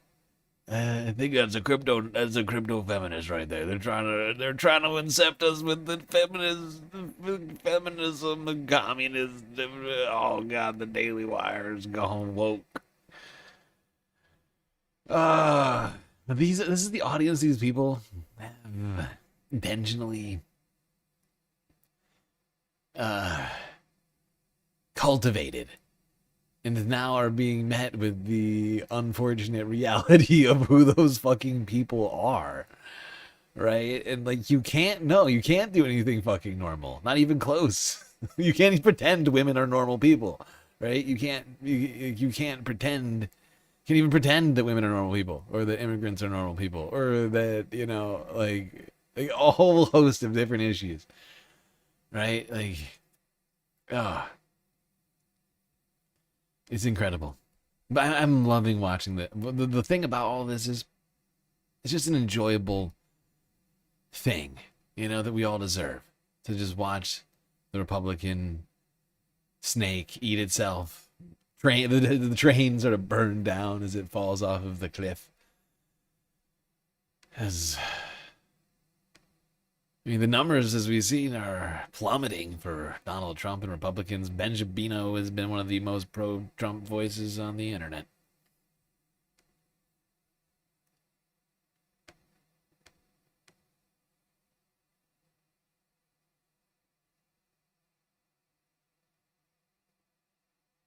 You have a few coworkers who love Ben.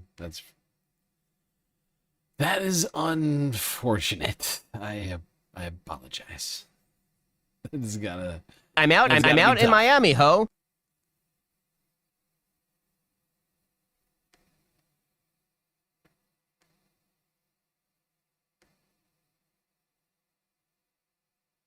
Oh, but wait, there's more.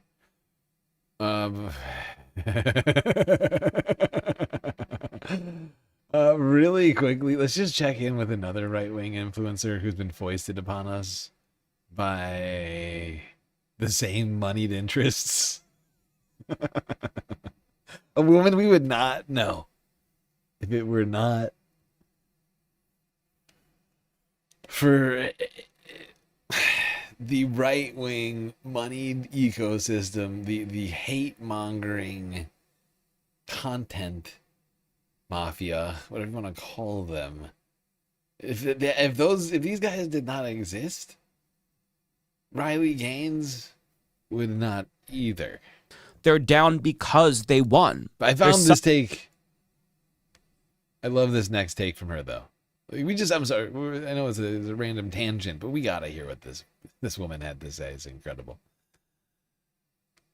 From their own success, because after getting the political reality that they fought for decades, they're realizing that what they thought would be a utopia turned out to be a fucking dystopian hellscape. They still can't buy a house or afford groceries, even though the border is closed and immigrants have been deported and trans people have virtually no rights in half the fucking country. So they're miserable right now because they're finding out that the theory of change that was sold to them and that they themselves sold was a complete and utter lie.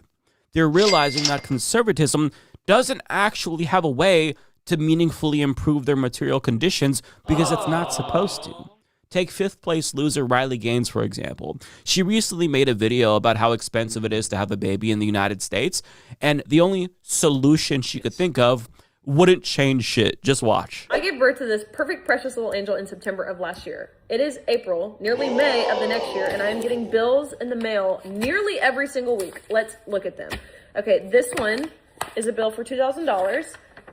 The service description literally just says vaginal birth. Here's another bill for $1,261. What's the description for? Actually, it doesn't even say. Here's another one for $336. The service description is subsequent hospital care. What does that mean? Here's another $675 charge for hospital discharge day. What service is it? You're just charging me for discharge day? It says on this bill that our insurance information wasn't provided, but our insurance was provided on every other bill. I don't know. None of it makes sense. My husband just called. He was on the phone for 20 minutes. And we got no answers. They said they could get back to us in the next 90 days. You have to assume that they just hope people pay Immediately, these if not sooner. questions. Since President Trump has signed his executive order for hospital price transparency, only 1/3 of hospitals are in compliance. President Trump has done what he can do. We need She's legislators such to an act to idiot. rein in these unchecked practices and to protect. She is such an idiot. I love it. Oh, God. But Donald Trump, he signed his executive order on price transparency. Bitch, that's exactly what you're getting. You're getting price transparency. Getting price transparency mailed to you in increments. Like you said, for vaginal birth, day of hospital release, and so on and so forth. It's itemized. I mean, that's the transparency for you. At least they're telling you what it's for. That's all it does. That's what she's too stupid to understand, I think. She doesn't understand. I don't think she knows what the word transparency is. And to be fair, the word transparency has been used a lot by politicians, but it does in fact have a meaning, and I don't think it's what she thinks it means. It doesn't mean lower prices. It just means that you get to know what you're paying for. Okay. You know now. It wasn't just a regular birth, it was a vaginal birth. So enjoy that. She's just too stupid to understand the concept. Like the difference between transparency and price. Like in price. They're fairly different. But she's not a genius. She's neither a professional athlete, caliber, individual. She's also definitely not a genius, unfortunately for her and her child here. Hopefully they figure it out. It's a real tragedy. I thought this was America. Huh? Isn't this America? I'm sorry, I thought this was America. That's Riley right there.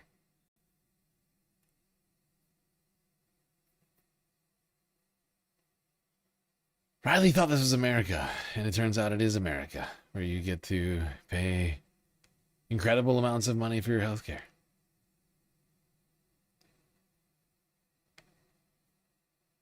I guess you can just go without healthcare, you and your whole family. That's the solution.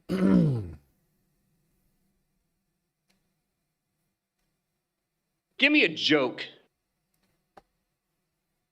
All right, now let's get to some good news. The demise of the Daily Wire. And Klibenstein points out here, insane how much Ben Shapiro fell off. So Ben Shapiro's YouTube channel, over 7 million subs, which is impressive. That's a lot of subs. But as you can see here, a video was up for...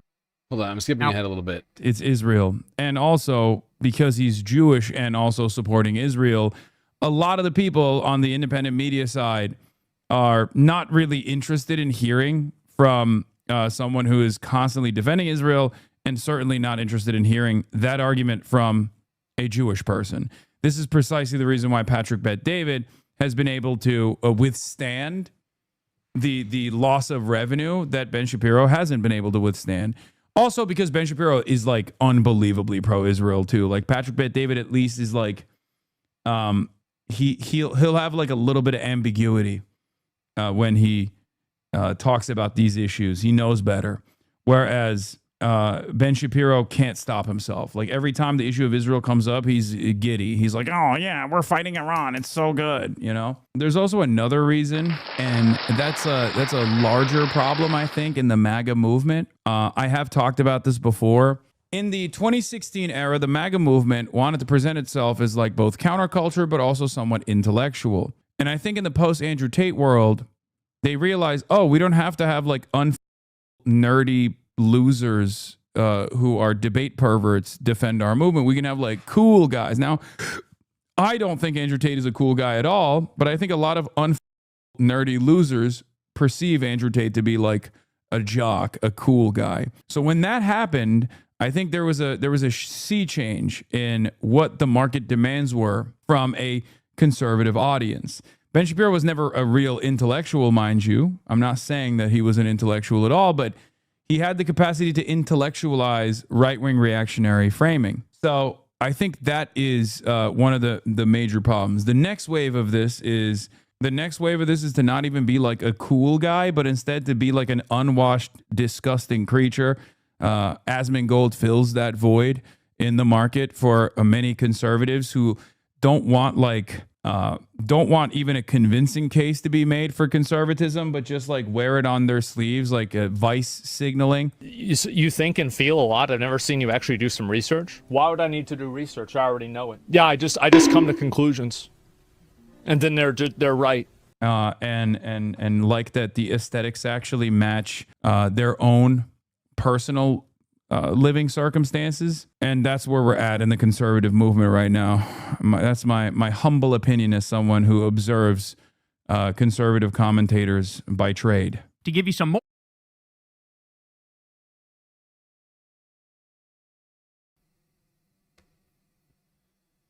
I love how low effort assholes like this continue to fucking exist. Asmongold over here, Roach King. And he can proudly say, I don't need to research. And that's high enough effort to be monetized. But no, not me. Guy who actually sits here and goes through things like the numbers. When will the madness end? I need to do something about this situation. I don't know what we gotta come up with a solution. Get this channel remonetized. Is pissing me off too much seeing assholes like this living like 100 times better than me.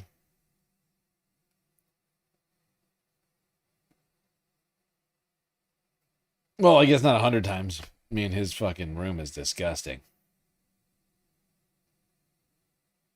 Research? Why would I need to do research? I already know it. Yeah, I just come to conclusions.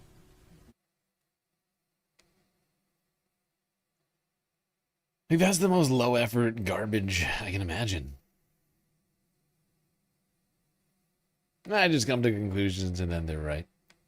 Really? But you're wrong all the time. Maybe you should rethink that strategy. Nah.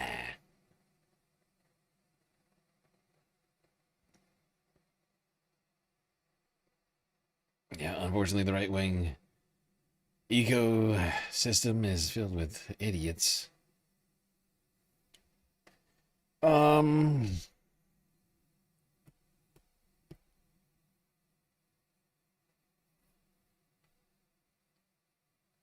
Time-wise, I think we need to switch over to Iran here in a second.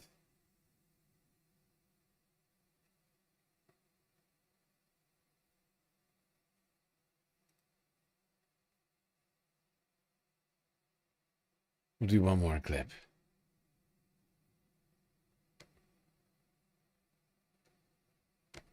Now, one guy who's been causing some amount of fracturing in the Republican Party.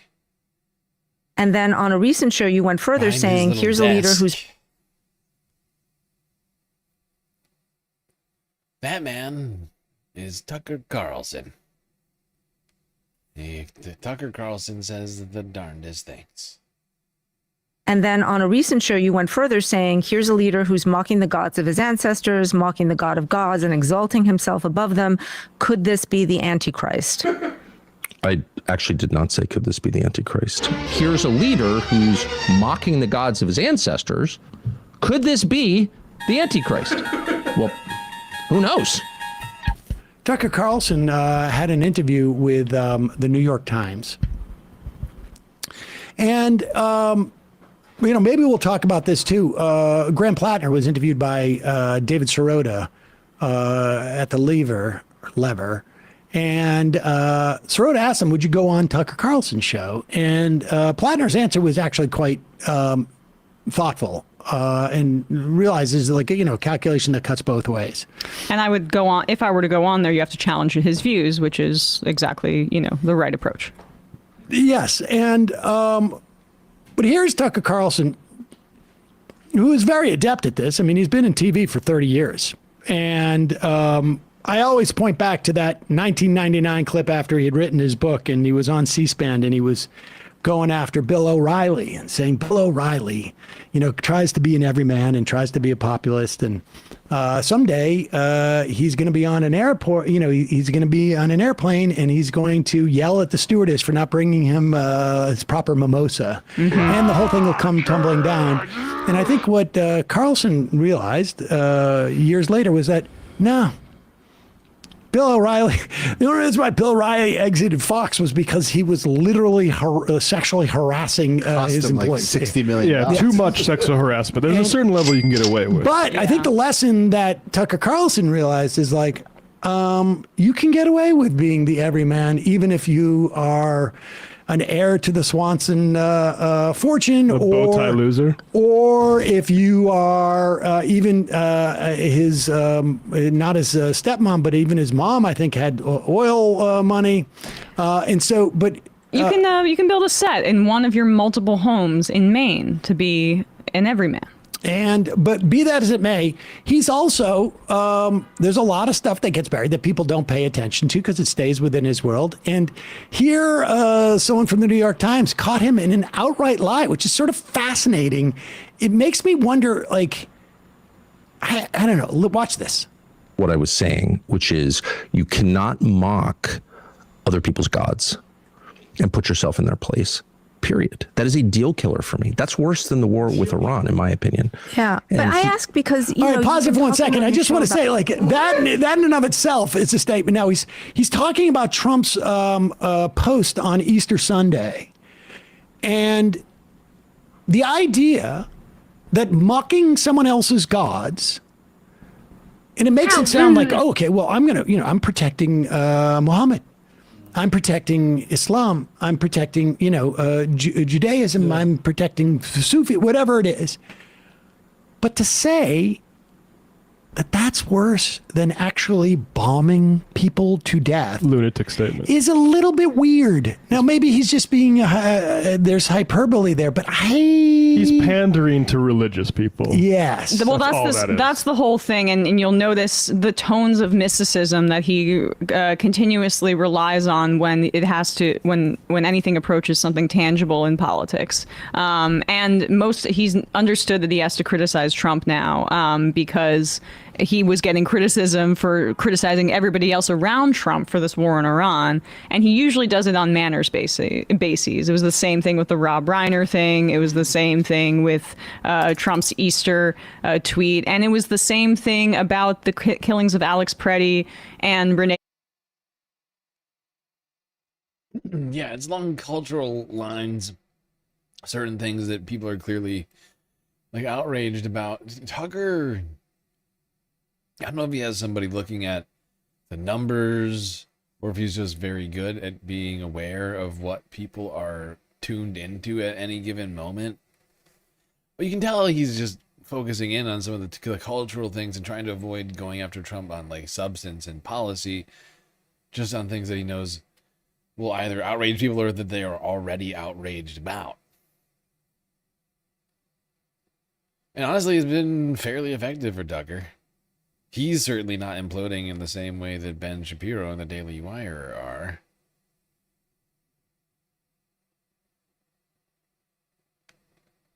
Oh, whoops. Oh, whatever. Other people's gods and put yourself in their place.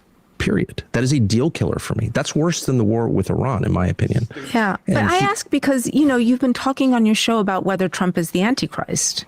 I have not said that. On your show, the day after Easter, you noted he did not put his hand on the Bible during his swearing-in ceremony as president. You said, and I'm quoting, maybe he didn't put his hand on the Bible because he affirmatively rejects what's inside that book. And then on a recent show, you went further saying, here's a leader who's mocking the gods of his ancestors, mocking the God of gods, and exalting himself above them. Could this be the Antichrist? I actually did not say could this be the Antichrist. Here's a leader who's mocking the gods of his ancestors, mocking the God of gods. This be the Antichrist? I actually did not say could this be the Antichrist. Here's a leader who's mocking the gods of his ancestors, mocking the God of gods, and exalting himself above them. Could this be the Antichrist? Well, who knows? I don't know where that comes from, but I know that those words never left my lips because I'm not sure I fully understand what the Antichrist is. If there's just one, I actually tried to understand it. Doubling down on that. I may have said some are asking that. I'm not going on that because those words have never left my lips, okay? Very crazy. I don't know where you got those from. Okay, you're clearly making this up. I love how he, like Sam said, doubles down. And then is like, I don't know, he basically like accuses her of like trying to set him up, like doing bad journalism. Like, oh, yeah. And those words never left my lips. She she's directly quoting him. It's incredible. What a duel.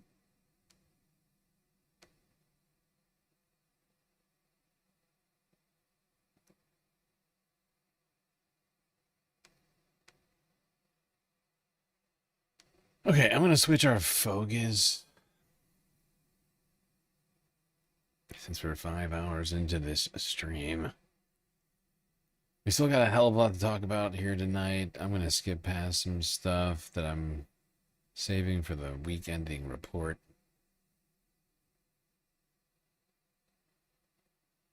And we're going to take it over.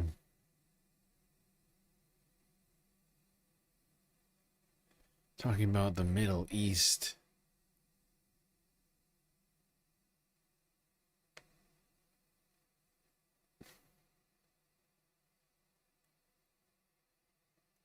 I guess this is where we'll start it back up.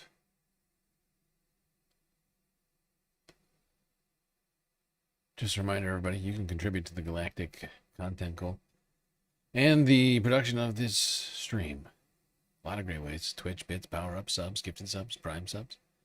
Cash App and PayPal, Throne, and of course Patreon. Well, not technically Throne. Patreon, though. You can contribute on Throne, but doesn't really count towards the deficit the same way that other contributions do. It's complicated.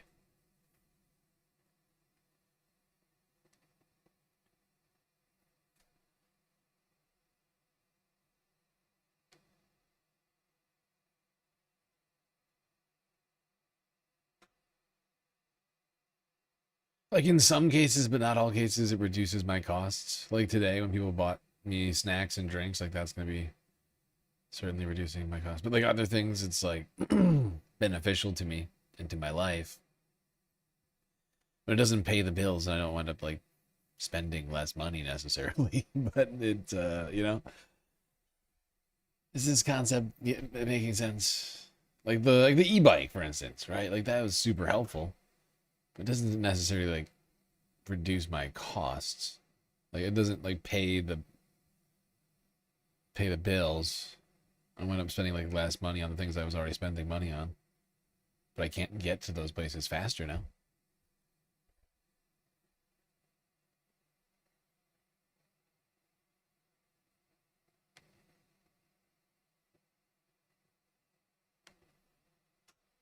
Okay, let's talk about the Gaza flotilla.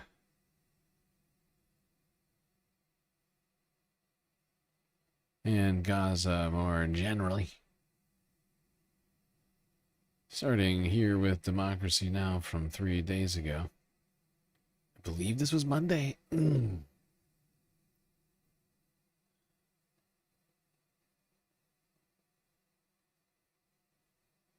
Shit, my browser is acting really stupid. Freedom Liberty Prize, yes. The description of what happened to them. What happened to you? So we were completely shocked by this. On Thursday night, our communications went down. We lost internet. Most of us thought it was just a technical issue. But soon we were surrounded by speedboats with their turning their lights on and off. We were very confused. We didn't know if people were just messing with us. Then we were approached by one of these boats, and they self-identified as Israeli Navy. They pointed guns at us. They had lasers pointed at us. We had our hands in the air. They threatened lethal force, and they told us to get to the front of the boat. They left us for a few hours, and then they came back and they boarded the boat. They took us very aggressively to an Israeli naval vessel, and where they held us for nearly 2 days. We were held in a makeshift prison with shipping containers and barbed wire. Many people were subject to aggressive physical force. We were denied access to adequate water. We were denied access to sanitary supplies. We were also, the day after our interception, Saif was taken into solitary confinement, something that we were all very concerned would happen. We anticipated that this genocidal regime would target him because he's Palestinian. And we were held there. The nights were extremely cold. People's jackets were stolen. When I advocated for one of the participants, who's a doctor, who was pacing for 2 hours trying to stay warm, she had a short sleeve shirt in like 50-degree weather that was cold and damp. When I advocated for blankets, they flooded the sleeping area. And then we had a dozen people pacing, trying to stay warm, trying not to get hypothermia. The cruelty increased when we started to mobilize for the release of 6 people who were in solitary confinement. Saif was one of these people. Okay, hold on. I'm going to go back to the beginning of this. I meant to start from the beginning, but it started in the middle, and I didn't want to cut her off, so... This is Democracy Now!, democracynow.org, the War and Peace Report. I'm Amy Goodman. 2 members of a Gaza-bound humanitarian aid flotilla have appeared before an Israeli court after they were abducted from their ships in international waters and brought to Israel for interrogation. On Sunday, the court extended the imprisonment of Spanish national Saif Abukeshek and Brazilian national Thiago Avila by 2 days, though authorities have not brought any charges against them.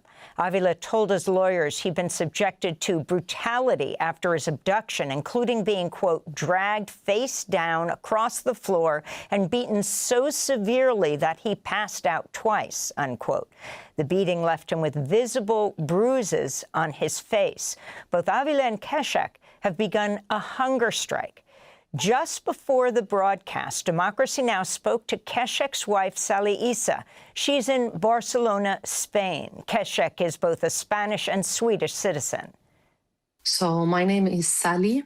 I am Saif Abukeshek's wife. Saif Abukeshek was on board the Global Sumud Flotilla, who is a mission with the aim to break the illegal siege on the Gaza Strip and deliver humanitarian aid to the people in Gaza.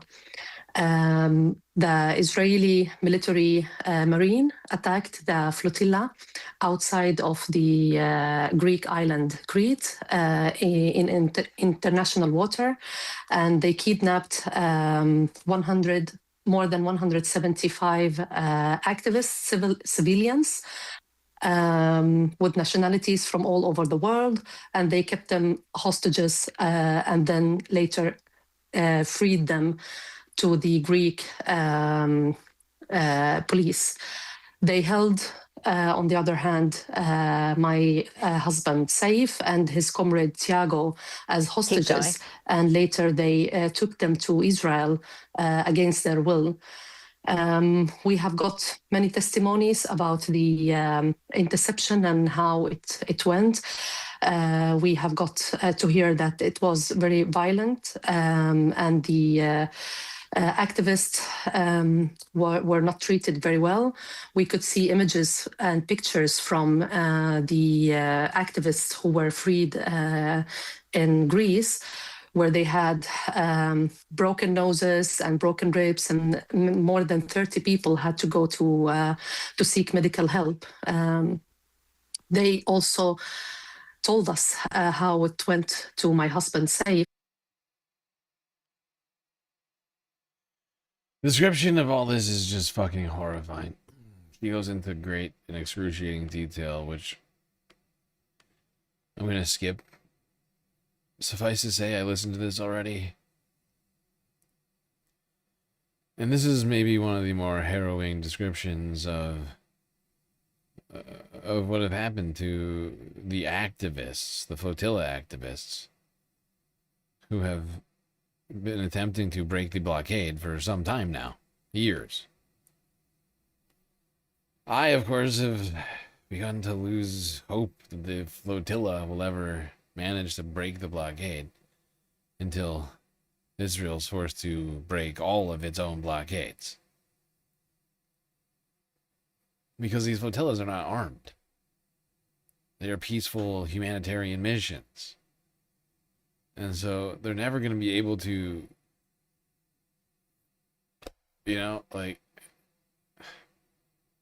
get past Israeli military ships. And Israel is never going to let them. That's the only way it happens, is if Israel allows it to happen. If they decide it's no longer worth it for them to try and block the ships. And I'm waiting and praying and hoping for that day. But I remember times where we were just sitting there watching these flotillas with bated breath, hoping for good news. But we've watched so many of them now. I think it's an important activity, and that's why we're still continuing to talk about it. But I do feel that at this point, I think Israel's proven that it will not allow anyone that it does not want to enter Gaza, because they have complete and total control of the strip, more and more so by the day. They have turned a tiny strip in the center of Gaza into a concentration camp, and now control literally everything around it, including the territorial waters, everything.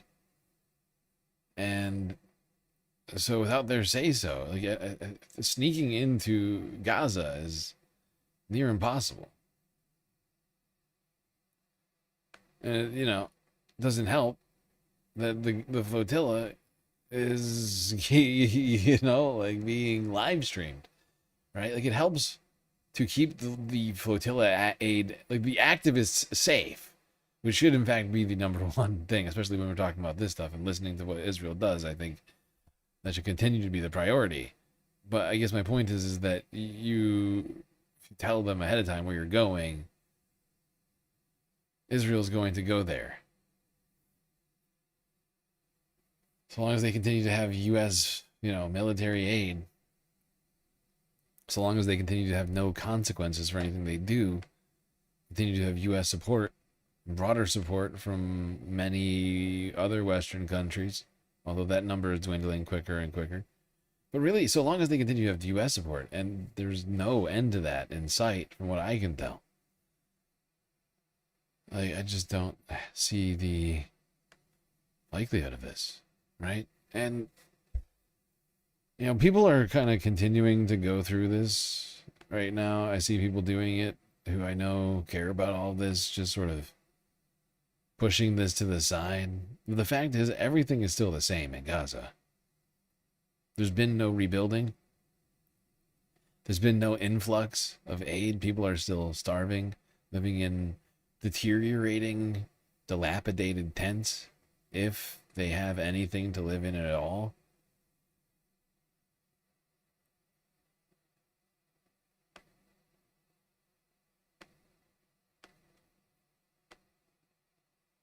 No access to proper desalination, no electricity grid to speak of. It's all the civilian infrastructure is gone. Nothing has changed here. We're being sold a ceasefire that does not exist. Hey everyone, this is Bisan from Gaza. I am still alive, and it has been a long time since the last time we made a piece talking about the situation in Gaza Strip. 6 months since the so-called ceasefire, and a lot may seem to change in Gaza, but actually it's the same. Bombings, people on the streets, almost 60% of Gaza Strip is occupied and people cannot return to it. As you may hear with me, shootings all over the so-called yellow line and even farther, which is closer to us. Destruction here, here, and here. صباح الخير. حلو. احكي لي شو اسمك؟ حسين. حسين وين رايح؟ على المدرسة. صف ايش صرت؟ صف ثالث. شاطر ولا مش شاطر؟ شاطر.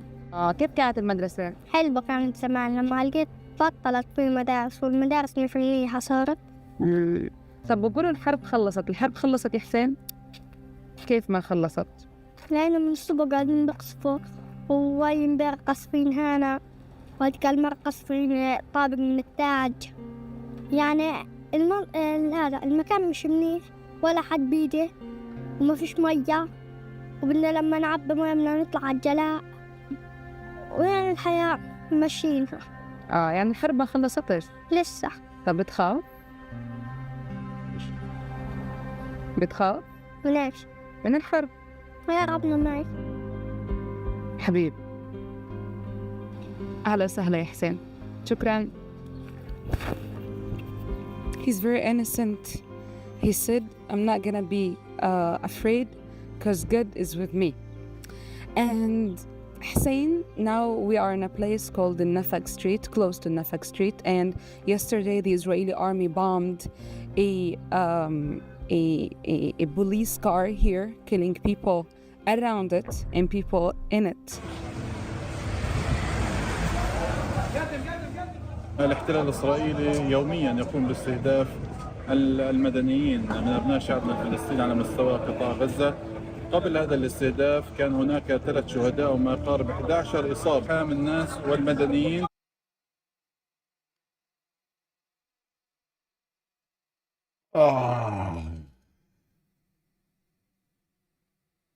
forgot this one goes back and forth between English and subtitles a lot.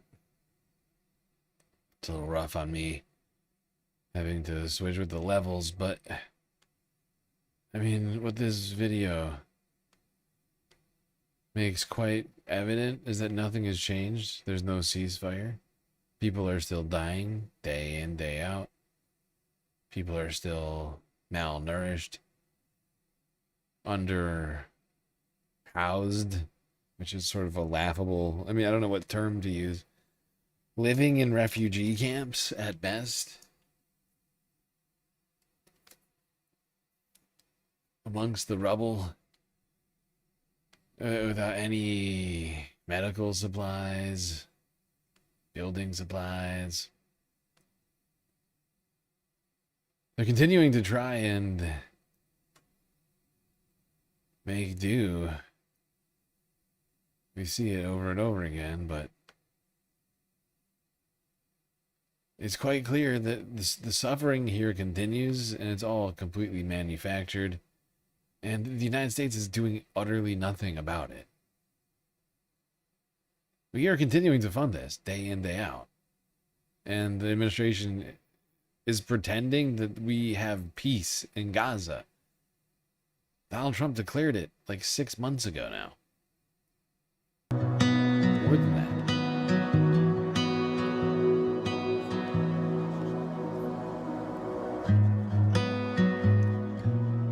I love my work because it enables me to see Gaza from another point of view.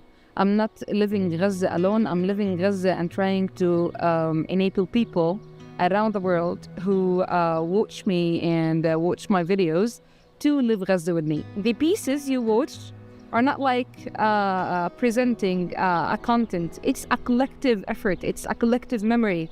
It's all the Gazans giving you their memories, their stories, their hearts, so you can understand more how the genocide ruined our lives. Unfortunately, changed our lives forever. So 60% of Gaza Strip is occupied.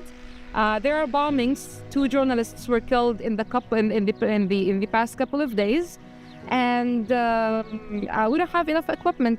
I'm using a broken camera, and now I'm gonna be using a broken mobile because I broke it today. There's nothing entering Gaza. You need to know that anything that helps people in Gaza to rebuild their life, to reach you, to strengthen the internet, to document, to anything, any electronics, nothing is allowed to enter Gaza. So this is another struggle.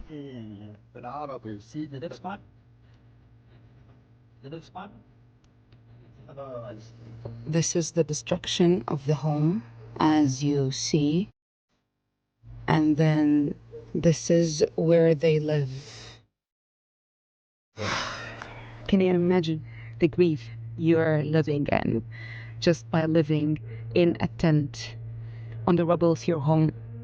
And this is an infinite amount of qahar. Qahar is the Arabic word of being sad, angry, helpless, and lost at the same time, living in this.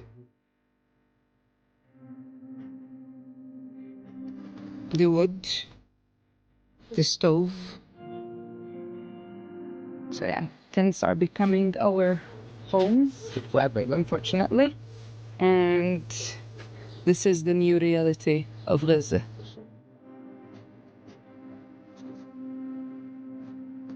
هاي داري هذه المجرفة. بس على هوا انه ردم وفيران وشي زي هيك برضو.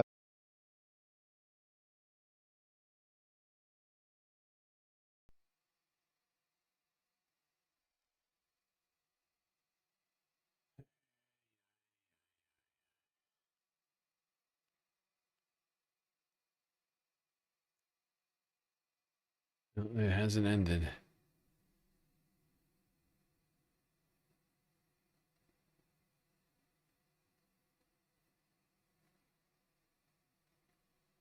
Hasn't ended, it continues. More than 2.5 years now. We're now closer to 3 than we are to 2.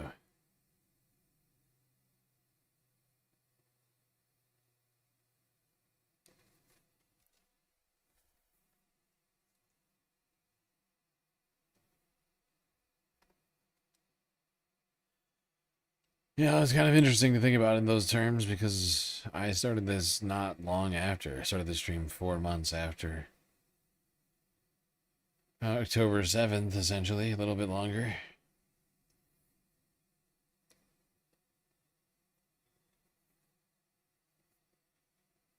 That's how long this has been going for.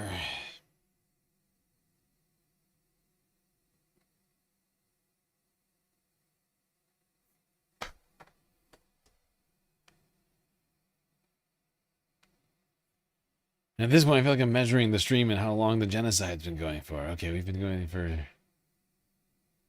The genocide's been going for 3 years, then we've only been going... Right? Like, that's basically where things are at. Well, there's still boats in the Mediterranean trying to break the blockade. This is the live stream from... Oh, this has just ended. Oh, God. This just ended. That can't be a good sign. It's probably not good.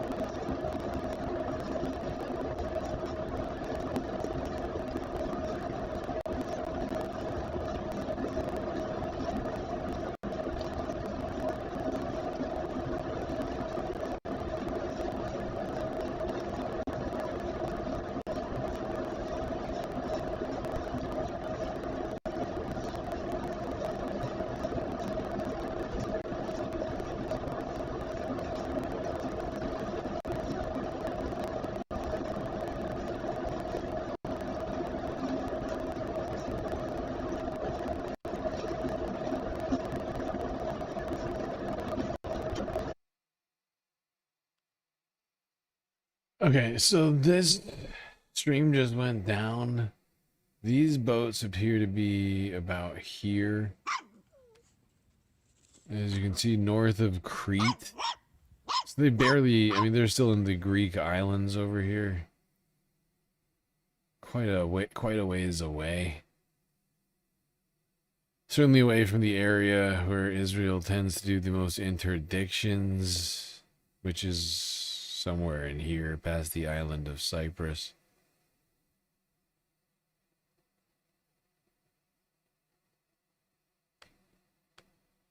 So they have quite, and sailboats are going to take a couple of days to get there.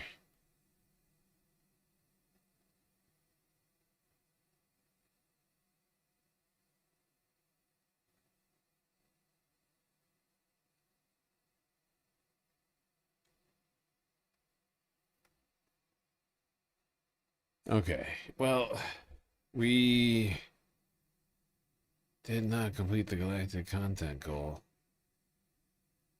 Even during that super secret probationary goal extension timer,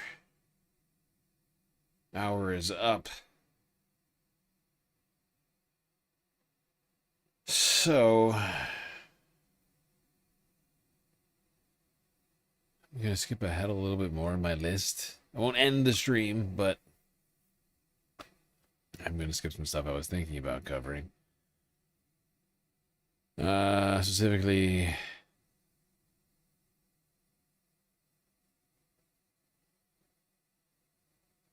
Lebanon and some of the earlier stuff from this week. Just do an update on what's been happening over the last like 24 hours. Then I'll cover the other stuff. I'll cover the other stuff during the week ending report tonight. You're sorry you're broke? Oh, don't apologize. Plus, we're still basically getting... This is going to take me like an hour. This is going to take me at least an hour and a half to get through all of this stuff. X Lebanon, X some of the earlier events of the week. Still a lot. Let's talk about the current state of the deal.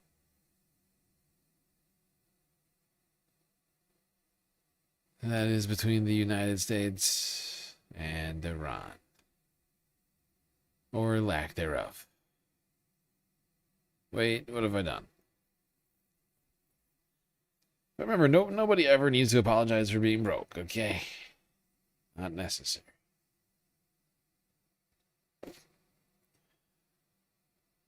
It's a group effort to fund the stream every evening.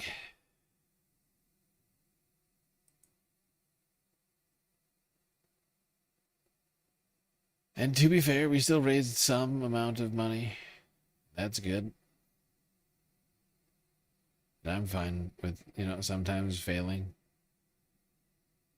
Fact is, this is much harder for people to donate now. We don't have YouTube super chats or super stickers or memberships. And I can't count. Joining me here in the studio is retired U.S. General Mark Kimmett. He's also a former Assistant Secretary of State for Political. And I can't count on like $4 or $5 a stream from ad revenue. So it's just, shit's all fucked up right now. And what I also don't want to do tonight is overdo it and do what I did last weekend. Because I still have to do, I'm still going to try and do a Friday, Saturday, Sunday stream here this weekend. And every time I do a stream after the Leftist Mafia, when I do that and I go too late, it winds up fucking me over later anyway. So honestly, probably for the best that I don't wind up doing like a 8 or 10 hour show. And instead do like a 7 or 8 hour show. Because yeah, it's still going to take us like an hour and a half to get through all this. It's still going to be like 5 a.m. when I'm actually done. If not later. Being broke is a group effort, it's true. YouTube's involved too. Stealing $1,000 from me last month isn't helping at all either with our aspirations. I mean, that's why I don't just like end the stream abruptly almost always, because I know that we're all broke. But with our powers combined, we can keep the Galactic News Network alive. Really, at this point, it's like $1 a person. Or less. $1 a person or less across both platforms, Twitch and YouTube.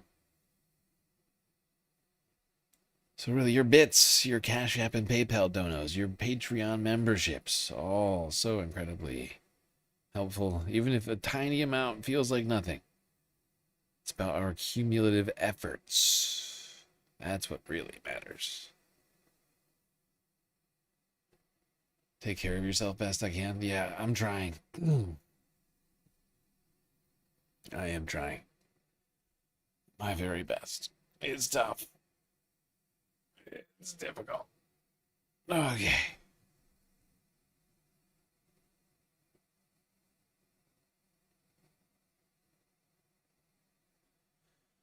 All right, let's get to talking about Iran, starting here from Al Jazeera News yesterday. And it's been a very up and down week. Very, very up and down week. Back and forth. Really, it's hit like some strange peak I thought we could not hit in terms of erraticness in government policy or war strategy or any like literally any government what was I saying? Activity at all. It's very strange. But it does seem to somehow be getting worse, even with what we've seen already. Fever pitch. That's where we're at. Joining me here in the studio is retired U.S. General Mark Kimmett. He's also a former Assistant Secretary of State for Political and Military Affairs. General, good to have you here in the studio. Thank you. And also joining us from Tehran is Abbas Aslani. He is a Senior Research Fellow at the Center for Middle East Strategic Studies. Thank you so much for joining us. General and Abbas, stand by for me 1 second, because I want to look at what's actually being discussed here. What's actually on the table. Now, according to U.S. media reports, Iran would agree not to develop a nuclear weapon, according to this memorandum, and it would also be able to enrich uranium to a low level after at least 12 years. The U.S. would agree to lift its sanctions and release billions of dollars in funds, frozen Iranian funds, and both sides would lift the restrictions on transit through the Strait of Hormuz within 30 days of signing this deal. General, you were listening to the words there of President Donald Trump. You've heard here some of what's in this negotiation. What do you make of it all? Well, first, I think we need to put it in context. This is not a deal. What it is, it's a proposal back to the Iranians. In my mind, this is a 14-point plan to respond to the Iranians' 14-point plan or 14-point offer. We shouldn't mistake what. It's a concept of a plan. Everybody's saying it's a beautiful concept. The shock of shocks. Donald Trump's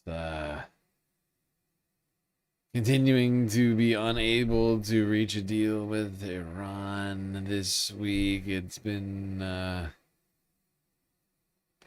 like I said, spaghetti thrown at the wall type of policy here. 1 second claiming the strait is open, the next saying it's closed, the next saying it's open, and we're going to be escorting everybody through Operation Epstein Freedom.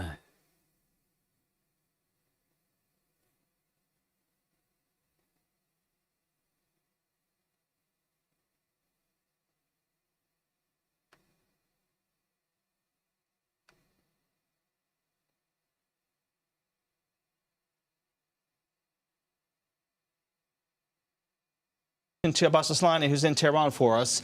Abbas, you heard words here from the general. He thinks this proposal is going to be thrown out the window. What do you think? Well, I would agree that this is not an agreement, but this is more about the American positions at the negotiating table, because if they shared similar views, there would be no reason to somehow threaten Iran in the case of that they do not agree to those terms. The resumption of hostilities would happen. We have been seeing that these discussions have been volatile. One day a military option is imminent. The other day there is discussion on a likely agreement between the two sides. And this indicates that yet, gaps between the two sides on those issues that are being highlighted, in public statements in the media, yet remains. But that's why Iran tried to decouple those issues to focus on the immediate challenges, meaning ending the war and reopening the Strait of Hormuz, and also lifting the naval blockade as part of a peace agreement, and then to discuss the remaining issues, which is the nuclear related matters in a 1 month time frame. And there has been no, let's say, precise discussions on the timeline or the level of enrichment or what can be taking place in relation to the Iranian highly enriched uranium stockpile. So what is being announced from the American side seems to be the American stance, and Iranian officials or sources do not confirm such things to be agreed in the negotiations, and they are saying that the nuclear discussion has been slated to be discussed and addressed later in the second stage if there is any, deal in the first phase of discussions. Right, this second stage, General, one of those points here that's probably going to be discussed in that second stage is this so-called moratorium, a pause on the Iranian enrichment. Now, before, the U.S. were saying, this is a red line. Iran cannot have a nuclear program. Now they're talking about a pause. Is this the U.S. capitulating, or is this sort of an olive branch from the U.S. side? Well, it depends who you ask. If it's successful, Donald Trump will proclaim it as the world's greatest deal out there. But again, I think it's important to understand that we have to first hear the Iranian response to this proposal. Yeah, the Iranian response to this proposal is going to be no. Because every single proposal that the government of the United States comes up with is laughable. They continue to not take the negotiations seriously, continue to think that Iran is going to effectively surrender or surrender its ability to do any number of things, including have a nuclear program. And when I say nuclear, I mean nuclear energy program, not nuclear weapons program. It's a completely different discussion, although it's often conflated as the same thing.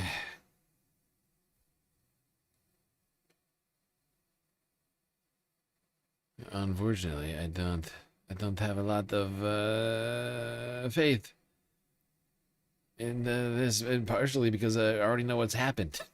Part of the problem is, spoiler alert, we already know what's happened over the last 24 hours since this was put on Al Jazeera's page. Now, let's talk about this fascinating situation. France 24 with a truth or fake. Is Iran using kamikaze dolphins? What? What you talking about? Yeah. Posts filtering around through the internet claiming that Iran has kamikaze dolphins have caused quite a buzz and concerns around the Strait of Hormuz.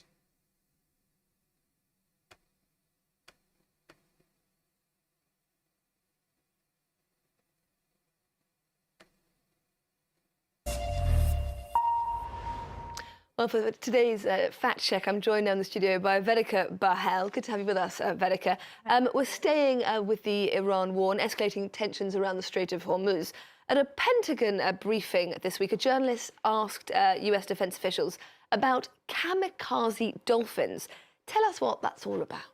That's right, Haxie. Now, granted, kamikaze dolphins might seem like two words that you would never hear put together in the same sentence. However, this actually stems from a Wall Street Journal report made last week about how Iran is grasping for ways to break Donald Trump's blockade on the Strait of Hormuz. Now, citing Iranian officials, said that Tehran could use previously unused weapons to attack US warships, from submarines to mine-carrying dolphins. Now, then at the US Department of Defense briefing, a journalist asked top officials Pete Hegseth and General Dan Kane directly about whether Iran would deploy these kamikaze dolphins. Let's take a listen directly to what they said in response.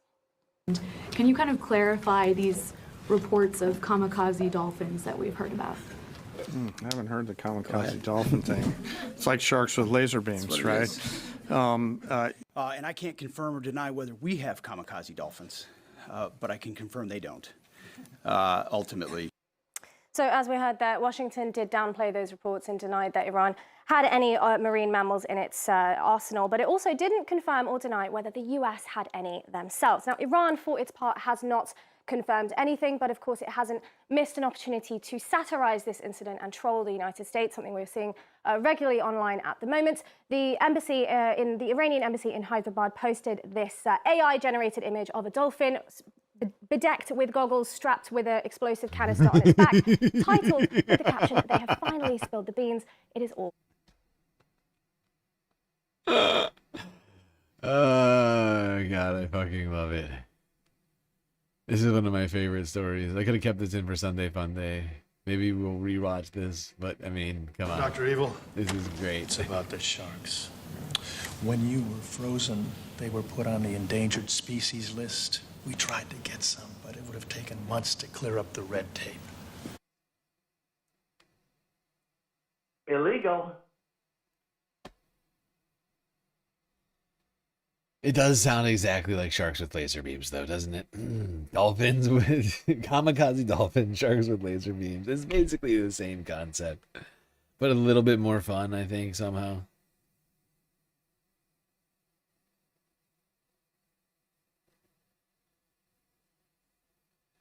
Oh no! You ducks better watch out. Got a serious problem in the oceans.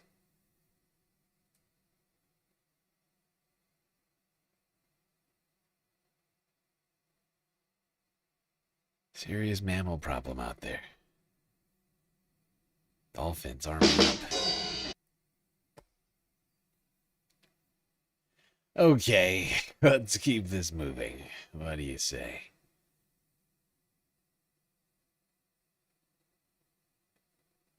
So, yesterday, I think this was actually Wednesday evening at this point, Donald Trump had this to say about the war and about Iran's leaders. Fairly similar thing to what he's already said. Slightly different flavor.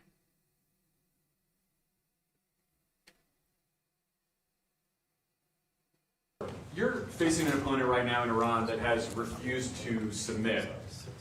You seem optimistic now as you may be closer to a deal. What's different about this moment now than in other moments where a deal has seemed close? Well, why do you say they refused to submit? You don't know that. You don't know what's going on behind U.S. ships a few days ago. Yeah, no, a few days ago is a long time ago.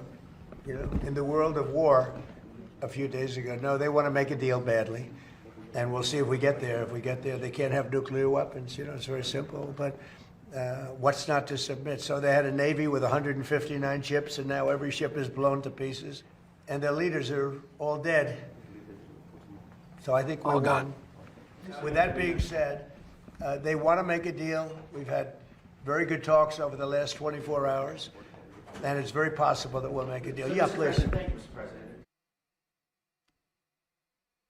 I think we've already won. All of the leaders are gone. And I think we've won. If we've won, why are we still fighting? This was Donald Trump yesterday saying that we've won. Actually, everybody is Wednesday evening. We won. And they're all gone. Everybody gone. Gone, gone, gone.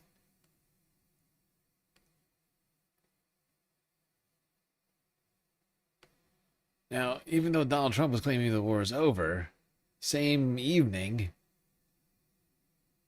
claims of U.S. fighter jet attacks on Iranian oil tankers were popping up in the media. Here's BBC. President Trump has insisted again tonight that Iran is willing to make a deal to end the war. Earlier, he threatened to continue bombing if Tehran didn't reopen the vital shipping channel, the Strait of Hormuz. Iran's foreign ministry says it's still considering the U.S. proposal. The U.S. military said this evening that it has shot and disabled an Iranian-flagged oil tanker in the Gulf of Oman. U.S. Central Command says the tanker was trying to sail to an Iranian port in defiance of the U.S. blockade. And Israel has carried out an airstrike on Beirut for the first time in weeks, putting more pressure on the ceasefire deal. Sarah Smith sent the latest from Washington. As well as honouring military mothers at the White House, President Trump was also celebrating what he says is progress towards agreeing a deal to end the war in Iran. We're dealing with people that want to make a deal very much, and we'll see whether or not they can make a deal that's satisfactory to us. We have it very much under control. Surrounded by ultimate fighting champions later in the Oval Office, the same extremely optimistic message. They want to make a deal. We've had very good talks over the last 24 hours, and it's very possible that we'll make a deal. President Trump has abandoned his short-lived attempt to use the US military to help move international tankers through the Strait of Hormuz, citing good progress in talks. But there's no sign yet of anything moving. This Iran-flagged oil tanker was fired on by a US fighter jet today, disabling its rudder as it was trying to cross the American blockade. For all the talk of peace, both America and Iran are still blockading international ships. Iran's foreign minister was in Beijing today as China called for greater efforts to open the Strait of Hormuz and end the war. Iranian officials say they are reviewing the latest US proposal, which one described as more of an American wish list than reality. In Lebanon, the Israeli military has carried out its first strike on the capital, Beirut, since the start of a ceasefire last month. At least one building in the southern suburbs was heavily damaged. The target was... Okay, that's all we're going to get from this one. Let's get past Lebanon. We'll be talking about Lebanon plenty tomorrow night stream. I got a lot to go over there. Because, of course, Israel's been violating the fuck out of the ceasefire in Lebanon still.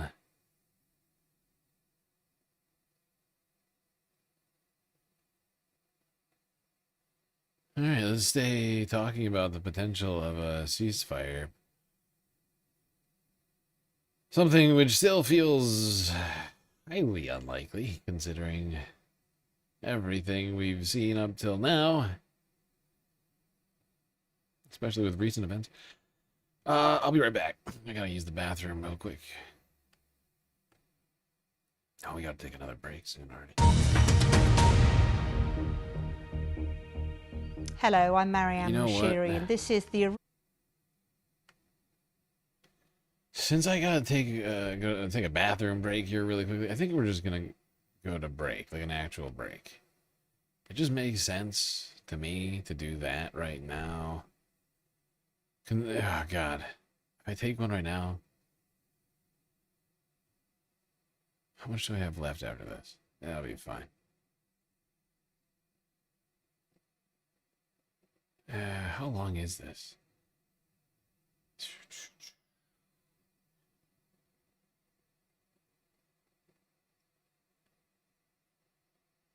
Screw it. I'll just keep this going. I'll be back.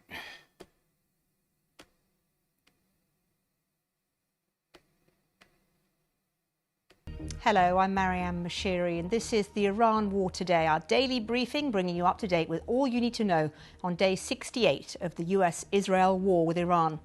Well, let's start with some of today's key developments.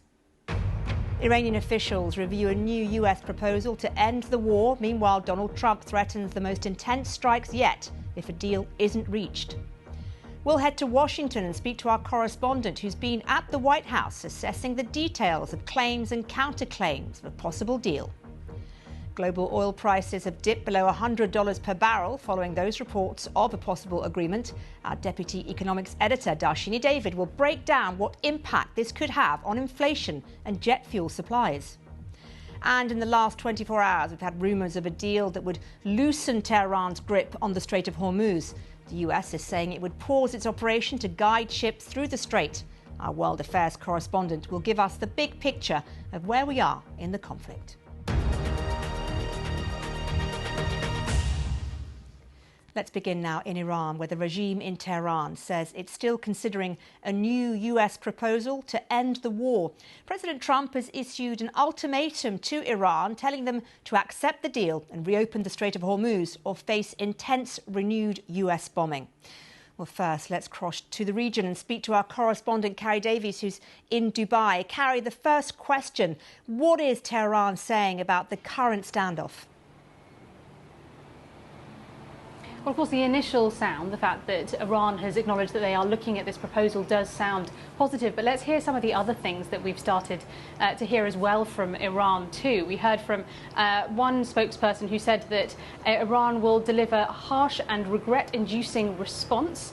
That they've also said that Iran would not be obtaining through a failed war what they failed to gain in face-to-face negotiations. Talking about as well, some Iranian spokespeople talking about this being a wish list rather than reality, and also discussions about Iran having its finger on the trigger too, which is not dissimilar to the sort of language we've heard from President Trump, saying that if Iran does not agree to some form of deal, that there will be some form of further bombing, that would be even more severe, President Trump said, than previously. So both sides talking tough in this situation. But of course what we don't know because we can't see what's going on behind closed doors, is how much the two sides have any form of common ground. Are they genuinely making some form of movement? Are they finding some sort of commonality that could lead to some form of recognition or a deal? That is really difficult to know. So on one side, we're hearing some form of positive noises from both sides. We're also hearing tough talk too. Yeah. Well, I'm back. And it's absolutely where we've been. I feel like we have just all been living in a state of limbo and, opaque lack of clarity. Right? We have a leader right now who's just all over the fucking place, constantly saying different things about what we're doing in Iran. And it is difficult to keep up with the narrative.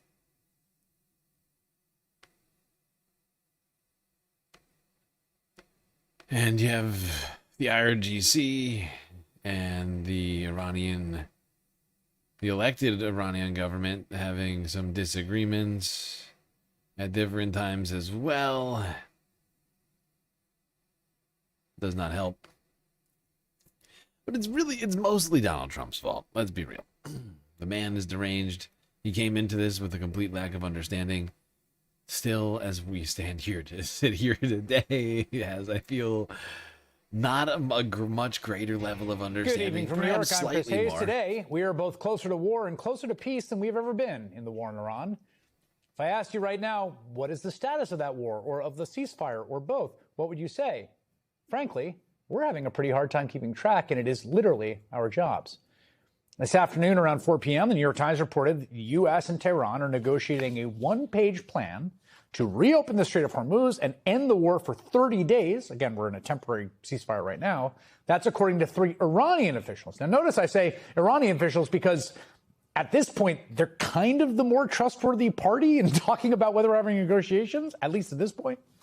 So then, an hour later, U.S. officials said we were striking Iran immediately, if not sooner. Apparently in self-defense after Iran fired on U.S. Navy ships in the Strait of Hormuz. Trump said our strikes were just a, quote, love tap. Also, Iran might be laying out new, stricter rules to impose on passage in the Strait. So, to summarize, we are striking Iran. Iran is striking us. The Strait of Hormuz is closed, but apparently we are not at war and the ceasefire holds. It is, as it has been from the beginning, when he announced the war in the middle of the night with his baseball cap on from his golf palace, an incoherent clown show of mismanagement and misinformation by the man who made the whole ridiculous mess to begin with. From day one, he has been making daily announcements, each one contradicting the one before it, each one more wacky than the last. And if anyone ever had the time to put them all together, you would really get a sense of just how disjointed and chaotic and confused the commander-in-chief is. Well, actually, we do have the time to put them all together, and we thought it would be helpful to take a brief journey through the insane ups and downs of the war so far, as told through the Truth Social proclamations of one President Donald J. Trump. You'll remember the tough talk from the early days of the war. March 6th, there will be no deal with Iran except unconditional surrender. And then he added that his goal is to make Iran great again, MIGA. And it was working. The very next day, March 7th, Iran, which is being beat to hell, has apologized and surrendered to its Middle East neighbors. Okay, White flag, war's over.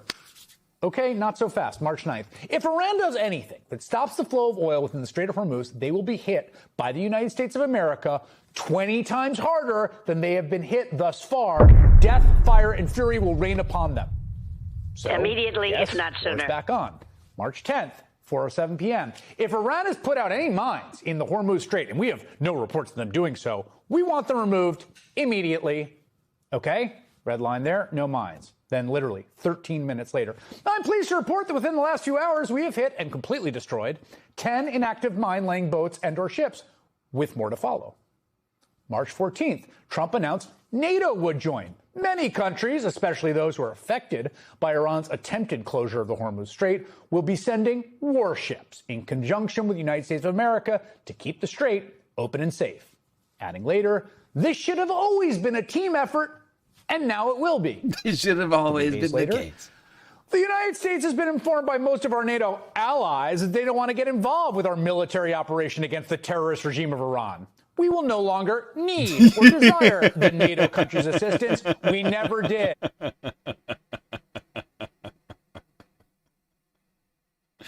Hearing Chris just sort of matter-of-factly read these all out is somewhat, I mean, this is content right here. I mean, it really is. It's been quite an experience watching us go through this situation. I mean, and actually, this has been going on for so long now. How long has it been going on for? It was the end of February. We're like in day 70 something now. 4 weeks, he said. 4 or 5 weeks. We are now at least double that.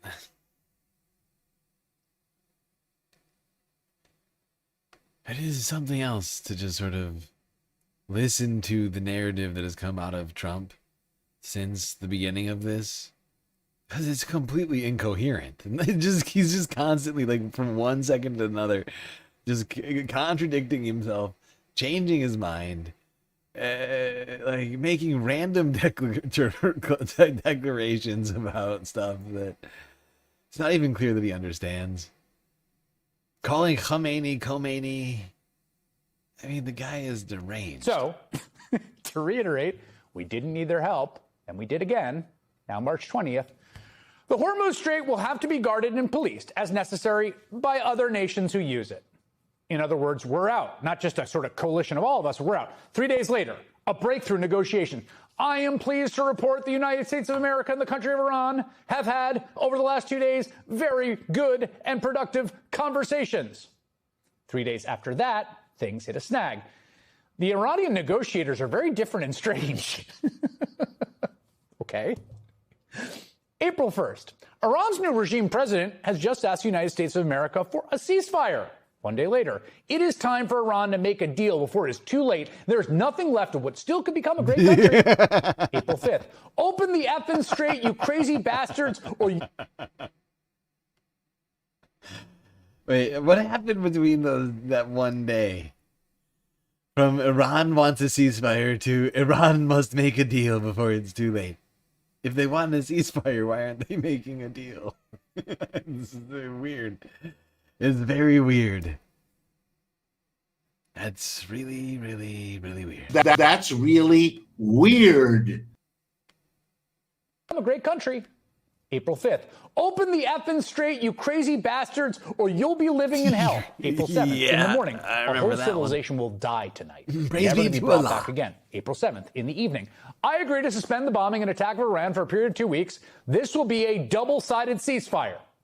We received a 10-point proposal from Iran and believe it is a workable basis on which to negotiate. Just after midnight, it was a big day for world peace. Then, the next day, there are reports Iran is charging fees to tankers going through the Hormuz Strait. They better not be. April 10th. The Iranians don't seem to realize they have no cards. April 17th. Iran has just announced the Strait of Iran is fully open and ready for full passage. Thank you. A great and brilliant day for the world. Strait of Iran? April 19th, 2 days later, Iran recently announced that they were closing the strait.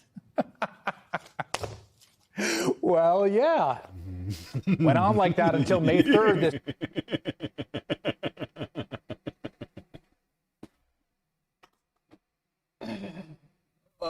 God, we have a manic lunatic in charge of the country. It is exhausting. Oh my God. We have a megalomaniac having a manic episode every other, he also is a man. He's having some sort of manic episode like every other day, because he's also got Alzheimer's, so he forgets what's happening all the time. He just like some of these would last longer, or perhaps we'd have longer of a a pause between the episodes if he wasn't also sundowning. But he just forgets everything that's happening every like 30 seconds. Great and brilliant day for the world, all caps. Strait is open. Thank you, Iran. Actually closed. I'm sorry. Really quick, everybody. Sorry, Strait closed. I take it back. It's like, look at Chris's face. I mean, it's nonsensical. The man We have a is demented, deranged. unintelligent person running the United States of America. Well, yeah. Went on like that until May 3rd this past Sunday. Trump had a new tactic for opening the strait, which was always open, which we didn't need, which we were going to open, which we decided not to open, which our allies wouldn't help us open, that no one cares about whether it's open. Again, he returned to this idea of a coalition of the willing, if you will. Project Freedom will begin Monday morning. May 4th, Monday morning. Project Freedom is expanding its ranks. Perhaps it's time for South Korea to come and join the mission. Come on in, fellas, the water's fine. Tuesday, Project Freedom will be paused for a short period of time. That was all within 48 hours. Honestly, we could go on and on for 42 minutes for the whole show. There are hundreds of posts, and you can trust exactly none of them. All of them sort of contradicting each other, all of them in that same sort of deranged register. Oh my God. We have a real problem in America. Millions of people voted for this. Now, I know some of those people are put off by this, but the vast majority of Republicans voted for this. And the vast majority of Republicans still support everything that they have seen here so far. That is shocking to me. But it's not a fever, you know? The Republican Party is far gone. If you're voting for the Republicans, you're voting for a whole host of things you just have to accept. It's not going to go back. It's not going to go back to some reasonable parliamentarian loving group of individuals. It's not coming. It's not coming back. I don't know if it ever really existed. Although the tone the Republican Party certainly has shifted over the last 40 years. But really, like Barack Obama was trying to bring back the Republican fever is going to break argument again. Like, dude, it is not 2012 anymore. It's 2016. I'm sorry, it's 2026. I made a huge, tiny mistake.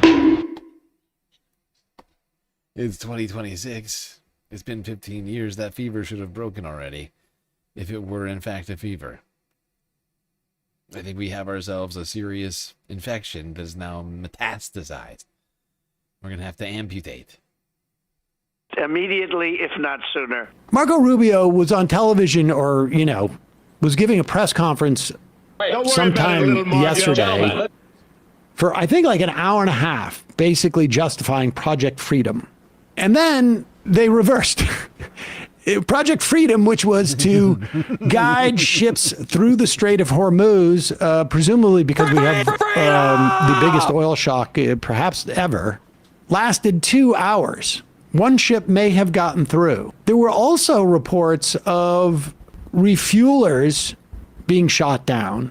It's very difficult to get actual information out of there. And I don't know why it is so. Yeah. And honestly, it's kind of delicious. And I've got the clips. We were going to watch them tonight, but I decided against it because, it's already over 6 hours. Didn't complete the galactic content goal, and Honestly, even if we just were to watch every video I have in my list from here to the end of the list, it would take me another hour and a half, 2 hours to get through it all. Or maybe a little less, but still. And what was I saying? I can't remember now. My fucking brain just got, my brain is broken. I can't wait for the Vic Burger cut of the last Oval Office event. I've been watching the Vic Burgers lately. I haven't been keeping up.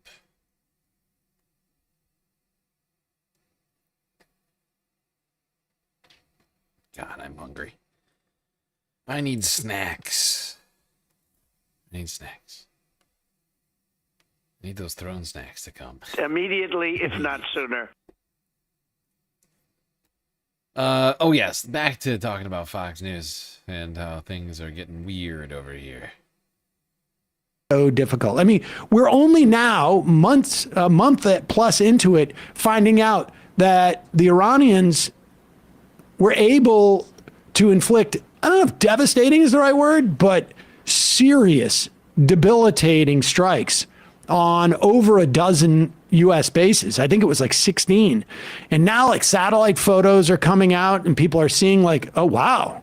So the potential that Iran was able to inflict a lot more damage on our, Project Freedom than has been reported is very possible. We just don't know.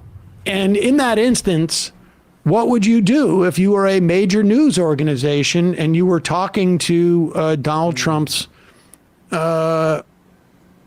closest fans, the sort of like the white-knuckled hanger-ons in the Republican Party, which is, to be honest with you, like 85% of the Republican Party. Would you go on and say, fog of war, we're not sure exactly what's happening? It is strange that you would institute a policy and then reverse it 2 hours later?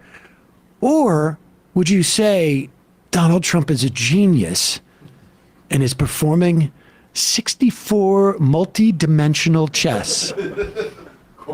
We report, you decide. Go ahead. The president says, based on the request of Pakistan and other countries, we have mutually agreed that while the blockade will remain in full force and effect, Project Freedom will be paused for a short period of time to see whether or not the agreement can be finalized and signed.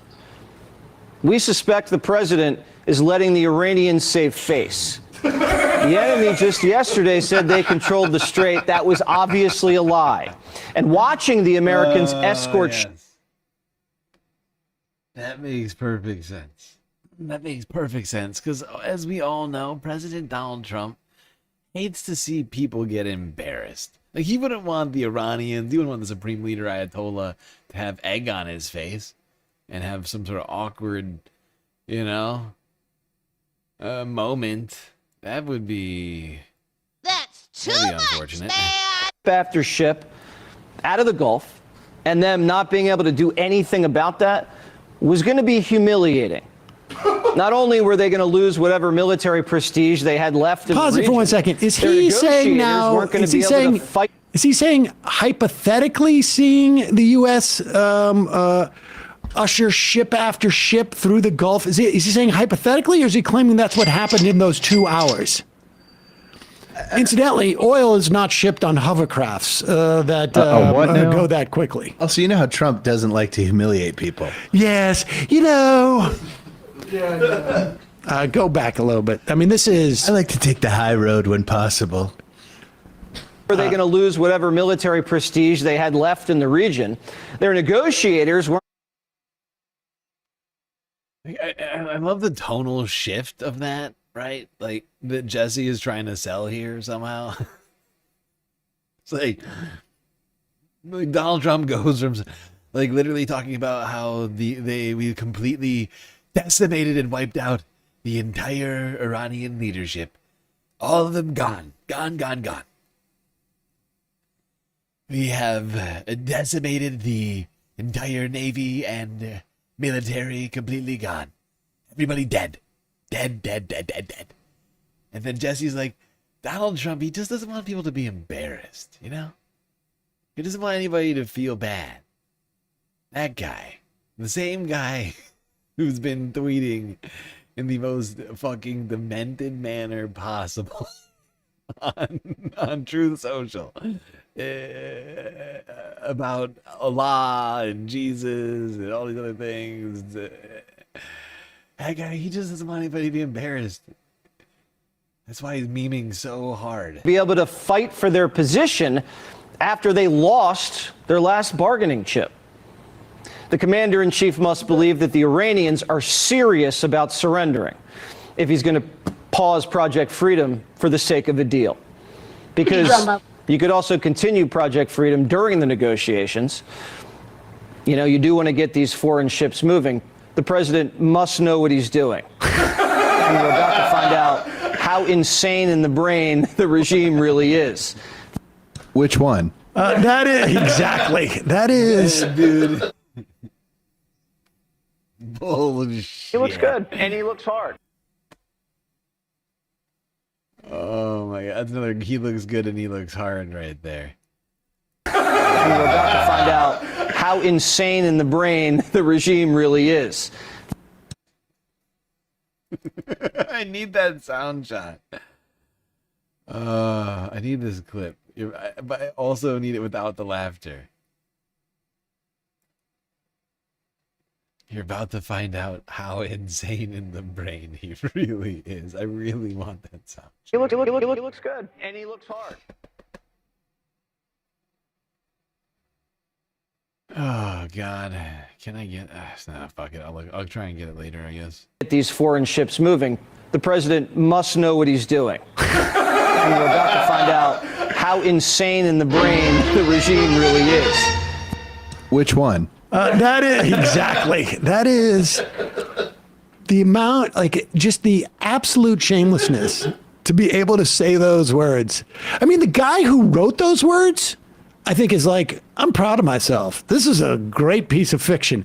But to say those words and know, like, oh, I'm not shooting like some type of ad or movie or TV show. Like, I'm not playing a newscaster. I'm actually a newscaster. And yeah, he looks good and he that's looks Jesse hard. Waters. That's serious journalism right there, everybody.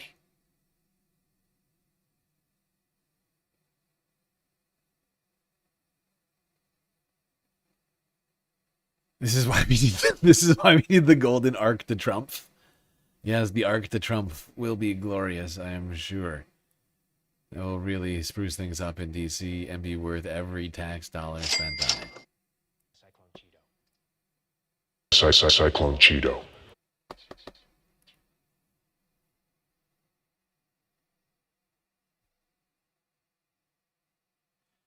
All right, moving it along. Next up, secular talk.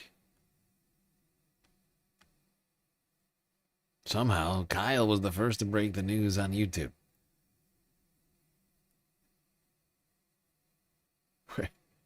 That's on YouTube. Kyle Klinsky, secular talk 10 frickin' hours ago. Has it been that long already? Good God. Breaking.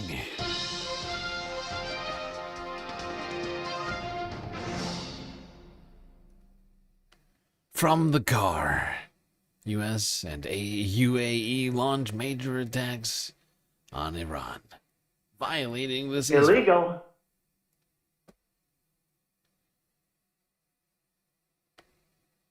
I'm glad Kyle parked first for this video. I worry when he's driving, you know. All right, y'all, I got some major breaking news here for you. So we just got word that the UAE and the United States have officially violated the so-called ceasefire, and they are attacking Iran as we speak. So the United Arab Emirates has attacked Iran, and the United States has targeted an Iranian oil tanker.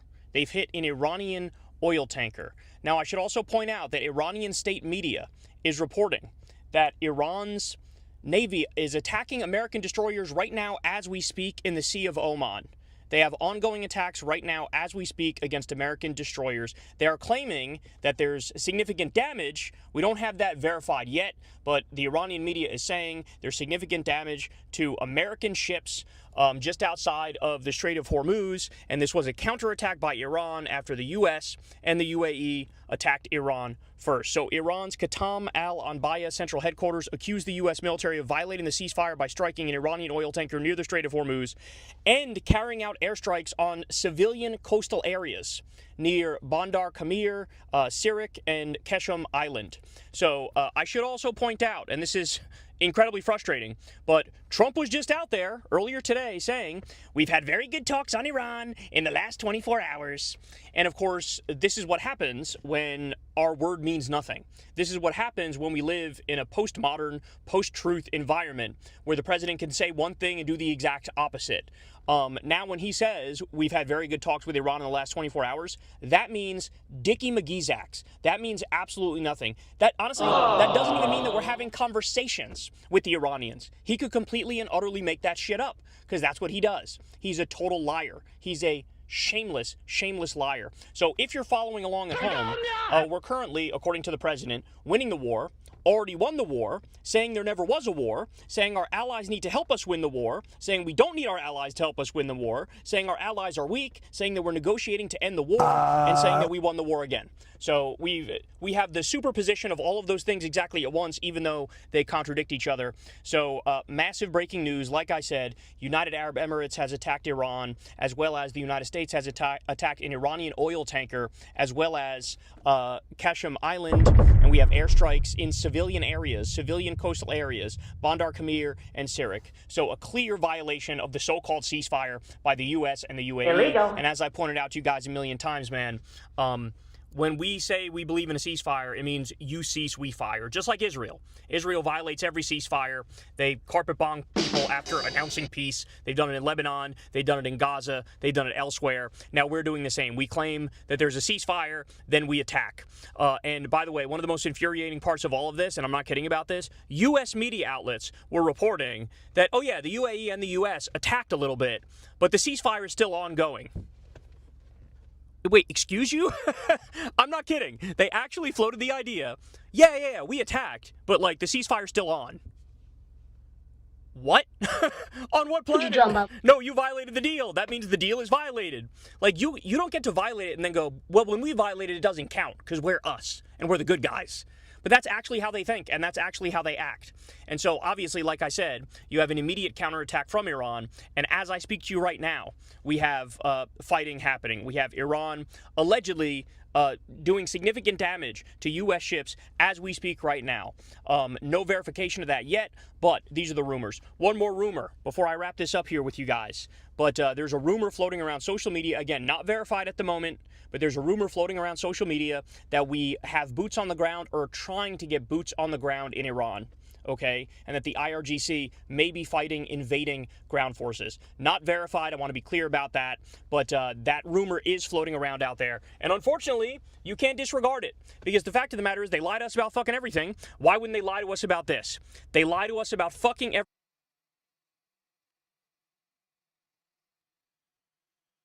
Well, that's fairly shocking news if true.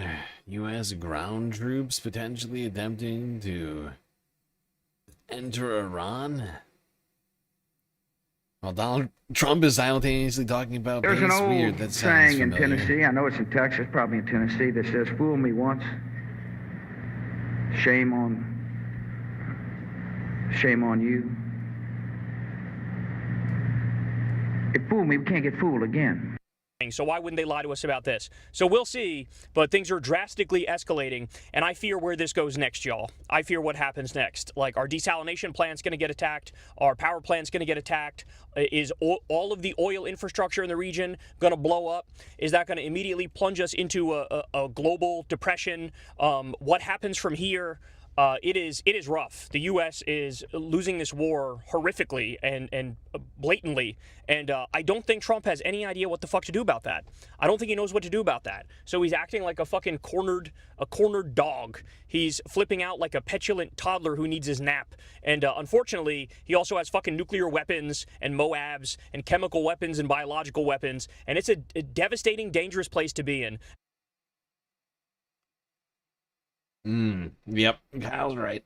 We're not living in great times right now, you know? This timeline is cooked. Been waiting for Bacula to solve this for us, but doesn't seem like that's happening.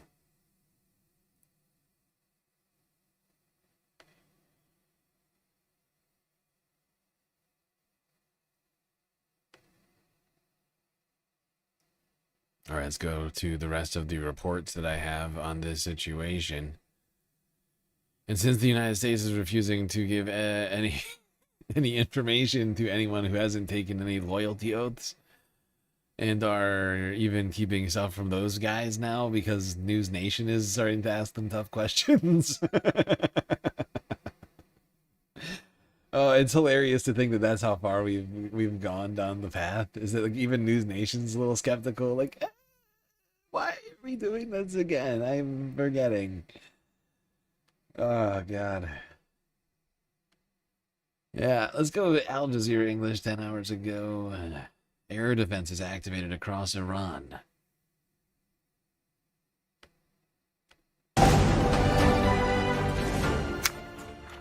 You are watching Al Jazeera, bringing you breaking news out of Iran, where air defenses have been activated and explosions are heard in the capital, Tehran. Iranian officials say explosions were also heard in the vicinity of Qashm Island and in the port city of Bandar Abbas. These developments follow earlier reports by state television that the Iranian military fired missiles at what it calls, quote, the enemy's aggressive units in the vicinity of the Strait of Hormuz. Tehran is saying its response comes after the U.S. military fired on and disabled the Iranian-flagged Hasna tanker on Wednesday. Well, let's head straight to Tehran and speak to Al-Medad Al-Ruhayd. Al-Medad, firstly, given all of these reports that are coming in, the triggering of air defences in Tehran, further explosions in the south, not to mention activity in the Strait of Hormuz, bring us up to speed. Yeah, well, definitely the most escalation over in the Strait of Hormuz.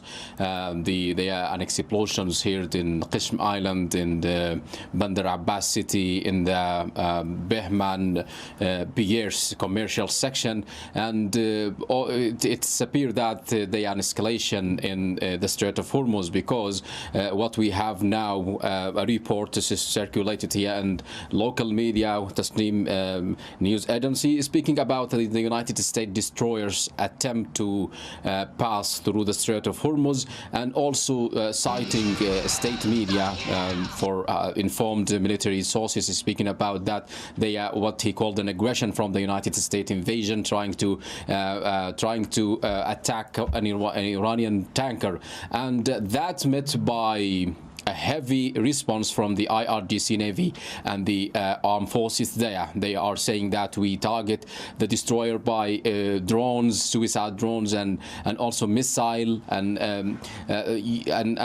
there's an explosions here near the vicinity of Strait of Hormuz. And we do know that Strait of Hormuz has been one of the main battleground over the 72 hours when the United States President announced the Operation Freedom to open the strait by force, and then right now we are seeing that United States destroyer and vessels attempt to cross that strategic waterway to toward the Gulf of Aden, and the response from the IRGC Navy is clear that not allowed them to move through that strategic waterway, and at the same time they are speaking about Iranian oil tanker have been hit by what they call called aggression from the United States Navy. So this the latest here came from Iranian media, so whether it's a state media or local media, and we do know that the Strait of Hormuz have been one of the main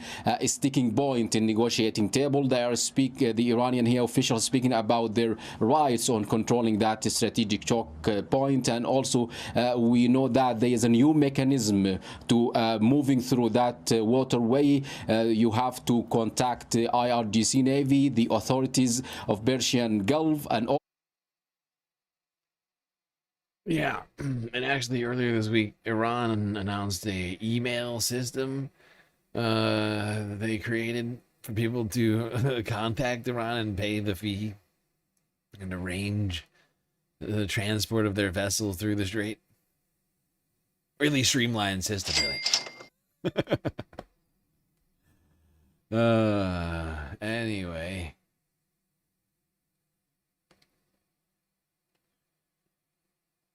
Iran claiming that the United States, the United Arab Emirates conducted military strikes in the strait. It seems like Operation Epstein Jury is perhaps back on.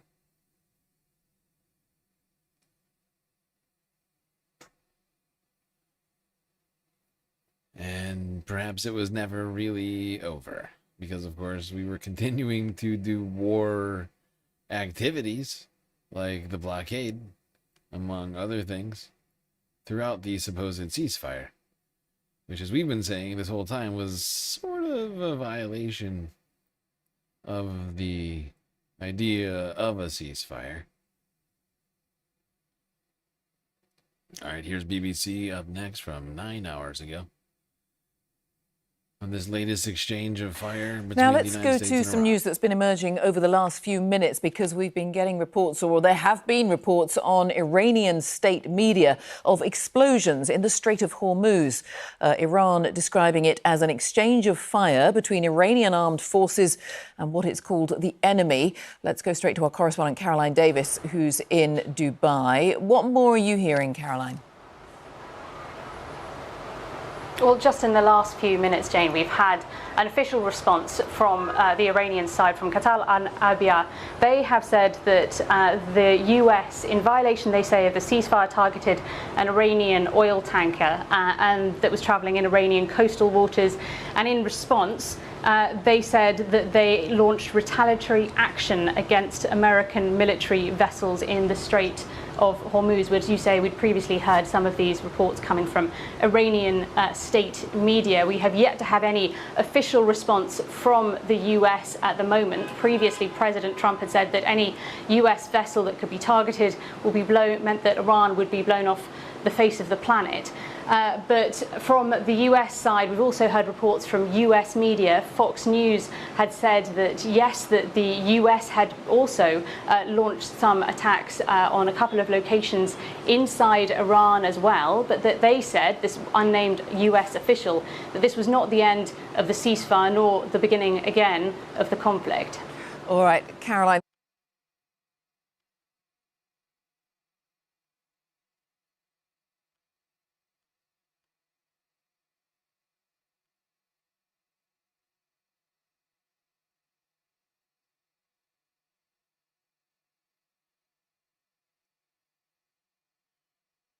Well,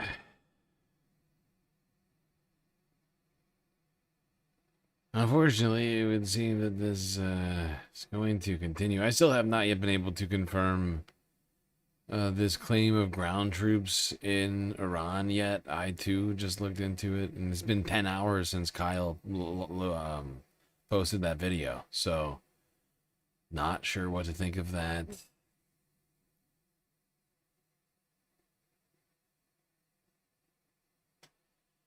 Now, the Gulf states, even after these claims of the ceasefire being broken, came out to back the latest U.S. Proposal.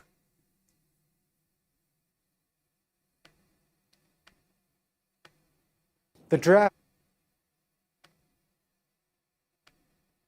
draft is thought to have wide support within the Security Council, and it's rooted in the principal idea of freedom of navigation in the Strait of Hormuz. Now, while the U.S. and Bahrain are the main backers of this resolution, it has strong support and is being co-sponsored by the Gulf cooperation countries. Now's the time for choosing, and are the countries of the Council choosing to stand with a regime that slaughters its own people, that brutalizes its neighbors, that strangles the world's economy? Or are they standing with the shining cities of Manama, Kuwait City, Dubai, Riyadh, Doha, with the people that seek a better future for not only their people, but for the region and for the world?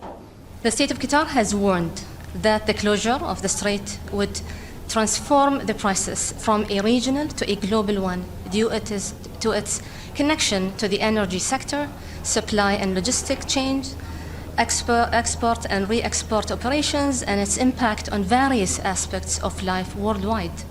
Now, the big obstacle for this draft resolution. Yeah, and not shockingly, the Gulf countries are just coming out and flatly endorsing the U.S. proposal without any amendments or criticisms. But this is, I mean, as empty as it gets. They continue to refuse to actually work with Iran, talk to Iran, bring Iran into the discussion, generally speaking. Just condemning. It's mostly just condemning Iran and saying the United States is doing everything perfectly. That's what the Gulf countries have been doing, mostly. Although in the background, the closed rooms, there's sort of supposedly been some amount of defecting happening, including, you know, the UAE, of course, leaving OPEC. That was big news.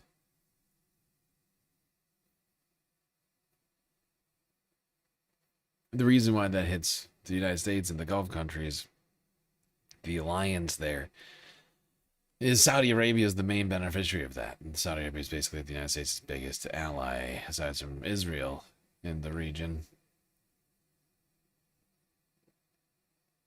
You still can't believe a ground invasion happening? Well, it's not clear that it is happening. We don't have any confirmation of that, so I wouldn't rush to accept that as being fact right now, but merely just a possibility. Since we have the fog of war and a rather opaque administration when it comes to these sorts of things.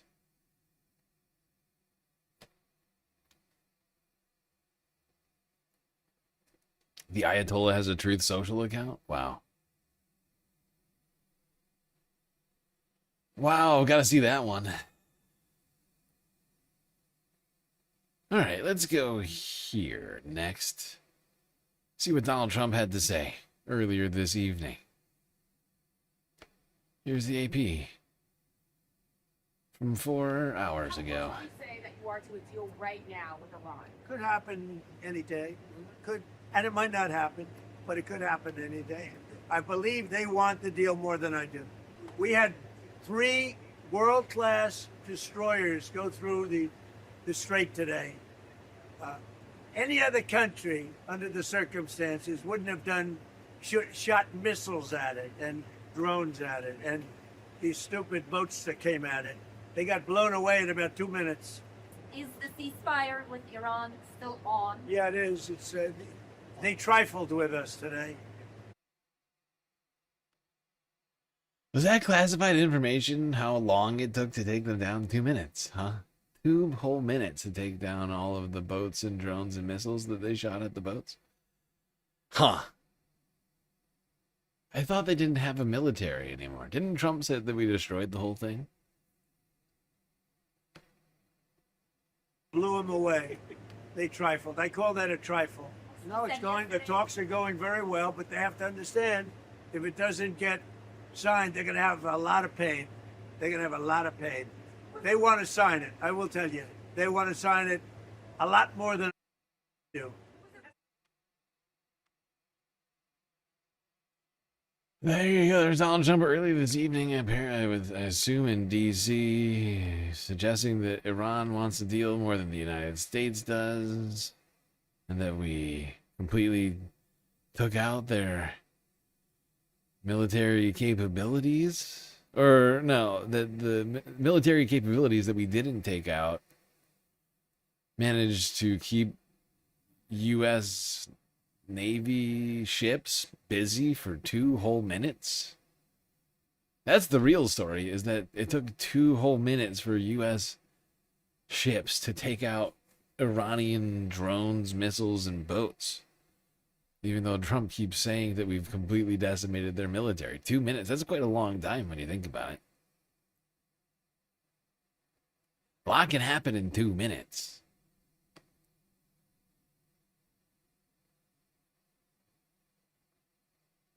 All right, let's go here to the Associated Press from 3 hours ago. Iranian media says forces exchanged fire with the quote-unquote enemy in the Strait of Hormuz.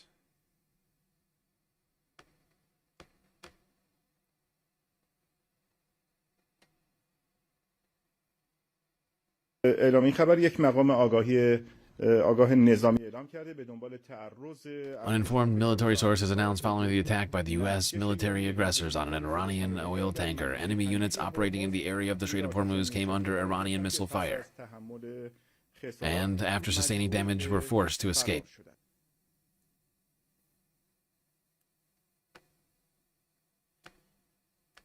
All right, what is next? Jesus. Oh, shit. That was the last clip. We have the Al Jazeera live stream, and that's it, everybody. Great job to all of you for making it this far. I appreciate each and every one of you. And we still got like 3/4 of a stream, a little more than that, actually. And if you count the super secret late night after hours Galactic Stream, chill stream, which will happen after this, pretty good. Pretty good. This whole engine, right? And gave the licensing to the U.S. company to use it for free for now, for probably 20 years. But there's cut, total cut of the engine. So nothing will be transferred from U.S. back to China, China to U.S. in the future. What does the future of AI learning look like? If we meet again in 20 years, what questions will I be asking you? AI learning or AI teaching probably will dominate the whole education. However, the schools are still going to be there. The teachers are still going to be there. But the teachers have to use the AI tools or platform or anything to teach the students. I think the teacher's role. Okay, this is not what I want out of this. Let's see. What have they been talking about last hour? You would think this whole situation going on, that's the border wall.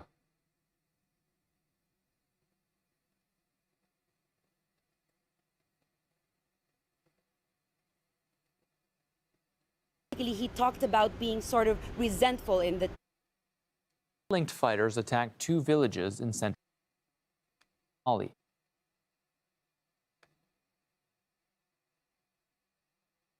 Democracy. Shireen. American officials said they couldn't determine if Shireen's killing was a crime without talking to the shooter. But Israel refused to cooperate. No one has been held to account.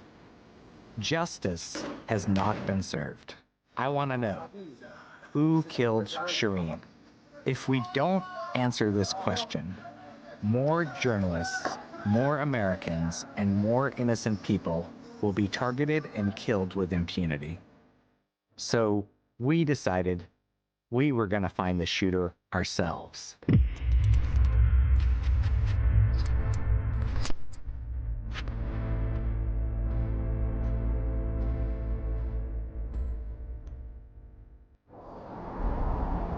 All right, 3, 2, 1. All right, I'm gonna hit record. when Shireen was killed, it was such a shock to all of us. And then to watch how Israel used misinformation and disinformation to obscure the facts for months was really disturbing to me. Shireen was not just any journalist. She is the first American Palestinian journalist, American journalist who has been killed by Israeli forces in the West Bank. I think the bigger story for us is why the U.S. government abdicated any role in this investigation and why Israel has refused to tell the U.S. government the name of the shooter and who the shooter was and any information about the shooter. The Biden administration produced a classified report on Shireen's death, but they refused to release it. We know the senior Biden people, like, they're not talking about Shireen's death. They're not talking about Palestinian deaths. They're not really talking at all. Are there going to be people here in D.C. over the next couple of days that are lower level that might be willing to talk? Yeah, I think there's a couple of people here that are longtime sources. I'm not gonna watch this whole thing. Oh God. While the death of Shireen Abu Akleh is in fact tragic, needs to be investigated, and those responsible need to be held to account. Certainly not new news. In fact, it's rather old. It happened, what, over like a year ago, didn't it? How long has it been? When did she die? I can't even remember now. They all blend together now.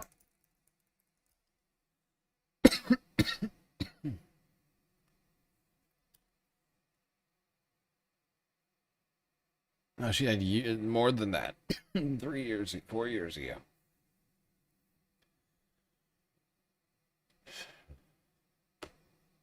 It's actually pre-October 7th.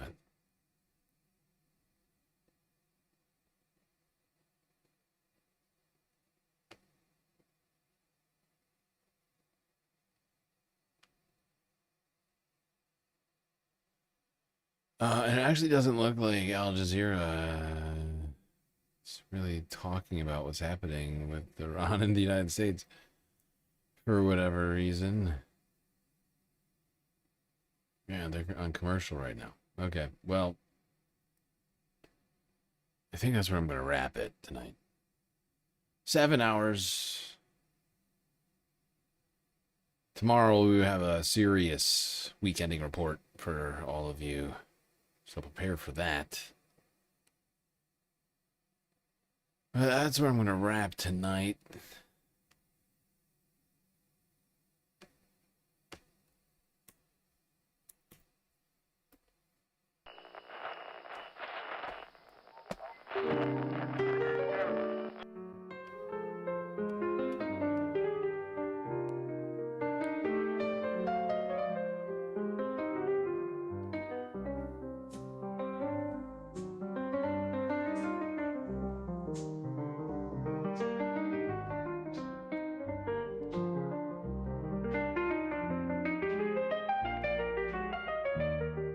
Well, we got through another stream. It was quite long and also difficult, but thankfully we had each other to get through it. Till I see you next, you stay classy, Galactic Stream Nation.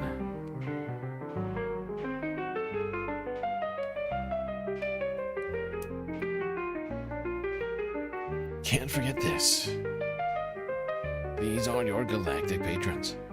Gabby, Goth Dogs, Aaron W, Schmegley, PB, Midi, Afroponics, Narwhal by Nature, Inner Planet Janet, Godcat, Robot Cat, Disco Wolf, Callie Brady, Sammy, Geodragon, The Anticorporatist, Obsessive Audio, Know It, Nadia, Jokey, Scout, Selena, Omega Star, Sasha G, Pitchforks Dragon, Vincent Morales, Donald James X, Evan from Portland, Lovely Pariah, Mish, Becky, D-Cypher, Icebreaker, Columbia Rican, New York, Will in Detroit, Sisyphean Task, BC, Free Palestine, Hermit Horologist, HBX, Manda, Lori Lunchmeat, Carl, Gaslightocracy, Paige Larson, Frizzla, Benny Hanna 99, Dark Sparkle, CJ from the Six, The Reference Frame, Glitchmaster, Social Butterfly, The Anarchist, Perfect Cell, Winnie and Robin, Young Chris, Echios, and Emily S. One more. And it is Hecate. That's right, all of these people here have helped produce the show, which your eyes and ears just got done enjoying. You can too for just a few US dollars a month on Patreon.